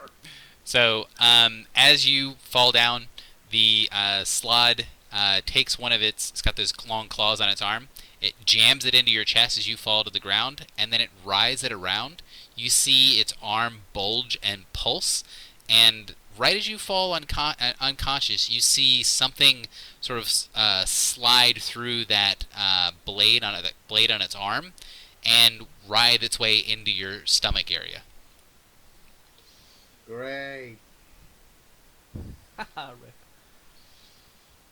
I know Well, what at that least does. my plan worked. Akradar, you're up.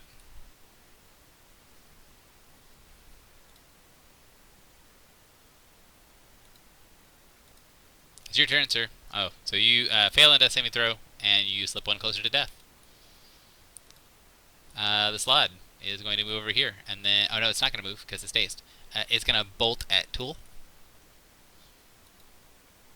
And 31 versus Will. Easily a hit. I'll take 22 myself damage in. at daze. And the blood slide, seeing that everything worked out perfectly fine in the end, is going to charge over here. So whatever this is at +3. Mhm. So 22 points of damage. And Okay. 33 fortitude, 35 fortitude, so... Yeah, that hits easily. Okay, he looks very healthy.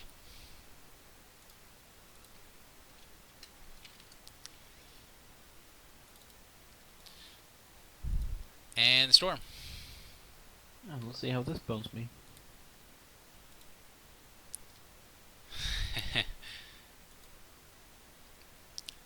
Who's bloodied right now? Akradar. Akradar is not conscious, so I'm not going to include him in the list. So probably no one Other then, than actually. that, no one. Amelia, you're up. Excellent. That's 1, 2, 3, and 4 steps, and I end up in the new place, and then 1 step out of the new place. This thing, does this look dangerous, or do I have to jump over it, or? You can go around it Can on the I sides walk if you're along the fairly side? careful, but does it look dangerous? It looks to be some sort of swirling liquid that has a red gas that is rising from it. Yeah, that's probably not a good thing. But Conway's apparently doing fun things, so let's just take another move. Everything's fine. 1, 2. Yeah, I can clear 2 squares with a DC 10 athletics, so let's see. Let's watch me fuck up. Natural ones, ready, go. Nope. Okay, you're good. Yeah, so I'm actually, where was I? So 1, 2, 3, 4. Yeah, I end up over there. Can I just roll an Arcana to look at what's happening and figure out what Conway's doing, so I can help him out later? Do you know Draconic? I do not. Okay. Because there is the Shrieking Wind Spirit still in the area. He hasn't marked it, but that whole area is cleared of the blood that's around Conway. It's pretty clear that Conway was wrecking some sort of ritual or magic circle and has completed the process of wrecking said magic circle. Oh, completed. That's even better. Can I just give him a metaphorical pat on the back and say good job and ask if that's the artifact? Because it probably is. Is that an Arcana, actually, to tell if that's the artifact we're looking for?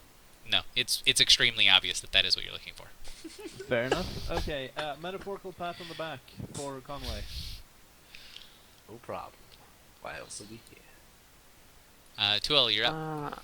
Okay, Akradar, I'm sorry, but when I'm dazed and I have combat advantage against no enemy on the map, I can't really help you in any way or form, so I'll just provoke a slide while running away.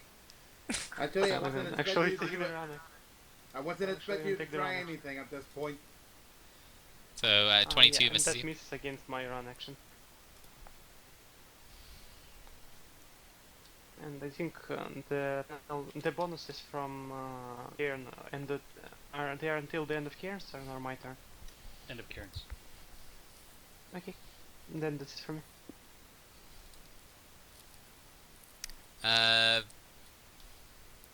So, while my guys could technically pursue you,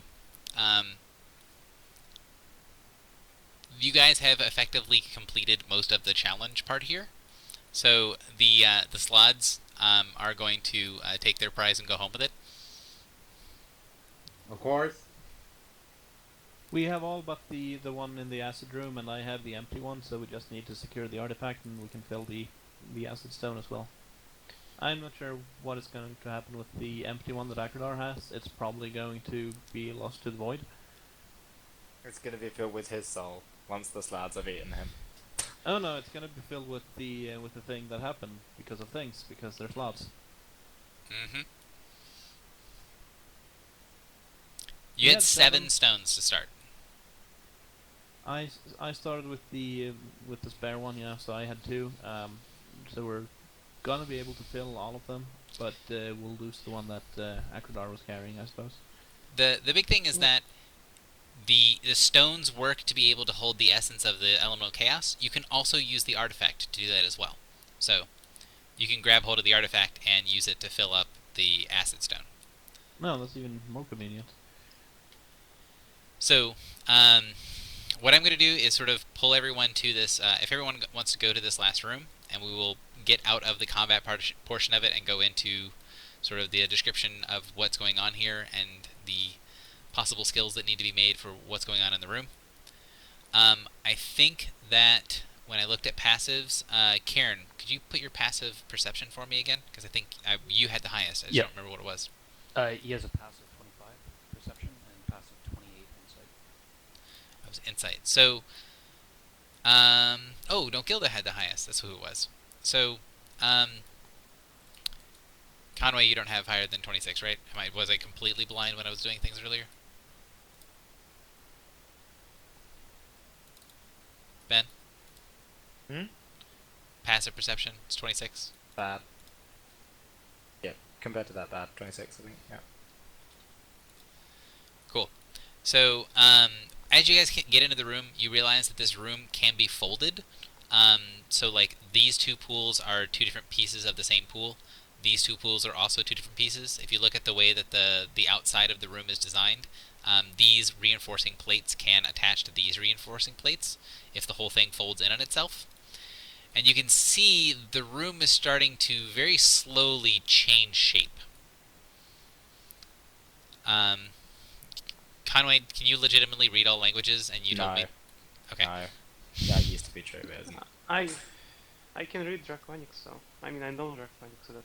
Okay, so coming in, you can still see the area that's been cleared by Conway. You can read in Draconic that there's a lot of pieces here that seem to be a ritual. You're not entirely sure what the ritual does.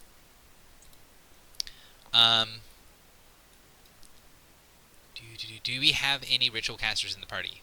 Probably yes. Yes. Yes, Conway the ritual caster. Yep, Karen's a ritual caster as well. Excellent. So,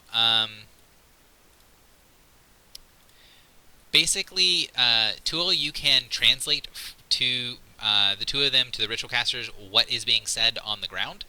And the pieces that are being said on the ground, the ritual casters can sort of put their heads together and be able to identify this as a Lich transformation ritual. Basically, all of the power is being gathered, and then something happened to scatter the power and completely disrupted this ritual. 2L, you can know that the one word that Conway scratched out that was breaking was Keterovax. It was the name. It's a dragon's name. So we now don't know the name of the dragon whose racial was this? You do. You do know the name of the dragon whose name I was. misheard you. Never mind then.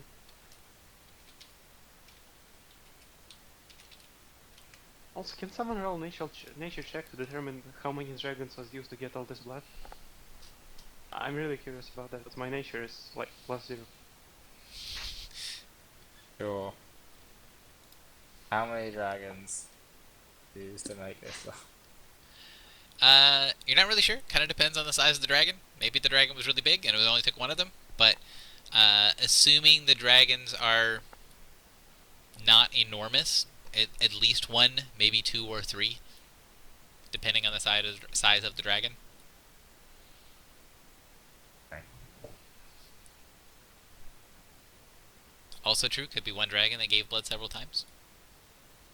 So what are you guys doing in the area? So Conway has disrupted the magic circle. You guys all kind of come off the bridge afterwards. I'm going to sort of kind of leave you guys in initiative order just to make sure that people have a chance to say things. So, Gilda, is there anything you want to do in the room? Anything you want to do as far as you when you come in? Yeah, I guess no. Okay. Conway? Right. So there's now nothing preventing me from pulling this away from the mechanism it's stuck in, because I really don't want to touch it. Seems like a bad idea. Yeah, there's nothing preventing you from doing that. I'm gonna send Shadow in there and master some arcane energy to pull this thing away. Okay. Boop. +2. So, it doesn't need a check. As soon as you basically have it unwarded and you exert your will on it or touch it, the artifact floats towards you. And you see all the little intricate rings spinning. It does very obviously have a spot in the middle that's got pieces that look like it could connect to something, but are not connected to anything. Interesting. We can plug the gems in, right? Doesn't the centerpiece that it's missing is trying to think of about the size of a rugby ball. I don't know if that helps for people, but about the size of someone's head, a little bit smaller.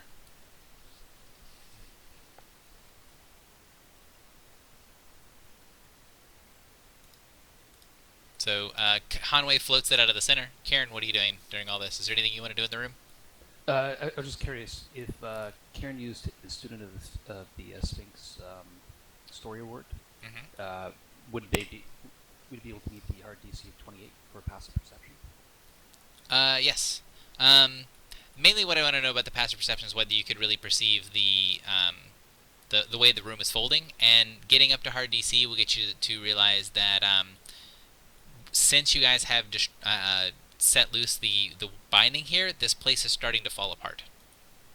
Okay.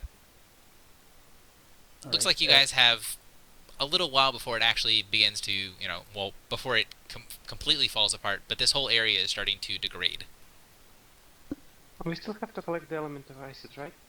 I assume that someone can do that relatively easily.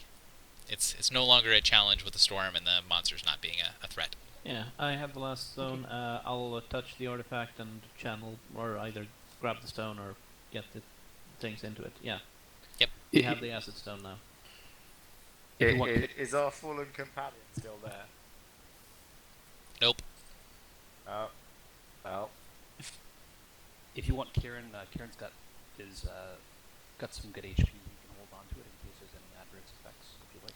We can just put it into the artifact. So it doesn't explode. Okay. Okay. Now that we have that, is there a portal open? So the portal is still open where you guys came in originally. Do you need to make your way back through? What I'm trying to figure out is there anything else you guys want to do in this room? You guys have all the stones. You've gotten the artifact. You've completed what you guys were sent here for. My only question is, before you guys leave, do you have any questions? Do you want to investigate anything? Is there anything that you guys want to do before you leave? If not, then we will go ahead and just leave. Does the artifact look... Yeah. Actually... No. I mean, the room Wait. is basically collapsing and folding in on itself. I'm kind of curious as a player on what this thing on the map is in the bottom right corner of it. Do you want to go over there? Not particularly, no, because the room is collapsing in on itself. It's very slowly happening, and it's not collapsing in on itself. It's just slowly mutating and changing. Like, you see the walls are moving, and the floor is starting to change shape. Yeah, in that case, fine. Let's go check it out. Why not? What's the worst thing that could happen, right? Over here, it seems to be a seal of some kind. Looks like something that you would put to either block a magic portal or something along those lines. This is like an arcane seal that is made out of a big metal plate that's sort of stuffed into the ground here. It looks really out of place because you would put that on the front of something rather than putting it in the ground, and you're not entirely sure, but it feels like it's face down. Could it be a back door or something? I guess Arcana is the correct skill to investigate it. Sure. I didn't have much of a justification other than You're magic. detecting magic, yeah. You can tell that it's clearly magical. And I completely botched that roll, so I don't know. From everything that you can sense, it has magic protections going down. Like, into the floor. Probably best not to touch that thing. Someone must have left it there for a reason. And I will be happy to exit in an orderly fashion if everyone else is. Alright. Yup. Karen, is there anything you want to do in the room? Yeah, Karen is wondering maybe if you can do a religion check on that item over there. Okay. The seal. On the seal or on the artifact? I guess the seal, because if we're gonna go, like, you might as well check to see if maybe that, possibly opens up another portal or something else. Sure. Go ahead.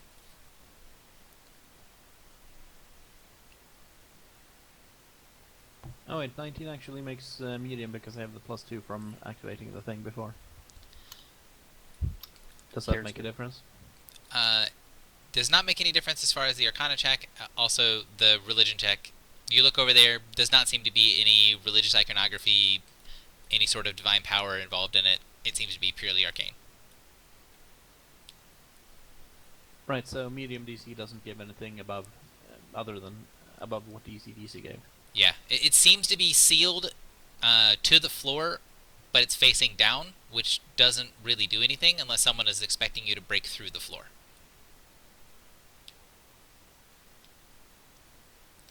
So it's a seal against something that's under the floor.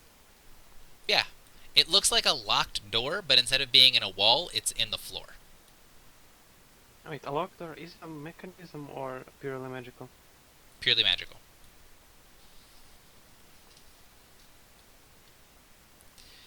So, Karen, anything else you wanted to do in the room?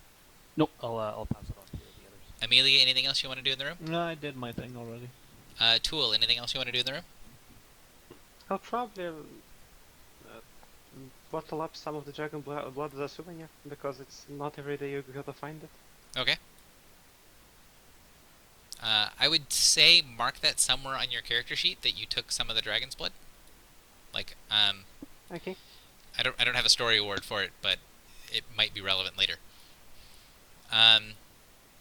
Gilda, anything you want to do? I guess I would be bored and seeing people doing stuff. I would go to this one and put a finger into it. It is extremely painful, and you pull your finger back, as that is a pool of acid. Alright, that's all. And Conway, you already did your stuff at the beginning. So, making your way back through, going through the areas that you know where kind of these twisting paths lead. As you guys make your way back towards the portal, you see the walls beginning to change. If you guys actually zoom out on the map,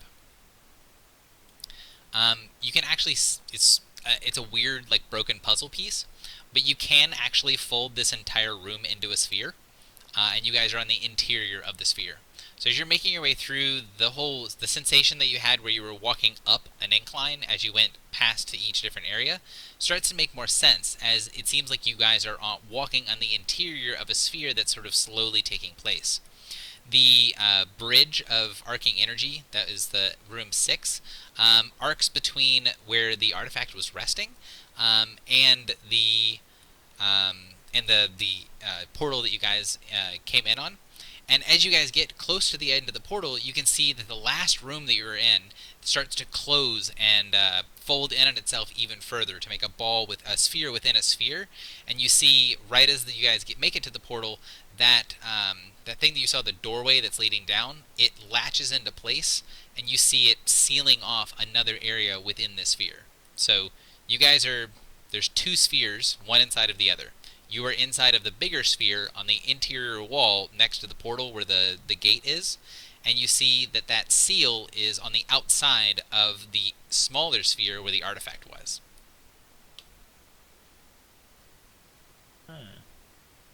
That's interesting. So wait, did the portal door seal us out? Portal door, what do you mean? The one, the gate next to the portal, did that, like, close before we could get in the portal room? No, Is that what you I can. heard? It's still open. I was just okay, using I it as a thought- descriptor. Oh, okay, sorry, And I thought that was one. This that was center thing is linking the 2 pieces together. Right.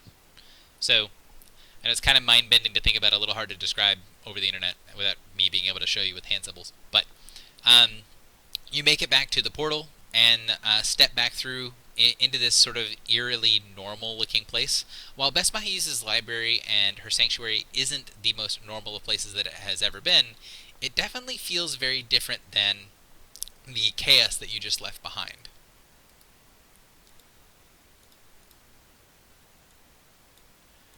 You see Best Mahis turn to you as you come back in, and she sort of smiles, and then after a moment watching the portal, you see the smile begin to fade. I believe there were more of you when you departed. She sips from her coffee. There was.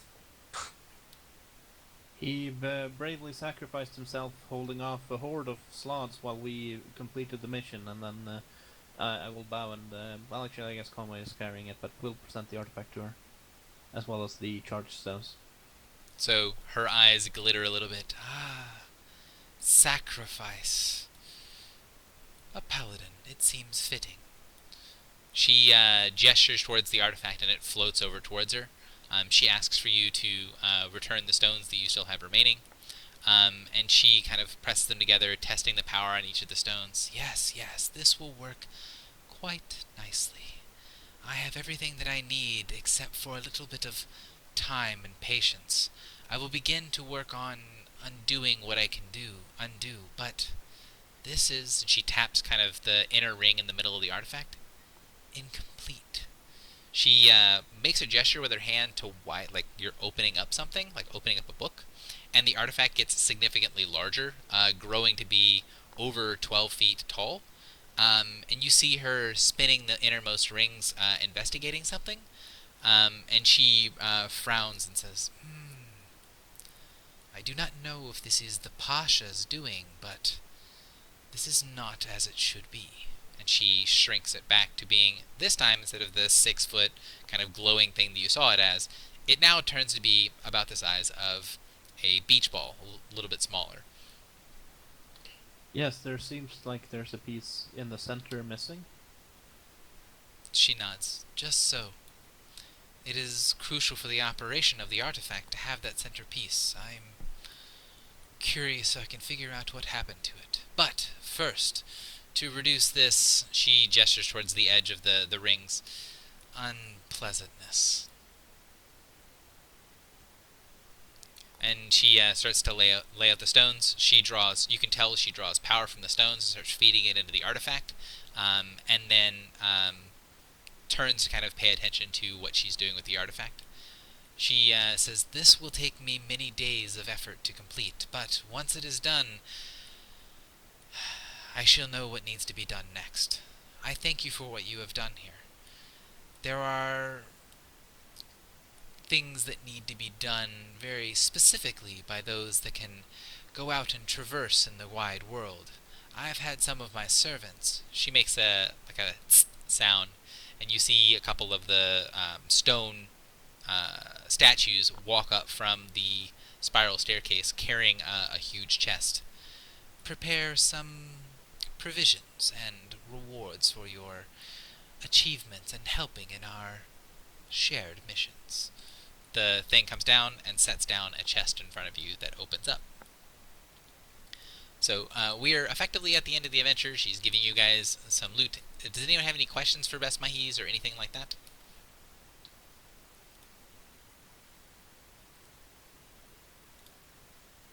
Probably yes, but not right now, not out of character. I would have one question. Go ahead. Did you give us 7 stones because there were 7 natures, or did you give us 1 spare? She says, I did not know how many power sources there were. 7 stones is what the Pasha used. That is all. Oh, makes sense. So, Karen, do you have any questions? Sure. Karen asked her if she has any knowledge of maybe the whereabouts of where the slads may have gone for possible future recovery operations of Akradar. She smiles and says, User was moved out of your channel. the slod, you say. Did you see your friend's corpse body? Did they consume him? Kieran User joined your didn't really channel. see anything because That's there's a great question. a big ball of darkness in the middle of the room. Yeah, there was a big wall of darkness where the whole encounter. So she frowns and says, Slods do not eat thinking peoples. They alter them. I imagine your friend will return in one form or another. You can see the corners of her mouth are like perpetually turned down. She looks like she's pretty disgusted. Okay. Also, Karen notifies her about the ritual circle and how there was dragon's blood. And he asked her, would that happen to be, say, dragon's blood from like bronze dragons, or, you know, where is this blood being collected from? You know, where's I can even show her a sample. So she takes the sample, looks at it. Yes, dragon's blood. She holds it up, says something under her breath in a language you don't understand, and then says, bronze is correct. You said you saw a ritual. What exactly did you see? Words, I assume. Can you remember things of it? Repeat what you saw. I'm not going to make you guys make checks, but do you describe to her what it said on the ritual, specifically probably Tuel, I mean, because you know the Tuel language? is the only one who read it, so yeah, she would retell basically what it said, including the name of the dragon. So she changes a little bit, gets a bit of a somber expression on her face, and says, that is most unfortunate. You recognize the difference here, yes? And she forms letters in Draconic above her, and then she forms another letter in like another series of Draconic letters. So she writes two names. One of them is Katerovax, and the other one is Namir. And she kind of motions towards the way that the words or the way the symbols are formed, and says, "You are not dragon-born, but do you know what this means?" If someone wants to give me a history check, Tool, you will be probably unlikely to do it because of bad history, but other people will have to make a pretty excellent check to be able to see what she's trying to point out. I'll try. I might roll a natural 20. Yeah, everyone can try, right? Yeah. You could also do a streetwise check if streetwise is better than history. I actually made medium DC. So, How do you feel about I met them in my past life? So Conway, you are, because you have a much broader view of history from past lives, and Amelia, you have dealt with Dragonborn before. When she writes them in the air, while the words don't sound anything alike, they're all they're syllable shifted. So when you look at them written, the two words one looks like a derivation of the other. So one looks very close to the other when written in the Draconic language. And you can tell that means that they're family related. Generally speaking, the closer the two things look on the page, the closer the family relation is. And so you can easily tell that the two names are related, probably close family.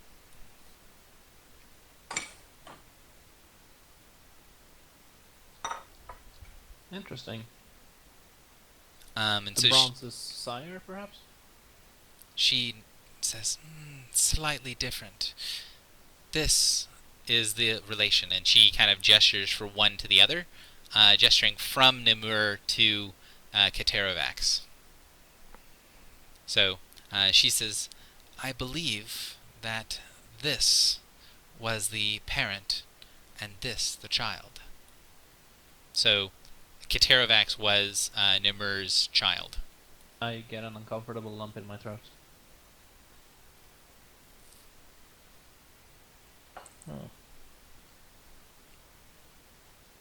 Oh. It's basically all I say. We haven't heard that name. We don't know either of those names, do we? We kind of do. I can't be. I mean, we don't know the second, the one we found here. We do know the first one. I am bad at re-narrating things, but someone else can probably explain. Kieran, what is Namir? Okay, Nimir is the adult bronze dragon that was battling Separactor in the sky. And we kind of got the attention of Separactor, and that's where the Sphinx created a sandstorm to protect their escape. And if the blood belongs to a child of Nimir, then there's a possibility that it could also be Separactor's child as well. So as you... Separactor is big bad Dracolish. Yes. So Yeah. as you kind of go through that, Bess Mahis will nod her head and say, "You make an apt comparison. These sorts of rituals to create a lich need life loss that is directly linked to the life that is being transformed. I believe there were several children's lives that would have been lost for this to be a effective ritual." So, It seemed like several dragons worth of blood. Bess Mahis nods and says, "If it were me to guess, I would say each of their male children. Safaraktar does not like to be challenged."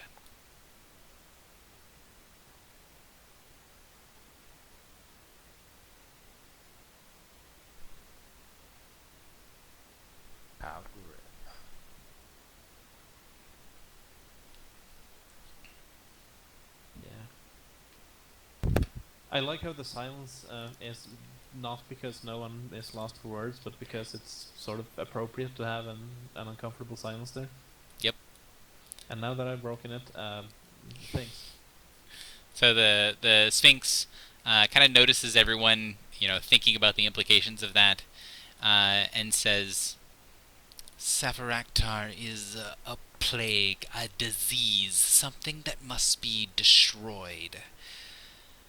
Your reactions to things are heartening. Maybe you aren't just mercenaries out for coin. Maybe there is some spark of goodness in you, yes? Maybe you would like to see this drake removed." Bess Mahis she speaks very eloquently. She speaks kind of like a teacher. There's only a couple things that she really speaks with emotion. And Karen, your passive insight could tell that when she talks about the dragon, she has a lot of emotion that comes with talking about Safaraktar.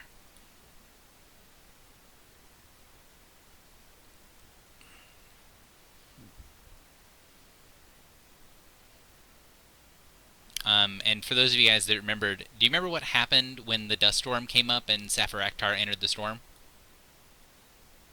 Not entirely, no. So The songs. yeah, so there was a song that you could tell was from Bess Mahis as she was mocking the dragon in the storm. Interesting. And they seem to be pretty obviously against one another.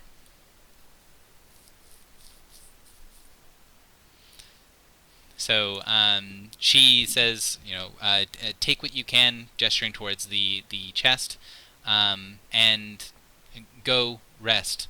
I will begin my ritual here, and maybe we will have a weapon to use against the dread. So, unless you guys have further things that you want to ask her about, that's probably where I'm going to be ending the session. Yeah, I guess Karen will say something like he'll let the other party know that essentially the Namir, the lead of Sephiroth, an effort was made to try to rescue her at some point in the past. We understand that there was complications, but we didn't really get the full story regarding that. So Karen's seen how Bethany is kind of with the way she's feeling about this whole situation and the fact that Sephiroth is involved. Karen's going to ask more about that. Maybe see if she can share more information about her involvement with Sephiroth or the events surrounding that conflict. So she makes that weird sort of grinding sound as like the back rows of her teeth clash together, and says, "That is a touchy subject. We did try to rescue Namur from her captivity under the dread, but she was captive for very long. In a relationship, she believed. Something that she thought was of her own doing. But I understand the conditions for bondage, how minds can be twisted by the right information, or withholding of the right information. The Drake was young when she met the Great Blue. She was young and foolish, and her decisions should not have been trusted. Her choices were not really her own. She was too perverted by her love of the blue. But there was another, a young human mage, so full of his own arrogance and power, so full of his own belief of choice, so naive. He let Namur go, let the Drake go back to her abusive master, and started us all on this course, where I am banished, where we are banished, here at the edge of nowhere, blind to all that may happen in the world at large. As she kind of tells this little tale, she stalks around on her little pedestal. She places her coffee down, and you can see the claws dig into the stone at the edge of the pedestal as she slowly walks in a circle telling the story. Now, I remember there was like a character named Bedweir, and is she referring to Bedweir or is she referring to the Pasha? So she calls a weak human mage, and so she turns back and says, when you say, which are you referring to? She turns back and says, he was not the Pasha back then. Weave did not have these titles, these honors and accolades to rap about himself. No people fawning over him. Back then, he was just the Archmage Weave Thantarum.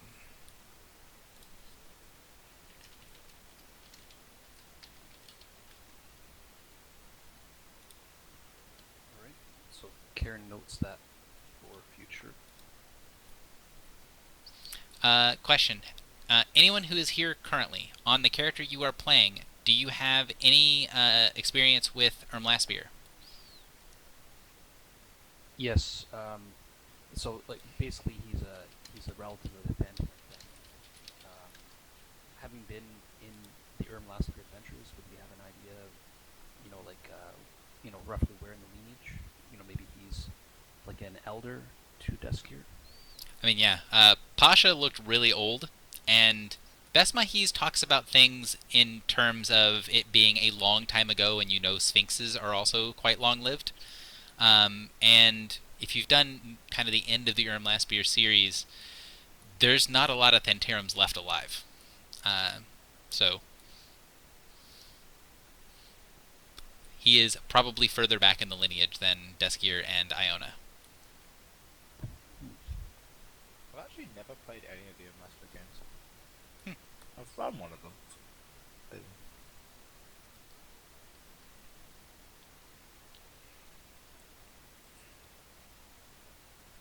Yeah, Akradar did, but he's quote-unquote dead somewhere. So, she kind of tells you all of this. She tells you her little story.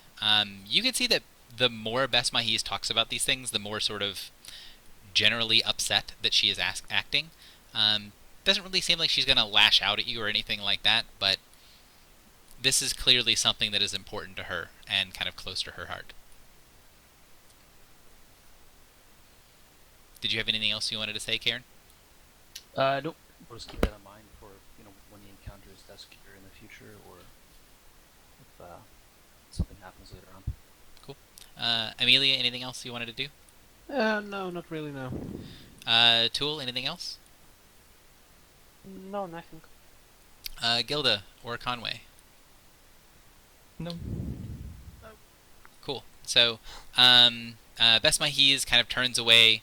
She drinks a little bit of her coffee, places it back down, and then goes to work on her ritual, sort of calming her, taking a little bit of time to pace around and calm herself, and then she goes to start working on the ritual. There are a couple of optional rewards for this adventure, so I'm going to move you guys over to the guild hall. If a couple people want to go into DM mode, you can. I'm going to post the optional loot real quick, and then we will go from there.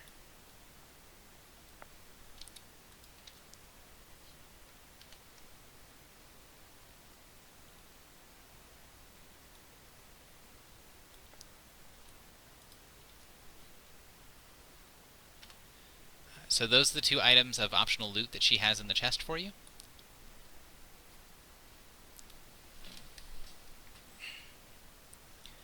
So, did anyone in the adventure who survived have the story award potential student, but not have the student of the Sphinx? I don't think so, but I'm double checking. I think the ones who do already have student of those things.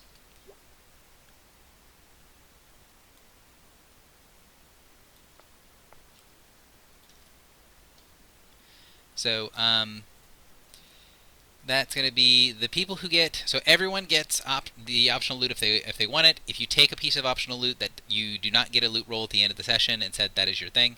If you died during the venture, your loot goes to 0, or if you were defeated, because I'll explain what happens in a minute.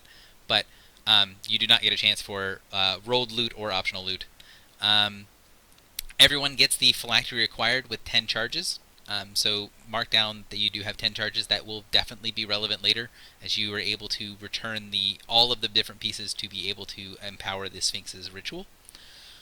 The people who are infected by chaos are Adun and Tuel and Akradar. So those 3 people get infected by chaos.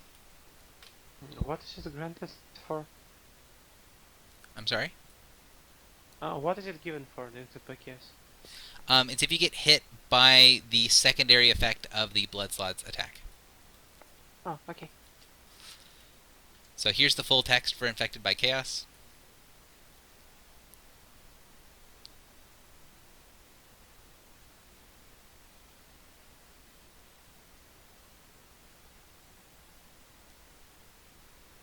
So for everyone, for your purpose of your story word, the level of the effect for remove affliction is 14.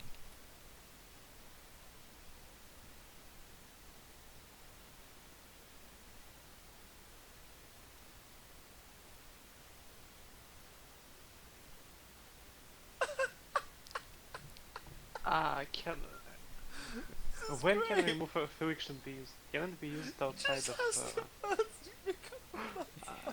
When can remove affliction be used? Only during sessions or between sessions? Or You can use it between sessions. So if you guys want to immediately remove this, you can pay for remove affliction and have it removed. You need to go to. Becoming a monster at bloody doesn't really sound fun. So that sounds hilarious. Does the monster get to spawn at full health? so you are the monster and you control your actions. So that's sweet. So you will be a blood slod. You will have all of the abilities that the blood slod has instead of your abilities. Well, that's hilarious. I think I'd rather just do that. Please run that in the next arena. Yeah, you're welcome to take it off if you would like. What you need to do is either through the forums or through whatever you need to do, you just need to talk to someone to get remove affliction. Now, Camille is actually here, so you can ask Kenner to take it off, and I'm decently certain that Kenner can't fail remove affliction. Can you remove it for 250 gold? I have no clue, let me check. I mean, I'll probably get gold from this adventure, so... Right. I'll I have... just cover myself. You'll definitely get gold from this adventure. I'm making sure that you guys are aware. If you want to remove the effect, you definitely can remove it. If you want to keep it, you can keep it for a while. A few days after everything has settled, a blood slod meanders into the guild and starts trying to talk to people, and then is immediately stabbed into unconsciousness. After they kind of lock the slod down and force it to wake back up, someone comes along that is able to speak telepathically with it and realizes that it is Akradar, who is actually a blood slod. And the effect of the blood slod nature is suppressed, but not removed. So Akradar, you eventually wander back to the guild in your blood slod self, a little bit confused about what exactly is going on. And after they knock you unconscious to try to figure out what's happening, that you get awoken and now have this effect on you.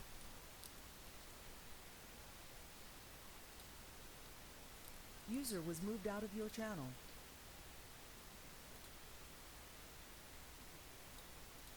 So I'm going to stop the stream.